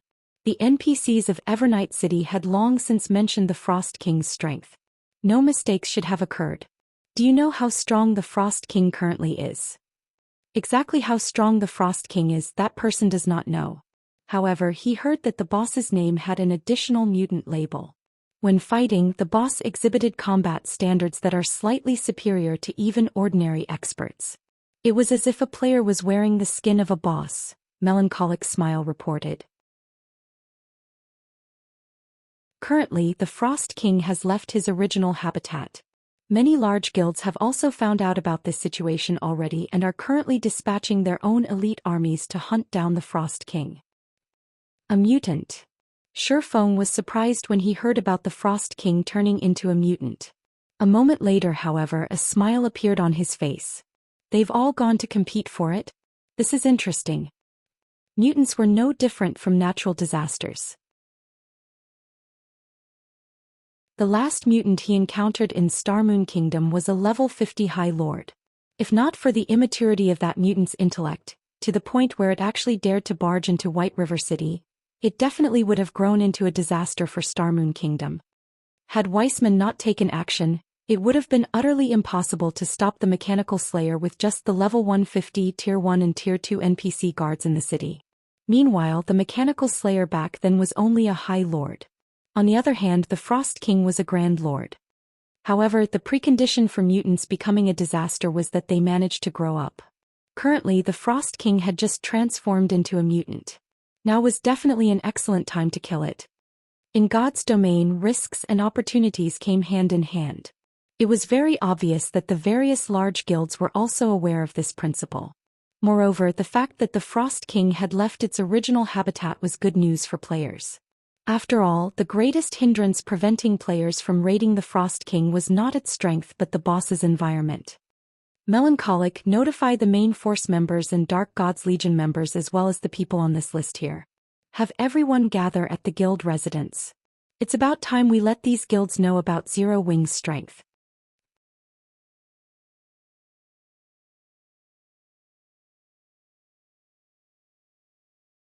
Chapter 1389. Gathering from all sides. Chapter 1389, Gathering from all sides. After Shifeng gave his command, Melancholic Smile promptly began contacting the relevant players. When everyone heard that they were being called upon by Shifeng, they immediately dropped what they were doing and rushed back to the guild residence. Meanwhile, Shifeng also took out a return scroll and traveled back to Zero Wing's residence in White River City. If it were simply an ordinary mutant, Shifeng would not have bothered gathering so many players. After all, a newly born mutant would only receive a small boost to their intellect and combat power. Given the minor level difference this time, he would only require a little effort to kill it. However, the Frost King was a slightly special boss. As the final boss of the Frozen Scar, the Frost King possessed the innate skill Frozen World that no other monster possessed. Although Frozen World was only a Tier 3 domain skill, due to it being the innate skill of a final boss, it possessed effects rivaling that of a Tier 4 domain skill. The skill covered a 1,500-yard radius, and players caught within range of Frozen World would have not only their basic attributes but also their skills and stamina forcibly weakened. Moreover, the more players there were fighting against the Frost King, the greater the boss's strength would become. Due to these reasons, despite being only a Grand Lord, the Frost King's raid difficulty was not one bit lower than a Tier 4 mythic monsters. After factoring in the severe environment, the Frost King might even be more difficult to raid than a mythic monster. Players who did not possess the appropriate countermeasures would definitely get annihilated by the Frost King. After returning to the guild residence in White River City, Shifeng quickly made his way to the guild's warehouse. Without hesitation, he retrieved 1,000+ bottles of Sea God's Blessing as well as the Ancient Weather Book. With these items, he would have the qualifications to raid the Frost King. Right then, Melancholic Smile contacted Shifeng and said, "Guild leader, Everyone's already assembled at the residence. They are ready to move out at any moment. Okay. Shifeng immediately left the warehouse. Currently, Zero Wing's main force, the Dark Gods Legion, and the selected reserve members were gathered inside Zero Wing's residence in White River City. Even the lowest-leveled player among them was level 43, while the majority were level 45. Meanwhile, even the most inferior piece of equipment found on these players was at the level 40 fine gold standard. As for the main force members, practically every one of them was fully equipped in level 40 dark gold equipment. To ordinary players, this could already be considered a set of divine equipment. As the 1,000-plus players waited before the guild hall, the intense aura they radiated stupefied the prospective applicants lined up outside the residence as well as the passers-by on the street. When Zero Wing's members saw Shifeng walking over, they immediately dropped their conversations and stood at attention, looking at Shifeng with eyes filled with excitement. Although they had yet to hear the reason why Shifeng had called them here, they could mostly guess that it had something to do with the suddenly mutated Frost King. By this time, information about the Frost King was no longer a secret, as many large guilds had already organized their own armies and were hurrying over to the Frozen Scar. All of you come collect your sea god's blessing from me. Each person gets 1 bottle. Shifeng said as he sent a glance at everyone. Also, send your personal data to me. The combat method of a 1,000-man team was different from that of a 100-man team. Hence, before starting an operation, one needed to reorganize the team's formations. Otherwise, it would be very easy for chaos to ensue in battle. Following which, Shifeng spent roughly 20 minutes assigning specific roles to everyone in the team. As for the newly minted Dark Gods members, he also granted them the Berserk skill Power of Darkness. Now, Power of Darkness had already become much stronger than an ordinary Berserk skill. Alright, everyone move out. Our destination is the Frozen Scar. Shifeng said after seeing everyone already ready to go. Following which, everyone got on their mounts and followed Shifeng's demonic flame tiger to the teleportation hall. When the players on the street saw this lineup, they promptly stepped aside to give way to Zero Wing's members. Meanwhile, when the members of other guilds looked at the majestic Thunder Wolves Zero Wing's members rode on, they could not help growing envious. At an open plain at the Frozen Scar, a horde of players was currently gathered, their numbers easily exceeding 100,000. These players were all members of various large guilds in Star Moon Kingdom. As for independent players, they could only look at these guild players from the Frozen Scar's entrance. They did not dare to approach these guilds at all, afraid of getting caught in the crossfire of the competition between these guilds. After all, among the guilds present, even the guild that dispatched the fewest members to this place had over 2,000 members, while some of the more powerful guilds had sent over 6,000 members. In front of these guilds, the 100-man teams formed by independent players like themselves were like specks of dust. Is there a need to mobilize such a force just to take down one boss? Many independent players were perplexed as they watched the constant stream of guilds entering the Frozen Scar. Previously, the various large guilds had not been particularly enthusiastic about raiding the Frost King. Only a few powerful guilds had been seen actually trying to reach the Frost King. Yet now, after word spread that the Frost King had become stronger, rather than decrease, the number of guilds aiming for the king's head had increased instead. Don't you know? The various large guilds did not try to raid the Frost King before because the boss lived at the central area of the Frozen Scar. You need very high ice resistance if you want to survive there. However, the Frost King has already left the central area. Based on what I've heard, it seems that the Frost King is currently headed in our direction. Now that the raid difficulty has decreased significantly, the various large guilds naturally won't let go of this opportunity, a player knowledgeable about the situation explained. Just as everyone was having a hushed discussion among themselves, another large group of players arrived at the Frozen Scar's entrance. The players numbered so many that they very nearly clogged up the entire entrance. Quick look. The Star Alliance and Heaven's Burial have arrived. They've brought along so many members. They must have dispatched at least 10,000 members. 10,000? What a lowball. From what I heard from one of Heaven's Burial's internal members, It seems that Heaven's Burial has dispatched 20,000 members to take down the Frost King this time. As for the Star Alliance, they've dispatched 24,000 members. I really wonder which guild will get the Frost King in the end. Guild Leader Galaxy, what a rare opportunity to meet you here. I never thought that you would take charge of the legion sent to raid the Frost King this time, Singular Burial said, feeling slightly surprised as he looked at Galaxy Past, who rode on a large war bear. At this moment, Galaxy Past was geared in silver armor engraved with golden divine runes, and carried a purple lightning-clad greatsword on his back. He also did not bother hiding the epic glow effects of his breastplate and greatsword. As for Galaxy Past himself, he had already reached level 45, and his body radiated a chilling aura. Compared to the Galaxy Past Singular Burial knew before, the current Galaxy Past was like a completely different person.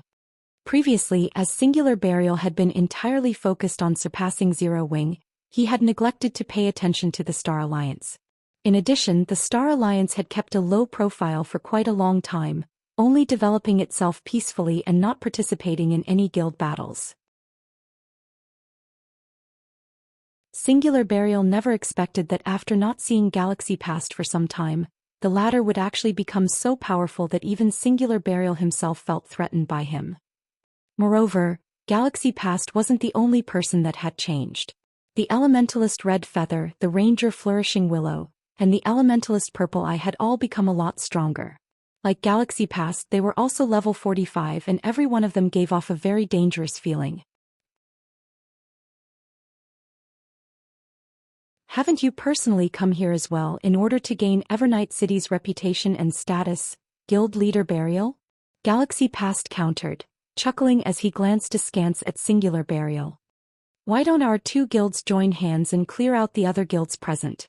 Afterwards, we'll rely on our own capabilities to compete for the Frost King. How about it? Singular Burial suggested as he looked at the other guilds in the distance that were currently getting ready to tackle the Frost King. Guild Leader Burial, while your suggestion indeed sounds good, allow me to refuse on behalf of the Star Alliance. In my opinion, the more the merrier. Galaxy Past immediately turned down Singular Burial's offer. If Guild Leader Burial doesn't have anything else to say, we'll go ahead to start making our own preparations. Saying so, Galaxy Past led the Star Alliance's members towards the plains. Guild Leader, what's up with Galaxy Past? Why do I feel as if he has transformed into a completely different person? Daybreak Fog asked, surprise coloring her face as she watched Galaxy Past and the other members of the Star Alliance walk away. I don't know. However, we'd best pay more attention to the Star Alliance in the future, Singular Burial said, shaking his head. Although the Star Alliance had transformed remarkably, Singular Burial was still confident of claiming the kill on the Frost King. His previous offer to clear out the other guilds was simply an attempt to probe the Star Alliance's strength.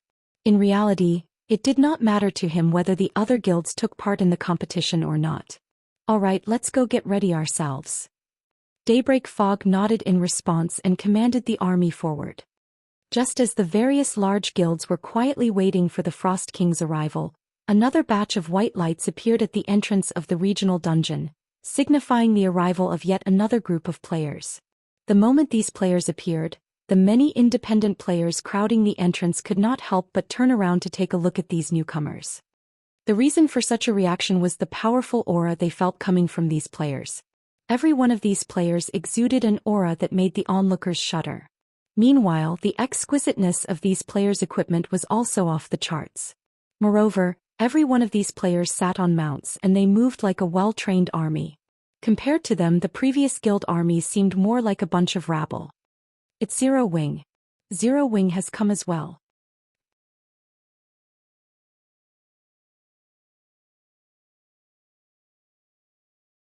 Chapter 1390. Settling a Debt.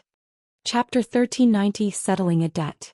Upon Zero Wing's arrival, the guild attracted a lot of attention from the independent players crowding the entrance. One team after another appeared, surprising the spectating players more with each arrival. Level 45. How are Zero Wing's members so high-leveled? The top 10 players on the ranking list are only level 45. By the looks of it, Zero Wing should have at least 400 level 45 members. Crap. Zero Wing has so many members in level 40 dark gold equipment. Zero Wing's appearance was truly eye-catching. The Thunder Wolf Guild mount and six-winged emblem had become famous as Zero Wing symbols. As the crowd watched the massive Thunder Wolves, they could not help but drool. At the moment of purchase, the Thunder Wolves' attributes rivaled that of bronze mounts despite their common rank. Although nurturing guild mounts was very difficult, it was obvious that the Thunder Wolf's growth potential was very high, which would make it easier to nurture. Meanwhile, players could obtain items from the Eclipse Gate that could accelerate their guild mount's growth. Zero Wings members were practically guaranteed to nurture their Thunder Wolves to bronze rank. Even for elite players, a bronze mount was a luxury. They'd have to be lucky to find one. What's that mount? Its aura is so powerful. How can such a powerful mount exist? As Zero Wings members continued to arrive, everyone quickly noticed a ferocious 3-meter-tall beast. A pitch-black horn protruded from its head as arcs of white electricity danced around its body, and black flames surrounded its 4 paws. It was distinctively different from the Thunderwolf mounts. Players could even feel this beast's aura from over 100 yards away. A single glance from this creature made them shudder. This ferocious beast was like a king among mounts. The moment it appeared, every other mount submitted as it stepped aside. Wait, look at the rider. The player on that mount seems to be Black Flame. It really is Black Flame. I never thought he would lead an army here personally. The competition for the Frost King is about to become more interesting. Crap. As expected of the Sword King. He even managed to get his hands on such a mount. I wonder what rank it is. Since it's so powerful, could it be an epic mount? Black Flame's capabilities are ridiculous. With such a powerful mount, he won't even need to take action to kill an expert player. He can simply let his mount take care of it. Everyone stared at Shifeng in shock. A dark gold mount could, at most, rival a chieftain of the same level. Although chieftains were powerful, they were not insurmountable to the players here. However, Shifeng's one-horned mount was clearly more powerful than a lord-ranked monster. At this point, the only explanation was that this demonic flame tiger was an epic mount. An epic mount. Even super guilds dreamed of obtaining such a creature. Unfortunately, the highest rank they had managed to secure was a dark gold mount. These players all for Shifeng continued to reach new heights. Of course, these players didn't know that Shifeng's demonic flame tiger had only become this terrifying after he had fed it a ferocious beast's bloodline essence.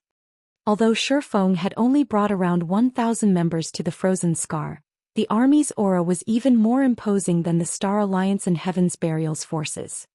Zero Wing's appearance had also caused a commotion among the various large guilds waiting in the plains. Guild leader, what should we do? Zero Wing has dispatched so many experts. On the off chance that they decide to move against us. The various large guilds' upper echelons and players began to panic as Shifeng and Zero Wing's army approached. The guild leaders were also on edges. None of them had expected Zero Wing to join this competition.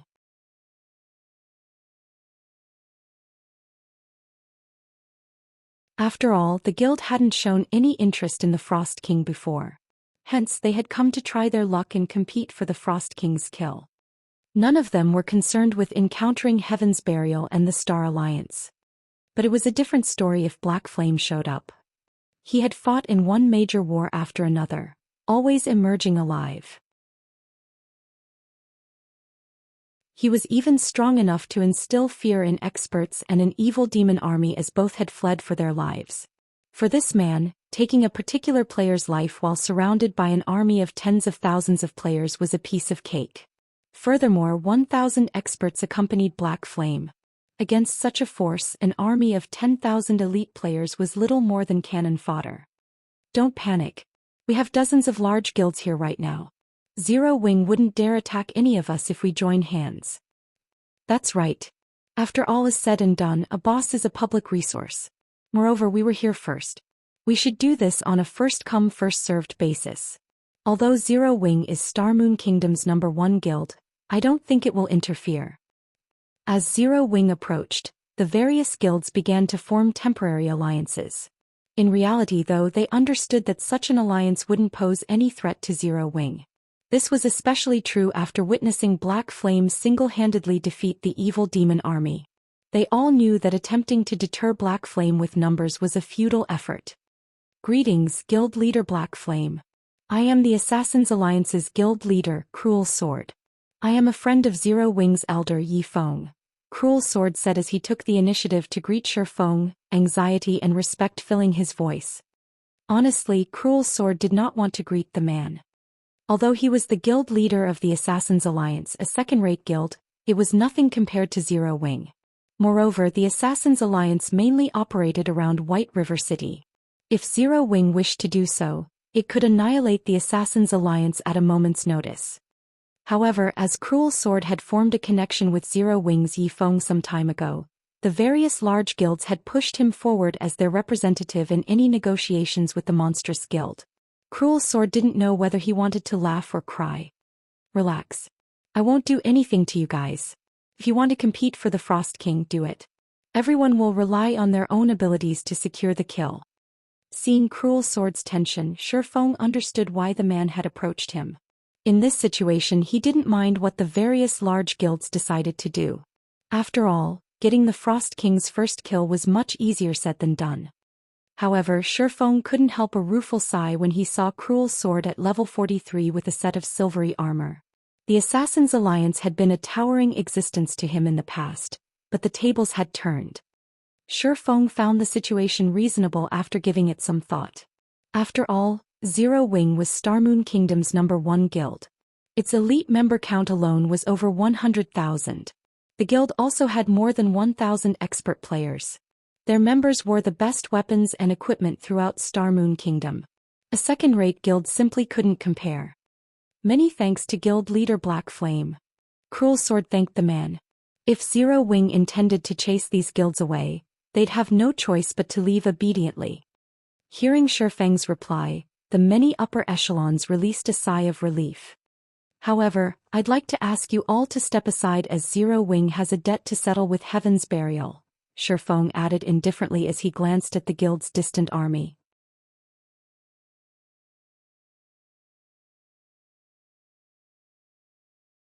Chapter 1391. Monstrous Army. Chapter 1391. Monstrous Army. As soon as Shi Feng finished speaking, silence descended upon the snowy plains. Madness. This is madness. Are they really going to start a fight right now? This can't be right. Does Zero Wing intend to take out all of Heaven's Burial's members? Zero Wing isn't aiming for mutual destruction, right? For a moment, these players wondered if they had heard wrong. None of them dared to believe that Zero Wing would actually try to deal with Heaven's Burial right now. The guild only had 1,000 or so members here. Although Zero Wing's members possessed extraordinary combat power, Heaven's Burial had plenty of experts as well. A large number of the guild's elite members had also tagged along. Fighting in such an open field was very disadvantageous for the smaller army. If it really came down to a fight, even Zero Wing would suffer grievous losses. Guild leader, what is Black Flame thinking? Is he actually planning to take on Heaven's Burial here? Purple Eye, wearing a set of luxurious mage robes, revealed a confused expression as she looked at the distant Shi Feng. He's not joking, right? Although the Zero Wing was very powerful, she did not think that the guild could defeat Heaven's Burial's 20,000 members with only 1,000 experts. Not everyone was as powerful as Black Flame. There was a limit to their strength. I don't know, but Singular Burial must be pretty frustrated right now, Galaxy Pass said, smiling faintly as he glanced at the guild leader. Of course, we'll benefit most from their mutual destruction. Warn our members to stay away when they start fighting. Do not let us get dragged into this. Understood. I'll notify them right away. A smile similarly appeared on Purple Eye's face. If Zero Wing and Heaven's Burial started to fight, regardless of who won or lost, neither would be able to compete for the Frost King. As everyone quietly discussed the situation, Shi Feng turned towards Heaven's Burial and loudly announced, "Everyone charge. Leave none of those Heaven's Burial bastards alive." As Shi Feng gave the command, he activated a guild war order, locking down the frozen scar and preventing anyone from using a return scroll. If one wanted to leave the regional dungeon, they'd have to walk out with their own power. Wonderful. We finally get the chance to teach those Heaven's Burial punks a lesson. Hearing Shifeng's words, Zero Wing's members shifted their gazes towards Heaven's Burial, excitement flashing in their eyes. Like ferocious beasts released from their cages, they ushered their mounts forward in unison. Has Black Flame lost his mind? Singular Burial's expression turned ugly as he watched Zero Wing's members charge towards his own. He had never expected Zero Wing to start a fight like this. All 1,000 plus of these Zero Wing members were experts. Their overall combat power was most likely superior to a 10,000-man elite army. He had expected some friction between their guilds before he had arrived in the Frozen Scar. As a preventive measure, he had led an army of 20,000 elites. However, he hadn't expected Zero Wing to be so reckless to pick a fight at the risk of mutual destruction. Daybreak Fog frowned as well as she turned to Singular Burial and asked, Guild leader, what should we do? Prepare for battle. I refuse to believe that Zero Wing can take us out with only 1,000 members. Singular Burial was enraged. Now that Zero Wing had made the first move, the guild would become a laughingstock in the kingdom if Heaven's Burial fled despite its overwhelming numbers. Upon Singular Burial's command, Heaven's Burial's members prepared for battle. Shield warriors and guardian knights quickly moved to the front and formed a human wall.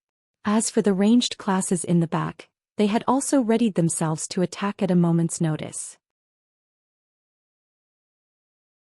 The assassins instantly entered stealth, circling to the enemy army's sides.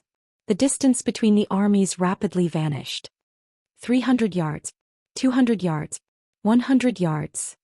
Begin. Shifeng shouted in the team chat. Suddenly, Zero Wing's members retrieved bottles of Sea God's Blessing from their bags, downing the potions and increasing their basic attributes and resistances. They then activated Power of Darkness, increasing their basic attributes by another 100%. Zero Wing's main force members and Dark God's Legion members' attributes were already impressively high. Now that every one of them had activated a Berserk skill, their auras resembled those of Lord-ranked monsters. How is this possible? What? All of these people have Berserk skills. The distant spectating players gasped. Berserk skills were extremely rare in God's domain. A large guild would be fortunate if they secured a few dozen skill books. Even first-rate guilds generally had around 200 or 300 Berserk skill books. These players would be shocked to see Zero Wing have 400 or 500 members with Berserk skills, but all 1,000 plus members had activated these rare buffs. Moreover, it was obvious that these Berserk skills were extraordinary based on the guild members' auras. While everyone stared in shock, Shifeng used space movement to appear among Heaven's Burial's rear line. He then switched the aura of space to the aura of fire before turning Flame Domain on Heaven's Burial's healers. Suddenly, a crimson ripple devoured the healers. A towering pillar of fire rose from the ground, flames enveloping a large portion of the enemy's healing force. Even from the Frozen Scar's entrance, everyone could see the burning pillar. The instant the fiery pillar appeared, Heaven's Burial's healers turned to ash. They hadn't even had a chance to flee. In the blink of an eye, over half of Heaven's Burial's healers had died. Black flame. Wrathful flames burned in Singular Burial's eyes as he glared at Shifeng. With uncontrolled rage he shouted, "Everyone kill him!" In just one move the army had lost 1,000 healers. Singular Burial's heart bled at the sight. As soon as Flame Domain ended, Shifeng executed Lightning Edge with his killing ray, aiming for the dazed magical class core. Immediately, countless arcs of lightning left the sacred sword, devouring hundreds of magical class players. Only a few expert players reacted quickly enough to activate their life-saving skills, keeping themselves alive. In just 2 moves, Shifeng had killed over 1,500 players. This is insane. So this is Black Flame. The jaws of the distant spectating independent players hung as they watched, none of them able to believe their eyes. The battle had just begun, yet Shifeng had devastated Heaven's Burial's army. As for the various guild players, cold sweat drenched their foreheads as they watched the slaughter. They inwardly celebrated the fact that they hadn't made an enemy of Zero Wing. Black Flame alone would be more than enough to annihilate their guilds. Kill him quickly. Singular Burial bellowed as he retrieved the longbow and arrows from his back. Reacting to Singular Burial's words, the other members recovered their senses and peppered Shifeng with a rain of arrows and spells.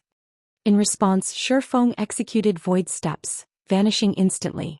In the end, none of the attacks had even scratched the man's cloak. Shifeng then reappeared beside the healers that had survived the previous AoE attacks.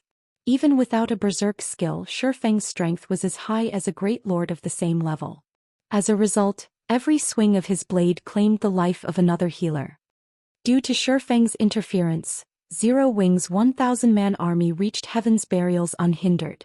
These experts proceeded to massacre the other guild's members. Despite Heaven's Burial's MTs activating their life-saving skills, they only survived 2 or 3 hits before transforming into light particles and disappearing. Like a meat grinder, Zero Wing's army devoured Heaven's Burial's people. Not even the enemy healers could keep up with their damage. The other guilds were stupefied. How was this even a battle? This was no more than a one-sided massacre.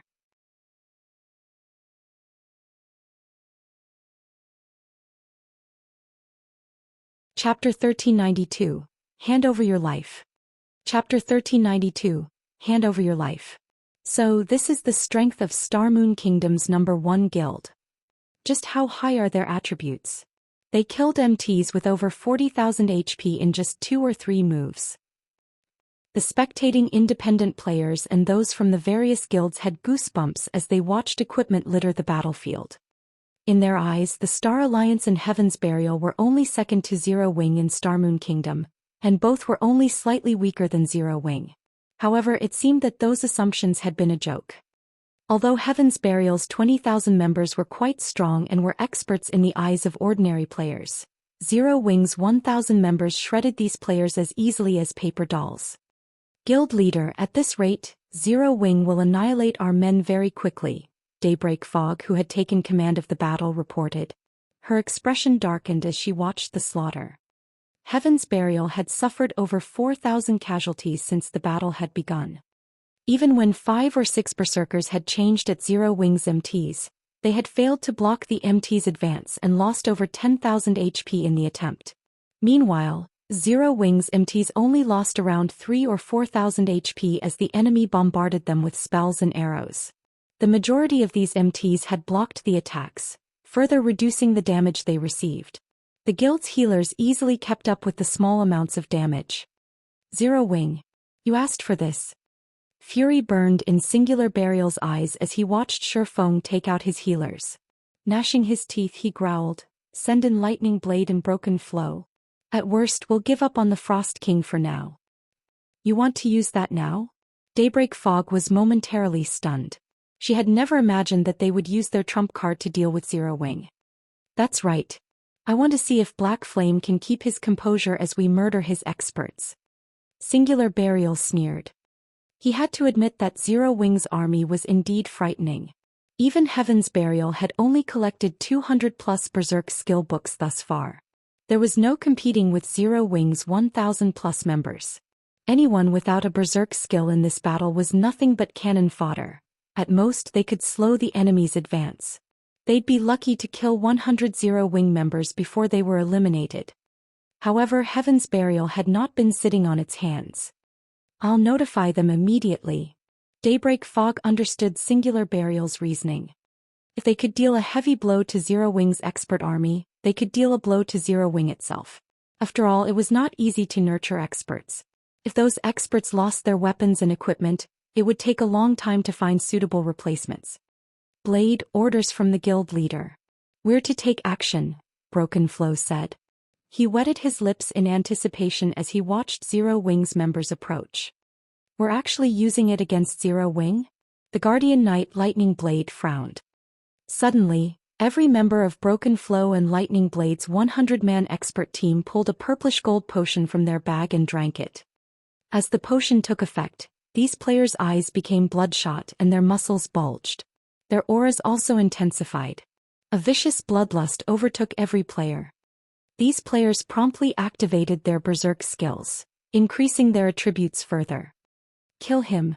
Teach Black Flame the meaning of despair. Singular Burial grinned wickedly as he watched the expert team rush to meet Zero Wing's army. After their previous fight with the Frost King, they had realized how powerful the mutant Grand Lord really was. There was a reason that they had dared to return and challenge the Frost King once more. The secret potential potion Broken Flow and his team had just consumed was precisely that reason. This potion had been crafted from an ancient recipe they had found in an ancient ruin. Unfortunately, as the recipe required extremely rare and valuable materials, with each attempt to brew the potion costing over 20 gold, they had only produced a little over 100 bottles. When consumed, the secret potential potion increased the user's strength by 120% and other basic attributes by 60% for 5 minutes. Although the duration was short, the potion had no side effects. Moreover, its effects would stack with berserk skills. When combining the secret potential potion with a berserk skill, the results rivaled peak class's twofold berserk state. Although Broken Flow's team had only 100 members, every one of their attributes was nearly on par with a great lord of the same level. This was why Singular Burial had dared to challenge the Frost King again. Unfortunately, he had been forced to use this trump card to teach Zero Wing a lesson. Die. The level 44 Berserker Broken Flow used charge and arrived in the midst of Zero Wing's army. Tightening his grip on his greatsword, he executed Whirlwind Slash. Immediately, a storm brewed within a 12-yard radius, sending 8 Zero Wing members flying. One shield warrior that failed to defend himself in time instantly lost over 30,000 HP. The other experts from Heaven's Burial joined the charge, penetrating Zero Wing's army like a sharp blade. As the two forces met, these players forced the enemy assault to a halt, pushing back and kill Zero Wing's shield warriors and guardian knights leading the army. Crap, are these players from Heaven's Burial monsters? They've dealt over minus 30,000 damage in a single attack. Even a level 40 MT couldn't survive such a hit. It's no wonder why Heaven's Burial dared to provoke Zero Wing. If Zero Wing's members don't have anything else in store, Heaven's Burial's 100-man expert team may take them down. The spectating players stared in shock as Heaven's Burial's expert team stopped Zero Wing's progress. Zero Wing's members had displayed astonishing attributes, yet Heaven's Burial's experts were stronger. In a single exchange, Zero Wing had suffered dozens of casualties. The difference between the forces was clear. Guild Leader, I'm fairly sure that the potion Broken Flow and his men just used is the secret potential potion the Secret Pavilion's report mentioned. Based on the report, Heaven's Burial had only gotten its hands on a little over 100 bottles after a lot of effort. Now that they've used this potion against Zero Wing, they must intend to give up on raiding the Frost King, Purple Eye commented when she saw Heaven's Burial turn the tides of battle. Smiling faintly, she said, Zero Wing is in trouble. If this battle were in a jungle, they could buy some time until the potion's duration ends, but they don't have that option here. Zero Wing and Heaven's Burial's mutual destruction would be the best possible outcome for the Star Alliance. Although that wasn't likely, Heaven's Burial had dropped from the contest for the Frost King's first kill. Black Flame has underestimated Heaven's Burial. After all is said and done, Heaven's Burial rose to its position in such a short amount of time. Why wouldn't it have a few trump cards? However, we'll have to thank Zero Wing for this. If not for Zero Wing, we wouldn't have seen this trump card, Galaxy Pass chuckled. Purple, tell Red Feather and the others to prepare. Once Heaven's Burial's berserk skills run out, send them into the fight. Guild Leader, rest assured. We'll collect the weapons and equipment they drop, Purple Eye said, giggling. Back in the battlefield, the tables had turned on Zero Wing, and they began to retreat to buy as much time as possible. After all, Power of Darkness had a very long duration. Ordinary berserk skills were no match for it. If they could endure until Heaven's Burial's berserk skills ended, they could reclaim the fight. Suddenly, Shifeng turned his attention towards the enemy's 100-man expert team. Heaven's Burial's trump card had surprised him. If not dealt with properly, Zero Wing could lose this fight. Black Flame, you dare face me? I'll take your head. After killing a level 45 Berserker, Broken Flow shifted his gaze towards Shifeng as the man charged for him. Grinning, he led a dozen or so players to surround Shifeng. The strongest sword god's revival.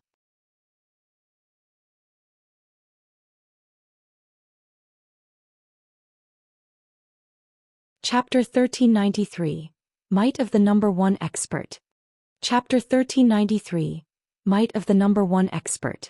As Broken Flow took action, several elementalists close to him began to chant their incantations, using ice spears and ice walls to hinder Shifeng and allow Broken Flow and the other melee experts could surround the swordsman. At the end of the day, Shifeng was still Star Moon Kingdom's number 1 expert. Even if their attributes rivaled that of a great lord of the same level, they weren't certain that they could kill Shifeng with brute force alone. Good. Surround him. Do not let him escape. Singular Burial had also activated his berserk skill, a silvery glow wrapping around his body. He then unfurled the magic scroll in his hands. Suddenly, one silver arrow after another manifested in his hand, flying towards Shifeng as he dodged the incoming ice spears.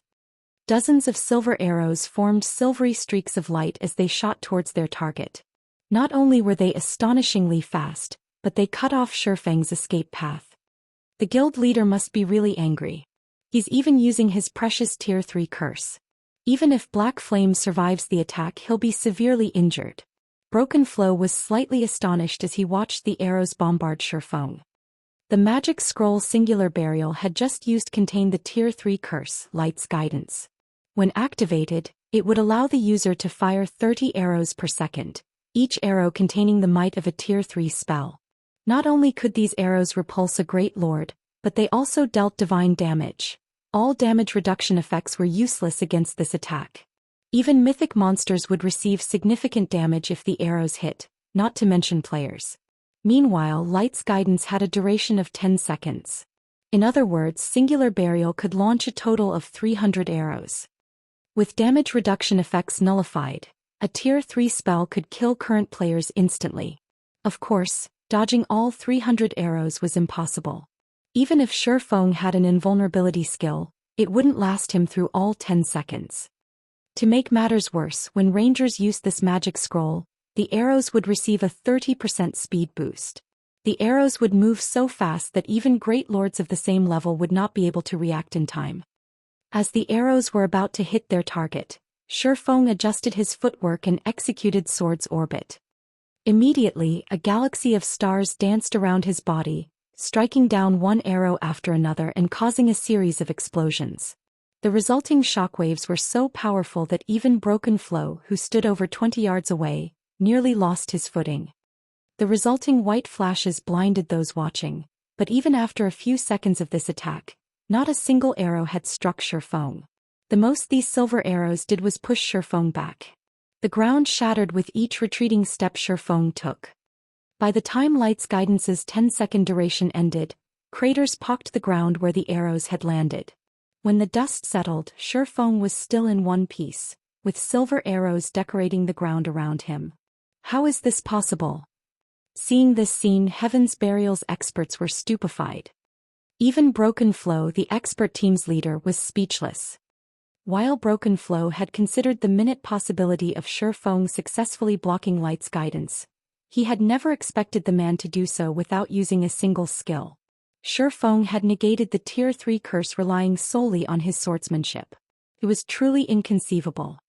The silver arrows even packed enough power to knock back a Tier 3 Great Lord. If Broken Flow had to face 30 of those arrows per second, even with the secret potential potion and a berserk skill, he was only confident in blocking a dozen or so. The arrows were simply too fast. Yet out of the 300 arrows Singular Burial had launched, not a single one had struck Shifeng.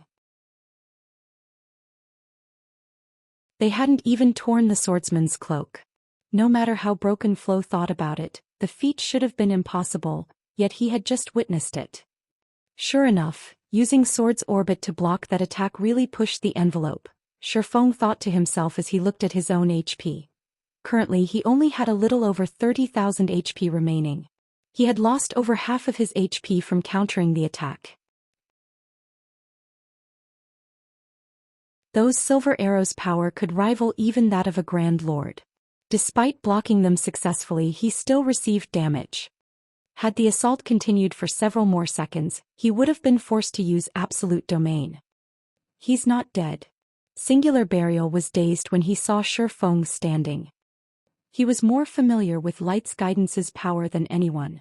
Most players only knew that the attack was powerful. They didn't realize that the arrow's strongest aspect was their speed. Keeping up with the arrow's speed visually was already a challenging feat, not to mention keeping up with them physically. Just how fast are his reflexes? Daybreak Fog's eyes widened. She hadn't even been able to follow the arrows with her eyes, yet Shi Feng had casually deflected every one. If she allowed this player to get too close, the consequences would be unimaginable. If this battle had taken place before Shi Feng had upgraded the 7 Luminaries ring, he would have failed to block all of the arrows. He had only dodged and countered the fast, powerful attacks thanks to the physique bonus he had received from the fragmented legendary ring's hidden effect and the Abyssal Blade's passive skill. He's a monster. Is this the Sword King's true strength? The spectating crowd was flabbergasted. Shi Feng had countered such a devastating spell with only his weapons. This was simply unheard of. Quick! Kill him. He doesn't have much HP left. Don't give him a chance to recover. Singular Burial hurriedly shouted after regaining his composure. Although his Tier 3 curse had failed to kill Shi Feng, the latter had less than half of his HP remaining. As Singular Burial gave the order, he retrieved another Tier 3 magic scroll from his bag and activated it. Suddenly, multiple small magic arrays formed around Singular Burial.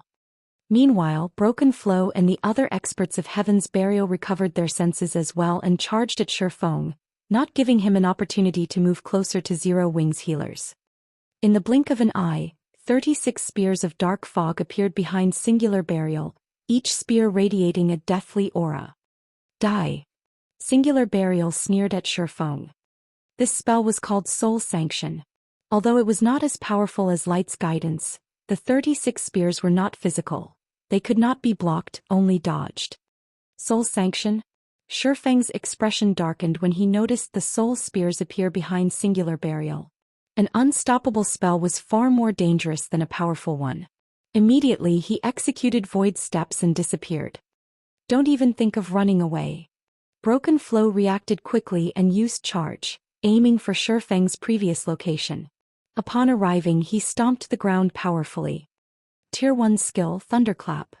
When activated, the skill dealt 20% physical damage to all enemies within a 20-yard radius and inflicted a numbing effect for 5 seconds. As Void Steps was a combat technique, not a skill, the slightest interference could easily disrupt the technique. Suddenly, Shi Feng's appeared a short distance away from Broken Flow. Meanwhile, Singular Burial had locked onto Shi Feng the moment latter reappeared. He then controlled the 36 soul spears, sending them flying towards the swordsman. In the blink of an eye, the spears appeared before Shi Feng, giving him no time to react. The split second before the attack landed, however, Shi Feng activated Divine Steps and switched positions with one of his doppelgangers. He dodged the spears and appeared beside Broken Flow. Reacting quickly, Broken Flow used Beheaded, his greatsword splitting into 3 identical copies as it slashed towards Shi Feng. Elusive Strike. In response, Shi Feng ignored the 3 incoming attacks as he swung Killing Ray at an empty space. Dang! Suddenly, a great sword appeared out of thin air, Shi Feng's sacred sword forcing the massive blade to a halt. Impossible. Confusion twisted Broken Flow's expression as Shi Feng blocked his attack. Although the 3 greatswords appeared real, all 3 were fakes. The true attack was hidden in a corner. Broken Flow had created this technique personally and had yet to use it in battle, yet Shi Feng had stopped the attack without hesitation. However, Broken Flow didn't know that Shi Feng had seen Elusive Strike hundreds of times. He had long since familiarized himself with the technique. You've made your move. Now it's my turn.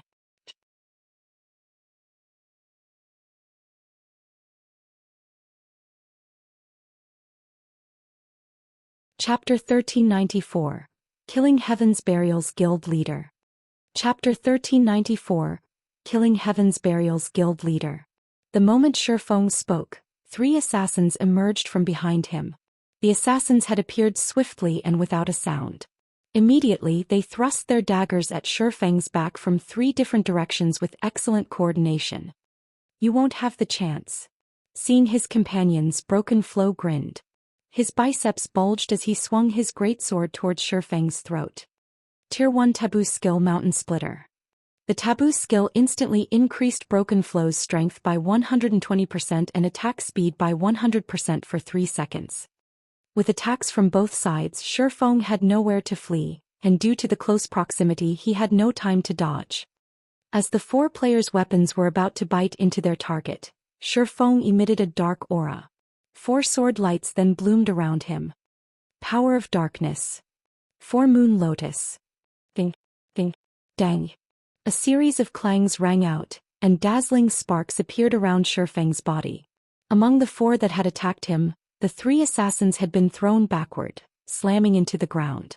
Broken Flow had fared somewhat better, only forced to take 3 steps back. The difference between their strengths was clear.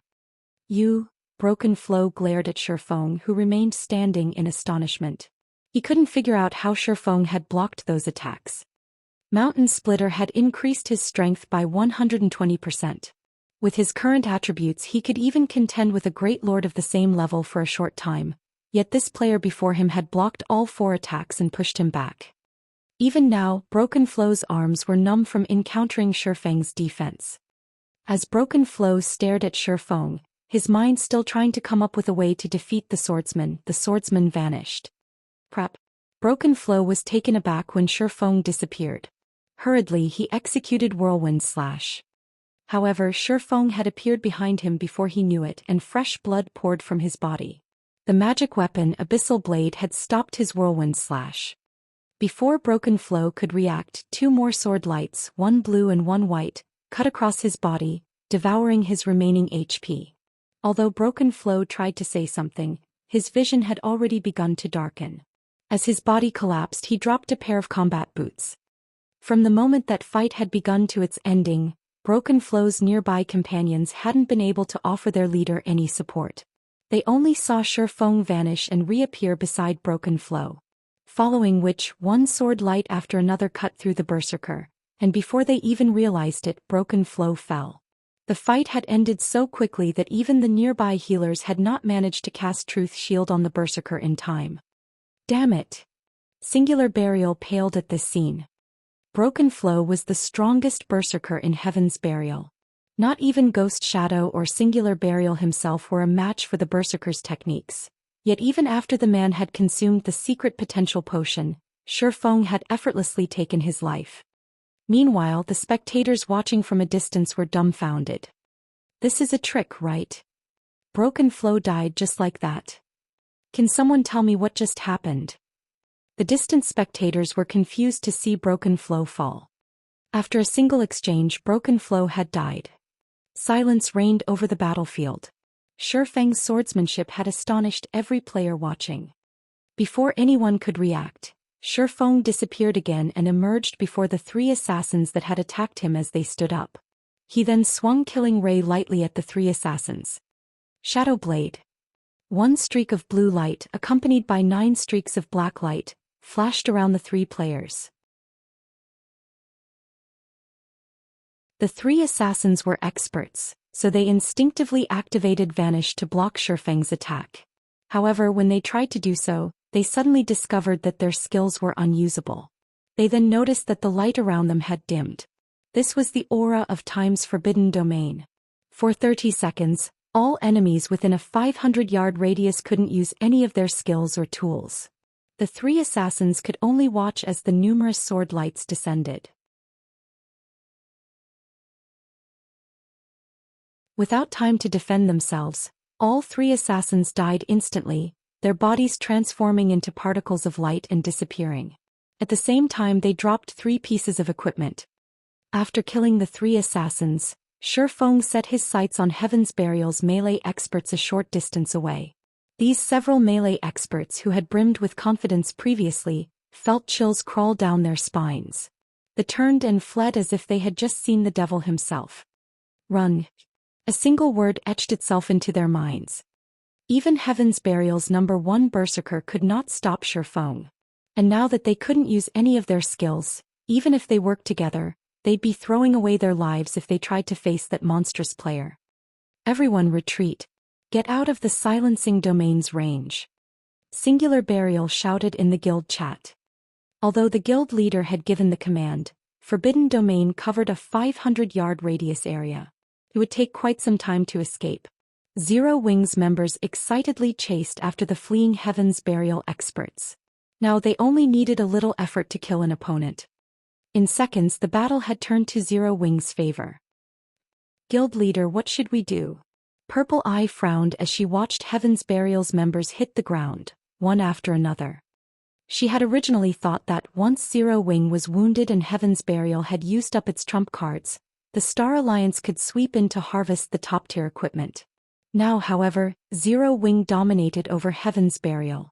The Star Alliance had no hope of reaping the rewards from the two guilds' destruction. Forget it. Recall the others. Galaxy Past could not help but sigh as he watched Heaven's Burial's members run for their lives.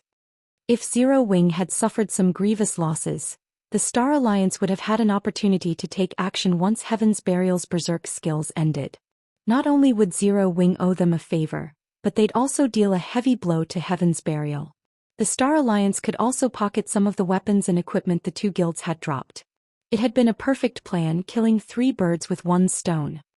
And yet Black Flame alone had disrupted that perfect plan. Until now it had been unheard of for a single player to turn the tide of battle, but Black Flame had done just that. Only now did Galaxy Past understand why the Secret Pavilion had warned him not to provoke Zero Wing. Not even the Secret Pavilion could guarantee the Star Alliance's survival in Star Moon Kingdom. He now realized that in God's domain quality was vastly more important than quantity. This was no longer a virtual reality game that one could rule over with a large enough army. After killing a few more melee experts, Shifeng shifted his attention to Singular Burial, his gaze containing a chilling killing intent. Even though Shifeng hadn't said a word, Singular Burial could sense the swordman's intent. You wish to kill me? How arrogant. Singular Burial's expression darkened. He was less than 100 yards away from Forbidden Domain's edge, and Shifeng was over 200 yards away from him. After consuming the secret potential potion and activating a berserk skill, his movement speed was higher than an ordinary Great Lord's. Shifeng could never catch him. Once he was outside of the Forbidden Domain, he had plenty of escape routes. The spectators in the distance could also feel Shifeng's intentions. This can't be right. He's trying to kill Singular Burial? He's insane. Everyone's excitement grew as they watched. Over 10,000 surviving Heaven's Burial members protected their guild leader. A few experts even stood by his side. Including the fact that Singular Burial himself was a skilled player, Shifeng was just too far away to kill the man. Boldly, Shifeng advanced towards Singular Burial. Stop him. Daybreak Fog commanded. Losing this battle was a huge hit to Heaven's Burial's reputation. If their guild leader died standing among an army of over 10,000 players, the guild would suffer even greater embarrassment. They would become the laughingstock of Star Moon Kingdom. The other guild members understood the severity of the situation as well. The fleeing members stopped and turned to face Shifeng. Although they could not do any damage to him, they could buy some time.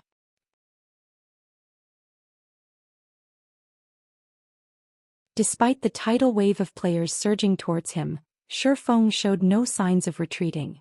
Instead, he activated Thunder God's Descent, increasing his speed and damage significantly. He then activated Dragon Breath.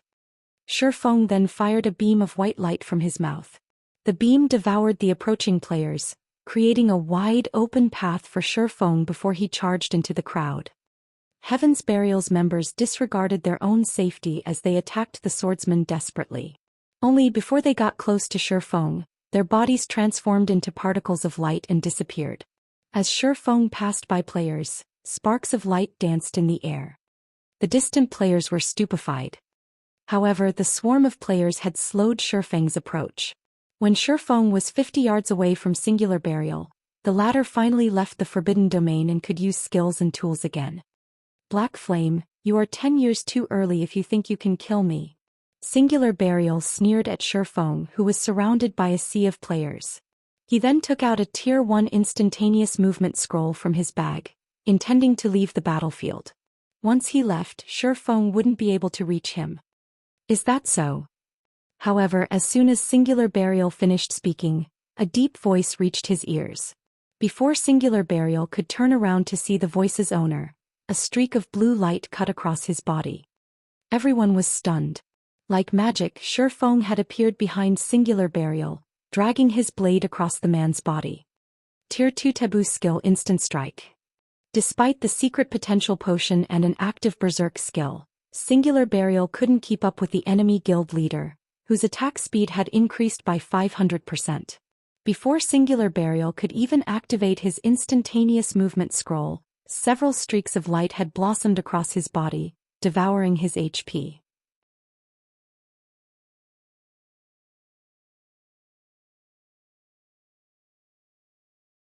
Chapter 1395. Uproar in Starmoon Kingdom.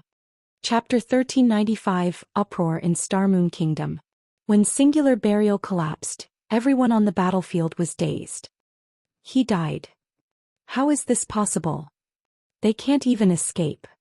Everyone's gaze shifted to Shifeng. As they looked at the cloaked figure standing among thousands of enemies with one blue and one white sword in hand, they were filled with a sudden reverence. Shifeng had charged into the enemy ranks by himself, yet his advance never faltered. Moreover, everywhere he passed, life ceased to exist. Even when he took the life of Heaven's Burial's guild leader, Heaven's Burial's members could only watch, powerless. Now this was a real expert. He even killed Singular Burial in such a predicament? Galaxy Past could not help his astonishment as he watched Singular Burial's body hit the ground, still holding the instantaneous movement scroll. Unlike return scrolls, instantaneous movement scrolls could be used without an activation process. Yet not even Singular Burial had reacted in time to save his own life. One could just imagine how fast Shifeng was. If Galaxy Past had been in that position, he had no doubt that he would have suffered a similar fate. Kill him. Daybreak Fog bellowed. Now that quite a few people had already escaped the Forbidden Domain, they could naturally use skills and tools against Shifeng.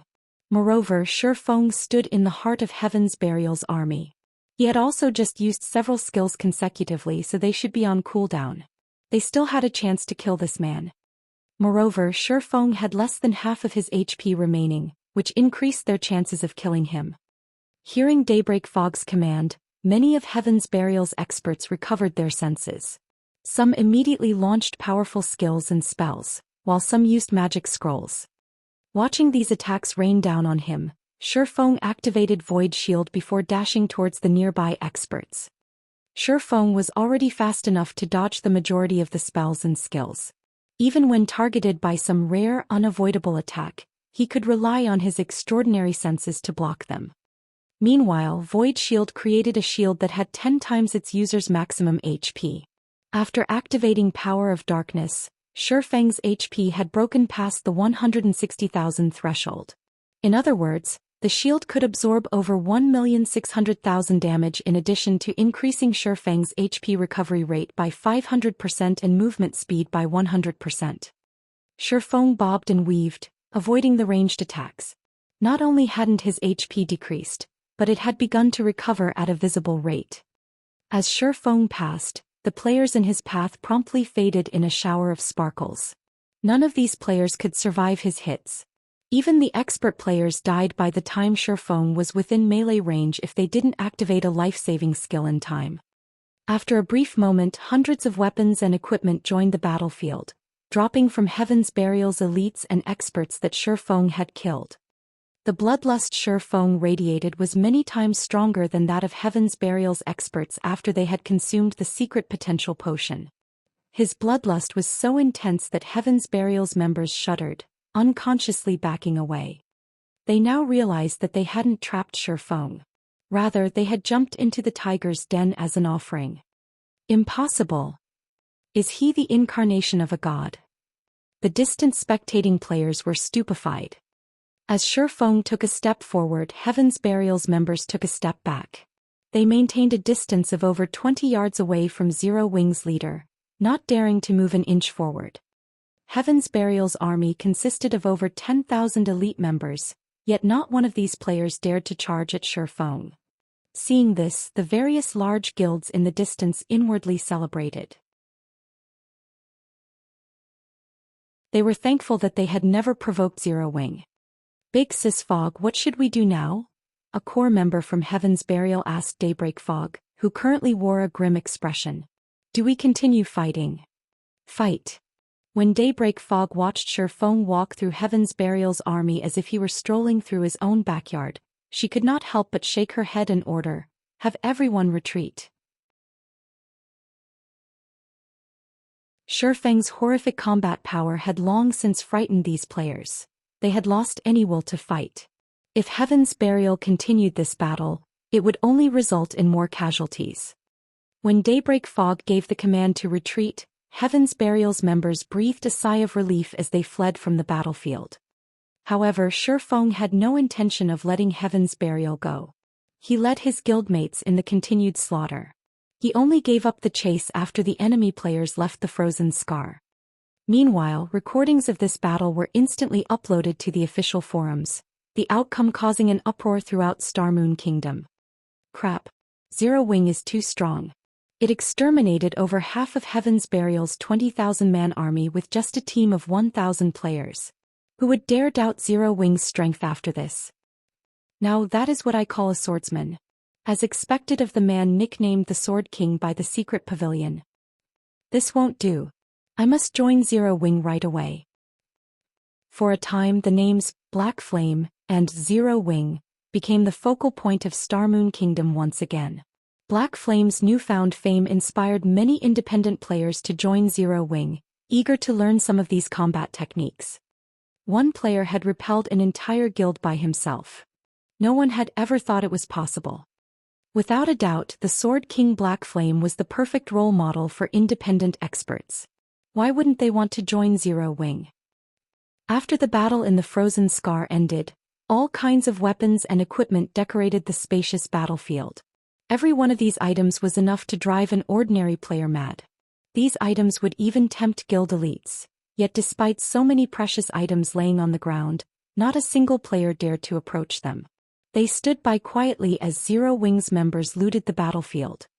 Zero Wing struck gold this time. Those are all items from over 10,000 elite players. Purple Eye watched Zero Wing's members jealously as they collected the weapons and equipment. Weapons and equipment were vital to a large guild's development.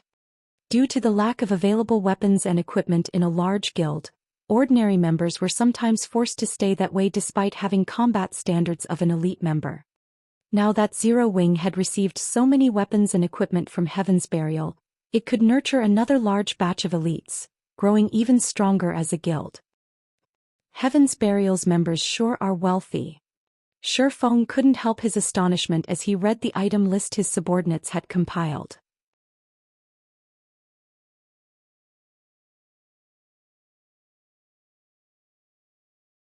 Chapter 1396, Frost King. Chapter 1396, Frost King. Guild Leader, we've struck gold. Why are Heaven's Burial's weapons and equipment such high quality? The several core members tasked with compiling the list of the harvested weapons and equipment could not help but gasp when they saw the final numbers, excitement flashing in their eyes. In this battle, Heaven's Burial had suffered over 10,000 casualties, and Zero Wing had lost over 300 experts. Fortunately, they had won the battle so they could retrieve the majority of the weapons and equipment their companions had dropped. The lost levels were the only real loss. Of course, after considering the 10,000 plus weapons and equipment Heaven's Burial had dropped, Zero Wing had come out making a profit. But they hadn't expected so much profit. Even Shi Feng was surprised by how wealthy Heaven's Burial's members were as he read the item list. Overall, the quality of Heaven's Burial's equipment nearly rivaled Zero Wing's. Some of Heaven's Burial's core experts had even better equipment than Zero Wing's main force members. The 4 epic weapons and equipment pieces Heaven's Burial's experts had dropped was the proof of this. They had also dropped over 400 level 40 dark gold weapons and equipment. Normally, Players only dropped one item upon death. Hence, the likelihood of a player dropping their best weapon or piece of equipment was very low, likely less than 10%. I really underestimated Heaven's Burial's foundations. Shi Feng was inwardly astonished as he gazed at the 4 epic weapons and equipment. The various large guilds had been enthusiastically collecting epic weapons and equipment, but they weren't easy to obtain. Even Grand Lord ranked field bosses had very low chances of dropping them. Normally, players could only obtain an epic item from high-rank quests or opening dark gold treasure chests. Hence, most large guilds had very few epic items at this stage of the game. Even first-rate guilds were lucky if they had 5 or 6, yet Heaven's Burial had dropped 4 such items. One could just imagine how many epic items the guild actually had. What Shi Feng didn't know was that the majority of Heaven's Burial's epic items had come from Beast Emperor, who had gone to great lengths to obtain these items for the guild. He wanted to help Heaven's Burial's main force grow stronger. Unfortunately, he had only benefited Shi Feng. Among the 4 epic items were a single weapon and 3 pieces of equipment. The weapon was a greatsword meant for berserkers called Thunderblade. The greatsword's attributes were superior to Fire Dance's epic-ranked Petrified Thorn. The other epic items included 2 cloth armor pieces and a piece of plate armor. One of the cloth pieces was a headpiece called the Eye of Arnos, while the other was a set of robes named the Fluctuation Robe. Both pieces of equipment focused on increasing the user's basic attributes. As for the plate piece, it was a breastplate for shield warriors and berserkers called the Indestructible Breastplate. With these 4 epic items, his top-tier experts would have an easier time with their Tier 2 promotion quests. Quick look. The Frost King is coming. While Zero Wing had rested after the battle, a commotion shook the forest some distance away from the snowy plain. Agonizing cries filled the chilly air, startling the guild and independent players as they shuddered. A moment later, a 5-meter-tall figure burst through the trees. The figure was a frost giant in crystalline armor and wielding 2 frost sabers. This monster was none other than the king of the Frozen Scar, the Frost King. Frost King, Elemental Creature, Mutant Grand Lord. Level 54. HP 260, 000, 000/260, 000, 000. Everyone's eyes nearly fell from their sockets when they saw the Frost King's stats. How is this possible? The Frost King has leveled. Crap. He has 260 million HP. How can a Grand Lord have so much? He's even tankier than a mythic monster of the same level. Why does it feel like the temperature has dropped? Can a team of 1,000 players really defeat a monster like that? Once they saw the Frost King's stats, fear tore through the crowd. Even the various large guilds that had come to raid this monster panicked as the Frost King's stats were far beyond their expectations. As the Frost King approached the massive crowd of players, some guild experts felt an invisible pressure weigh down their bodies. Some guilds began to hesitate, reconsidering the raid. Based on their reports, they could only raid the Frost King using 1,000-man teams. If more than 1,000 players were within 1,500 yards of the Frost King, the boss's stats would increase substantially. The more players there were nearby, the greater the Frost King's self-buff would be. He would very quickly grow beyond players' capabilities. Staring at the Frost King's current information, however, many of these players didn't know if it was even possible to take the monster down with only a 1,000-man team. The pressure radiating from the Frost King was just too strong. This boss might even be able to suppress mythic monsters. This pressure would significantly hinder players' combat power in a fight. What a powerful pressure. No wonder why Heaven's Burial planned to use Zerg tactics against him. Purple Eye also felt the Frost King's pressure bear down on her as it approached.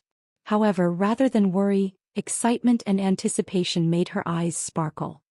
Based on the prior reports, they knew that the Frost King was very powerful. As a preventive measure, the Star Alliance had dispatched over 20,000 members and intended to use the most common strategy to deal with field bosses, Zerg tactic. Only, the Star Alliance intended to use a tactic that was slightly different from those in other virtual reality games.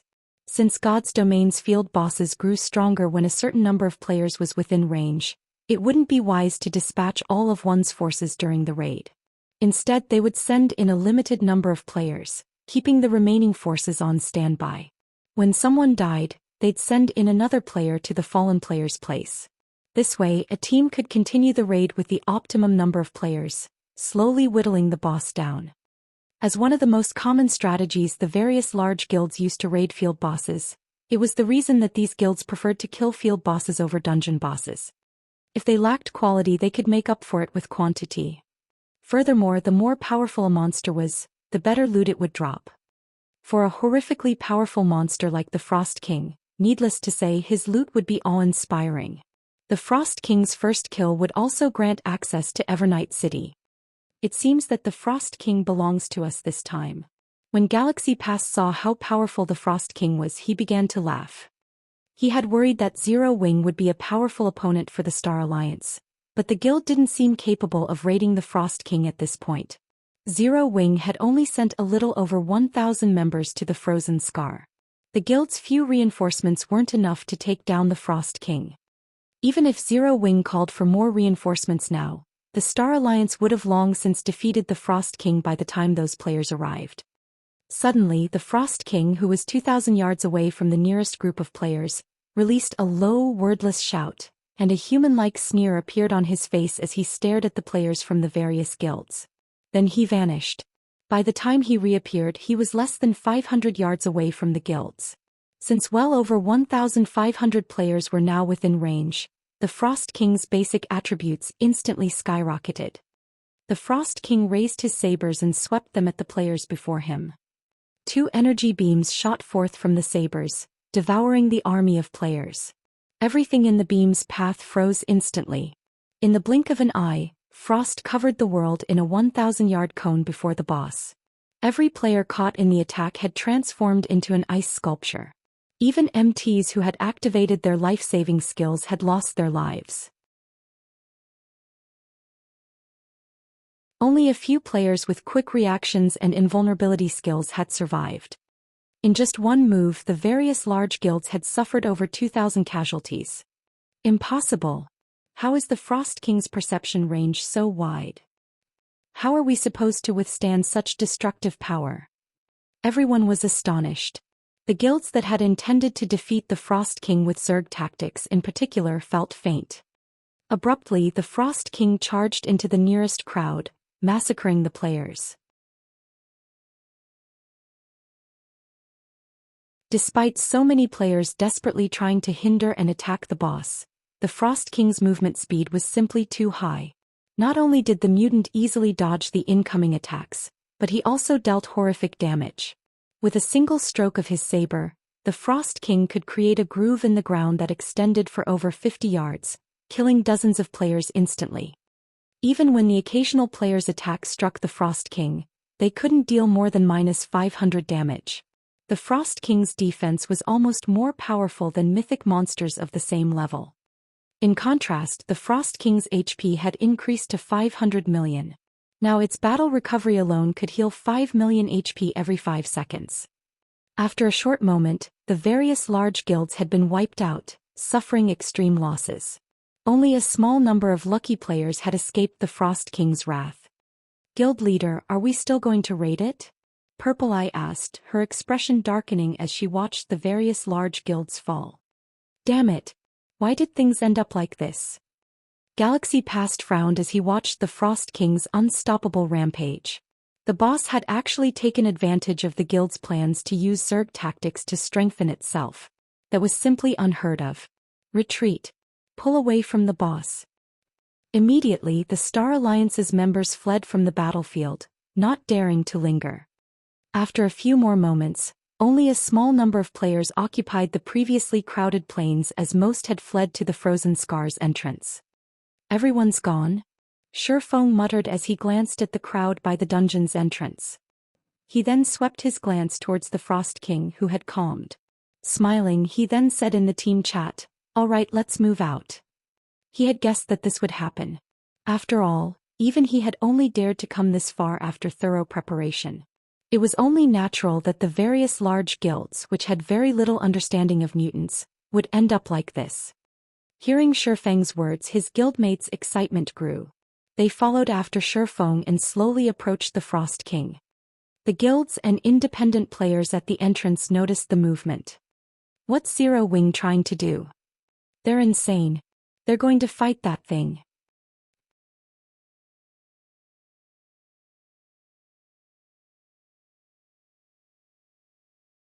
Chapter 1397. Zero Wing takes action. Chapter 1397. Zero Wing takes action. The players near the Frozen Scars entrance were confused as they watched Zero Wing's members approach the Frost King. Every one of these players had seen for themselves how powerful the Frost King was. Not only did the boss have a domain that could suppress his enemies' attributes, but he also possessed frightening, destructive power. Current players had no hope against this monster. Not even the most common Zerg tactics had any effect on the Frost King, much less a measly army of 1,000 players. Even level 44 shield warriors with over 40,000 HP had died instantly after activating Shield Wall. If none of their MTs could tank the Frost King, how were they supposed to raid this boss? Although Zero Wing's 1,000-man team was incredibly powerful, that strength was nothing more than a joke before the Frost King. Guild leader, they're not really trying to raid that thing, are they? Curiosity overtook Purple Eye as she watched Zero Wing's army inch closer to the Frost King. I don't know, but Black Flame should be fully aware of the Frost King's might. He shouldn't be foolish enough to challenge that boss. Perhaps he's trying to gather some intel to prepare for a future raid attempt, Galaxy Pass said, shaking his head. He didn't understand Zero Wing's actions either. In his opinion, they'd likely need a 1,000-man team of Tier 2 players to kill the Frost King. Trying to raid the boss with anything less would be futile. Players simply couldn't fill the gap in strength with numbers. As everyone's attention shifted towards Zero Wing, Shifeng waved his hand. Suddenly, miniature ballistas began to appear within the guild's army. In the blink of an eye, 50 miniature ballistas were organized into 5 rows. Following which, Zero Wing's members began to assemble the war weapons. Crap. Zero Wing's using siege weapons to deal with the Frost King. That's way too extravagant. Madness. This is madness. Are they not afraid that the Frost King will destroy the miniature ballistas? The spectating players could not help but gasp as they saw the rows of miniature ballistas, unable to believe their eyes. The various large guilds' upper echelons were particularly dumbfounded. Zero Wing was using siege weapons to raid a field boss. Not even super guilds would dare to be so wasteful. It was just too much of a risk. Even if they killed the boss with the siege weapons, the losses would far exceed their gains. Every siege weapon was extremely valuable. Moreover, since these weapons posed a greater threat, monsters almost always targeted them first. Yet not only had Zero Wing brung siege weapons to a field boss raid, but they had brought 50 miniature ballistas in total. Just what does Zero Wing intend to do? They're mobilizing their guild's foundations to raid a boss. Aren't they worried that other powers will take advantage of the fight and try to rob them? Purple Eye gaped when she saw the miniature ballistas. While the potential profit of killing the Frost King was quite valuable, it was likely less valuable than 50 miniature ballistas. If Zero Wing lost those weapons in battle, it would severely impact the guild's overall combat power. Do you think that any power remaining in Starmoon Kingdom would dare steal or destroy those weapons? Galaxy Past asked, smiling bitterly. In reality, Zero Wing's revelation of their siege weapons in this raid was a declaration that it wasn't afraid of a theft attempt. It was proof of the guild's strength. They had already witnessed Zero Wing's power, particularly Black Flame's strength. Black Flame had killed Heaven's Burial's guild leader amidst an army of thousands of elites. The other members from Heaven's Burial had only been able to watch helplessly as he took their guild leader's life. With such strength, who would possibly dare pick a fight with Zero Wing? To put it bluntly, doing so was suicidal. It was much different from the attitude Zero Wing had adopted when the weapons and equipment Heaven's Burial had dropped littered the battlefield. Despite so much precious loot before them, none of the various large guilds or independent players had dared to claim them.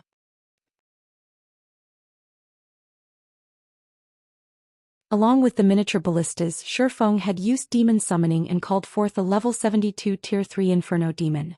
Due to Demon Ruler's effect, the Inferno demon's attributes received a 30% buff, becoming significantly stronger than a normal Tier 3 demon. Inferno Demon, Dark Creature, Demon. Level 72. HP 33, 800, 000/33, 800, 000. Shifeng also summoned Anna. As a Grand Lord ranked mutant, the Frost King was even stronger than a mythic monster of the same level. As a mutant, its intellect was also quite high. Zerg tactics wouldn't be effective against this boss. If they were, the various large guilds of the past wouldn't have suffered so many losses to deal with a single mutant, even going as far as mobilizing siege weapons to exterminate the creature.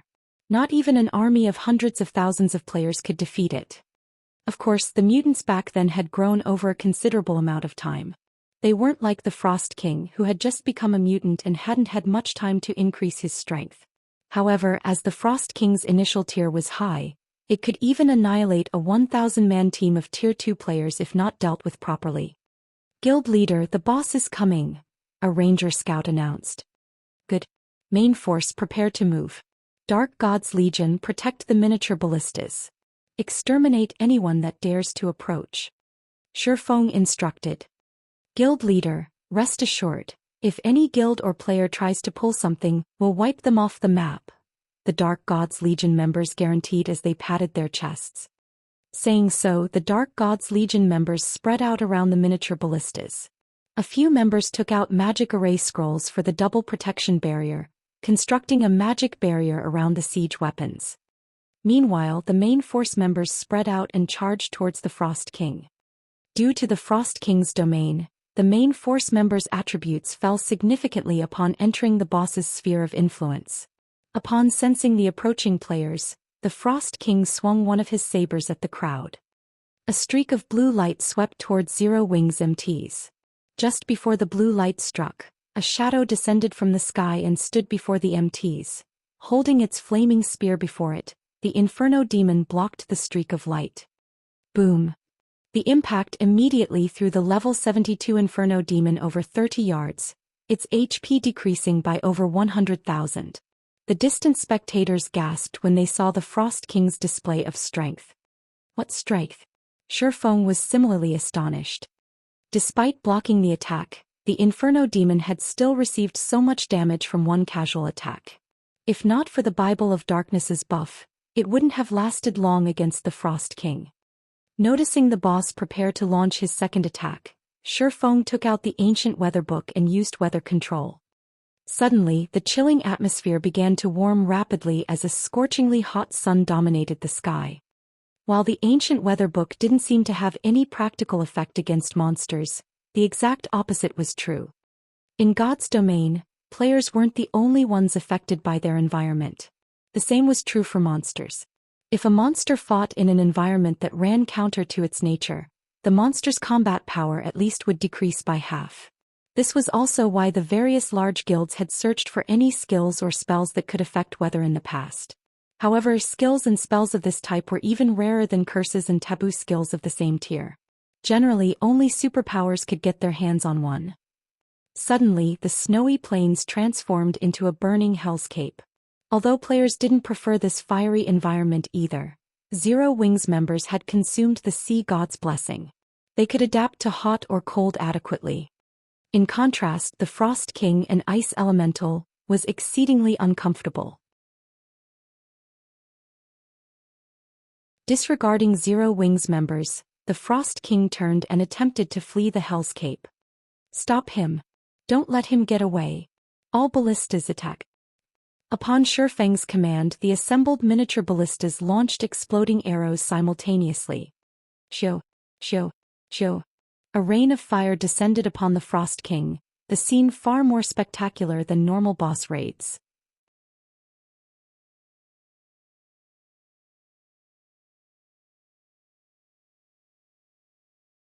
Chapter 1398, Tier 4 Strength. Chapter 1398, Tier 4 Strength. The 50 exploding arrows rained down on the Frost King like meteors. Roar. Noticing the incoming attacks, the Frost King roared.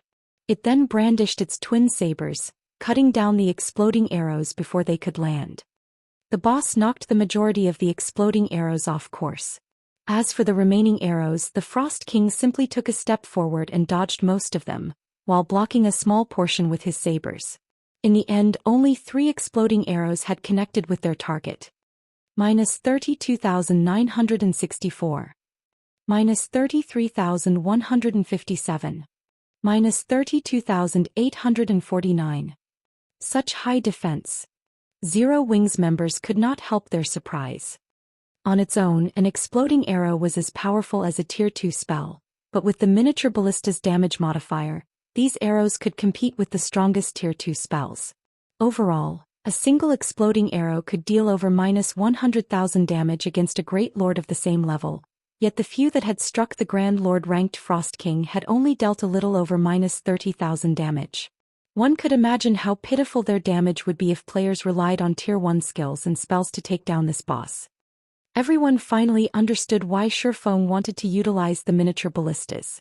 With the minute damage players' attacks would deal, even a 1,000-man team was unlikely to overcome the Frost King's battle recovery.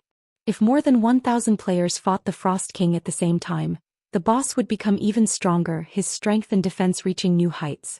The Grand Lord would be unstoppable. As expected of a mutant. Despite such an uncomfortable environment, its reaction speed is still so fast, Shifeng commented, smiling slightly as he watched the Frost King, who still attempted to flee the Hell's Cape. In truth, Shifeng hadn't expected 3 of the 50 arrows to hit the Frost King. After all, he was very familiar with how terrifying a mutant was. Tier 2 attacks would have a limited effect on this creature. Finally, Anna finished her incantation. With a wave of her staff, a level 75 Tier 3 Golden Giant and 10 level 75, Tier 2 Rock Guardians appeared before her. The Rock Guardians immediately formed a magic barrier to trap the Frost King. However, the Frost King was simply too powerful. Despite the barrier, his basic attributes remained unaffected. Fortunately, the Rock Guardian's barrier created an opportunity for the 50 miniature ballistas to bombard the boss.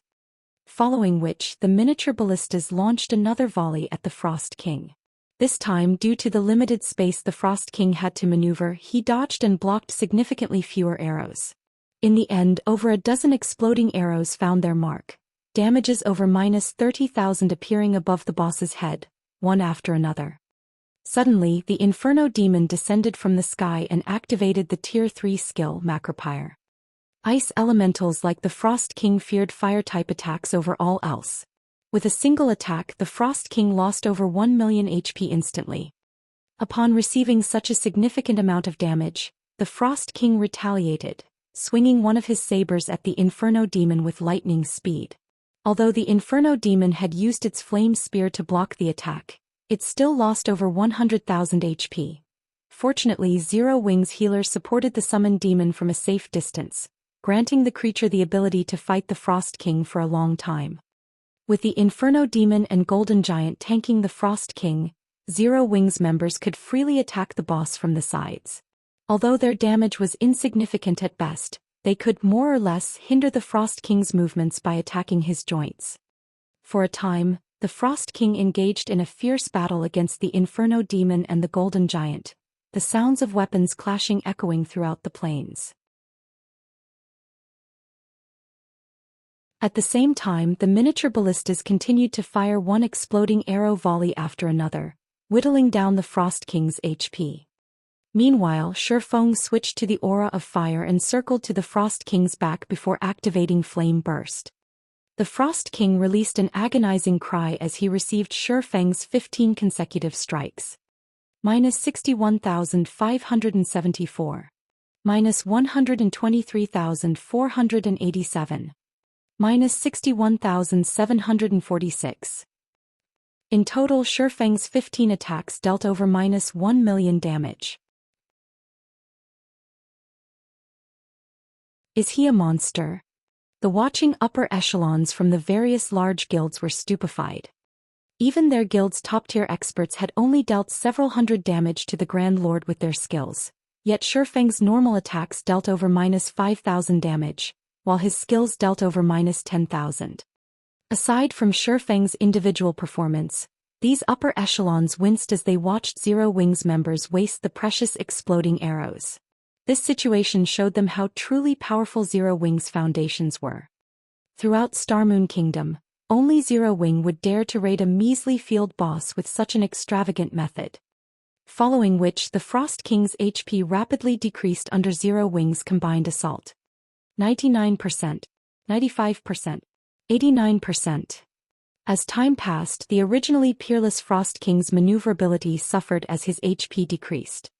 When the Frost King had only 30% HP remaining, he finally seemed to realize that his life was in danger. Suddenly, the Frost King stomped his foot, causing the ground beneath him to sink slightly. Following which, pillars of ice rose from the dirt, surrounding the Grand Lord. The cage of ice rendered the miniature ballistas and players' attacks ineffective. After another 5 seconds, the Frost King split into 2 identical clones. However, both Frost Kings only had 15% of their total HPs. Is this a joke? The distant spectating players gaped when they saw 2 Frost Kings.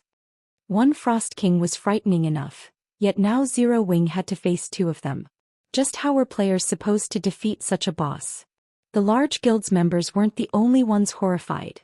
Zero Wing's members' hearts sank at the sight. For a moment they were at a loss. The Inferno Demon and the Golden Giant had already struggled to tank the mutant. Moreover, after such a long fight, the healer's mana was close to depletion. The healers couldn't possibly keep up with the damage if they had to face 2 Frost Kings simultaneously.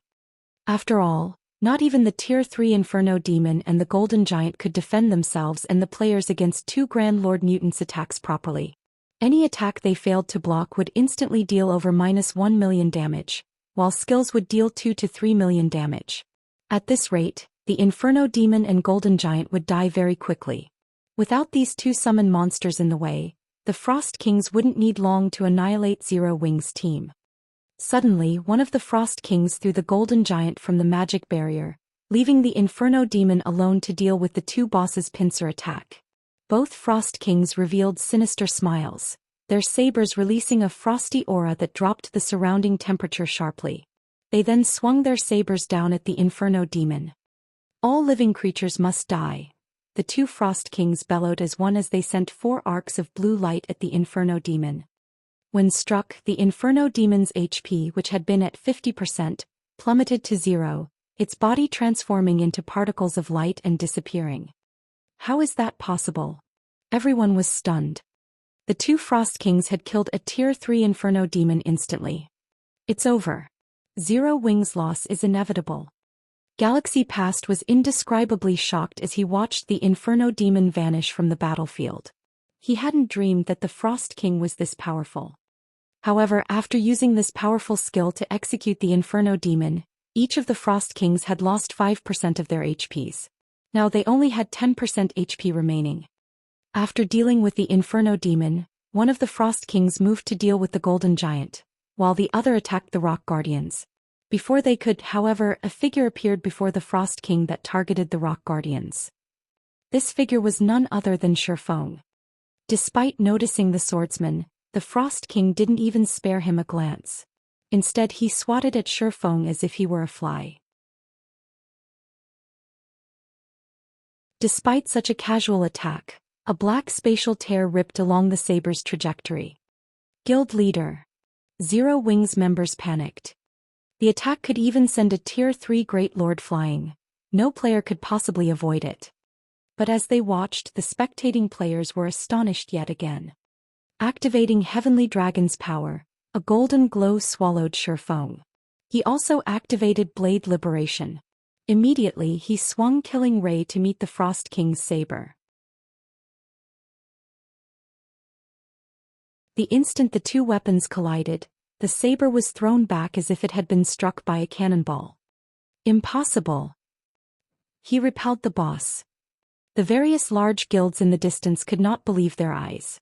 While they had considered the possibility that Shifeng might use a life-saving skill to block the attack, they had never expected the man to repel the Frost King's attack with one of his own.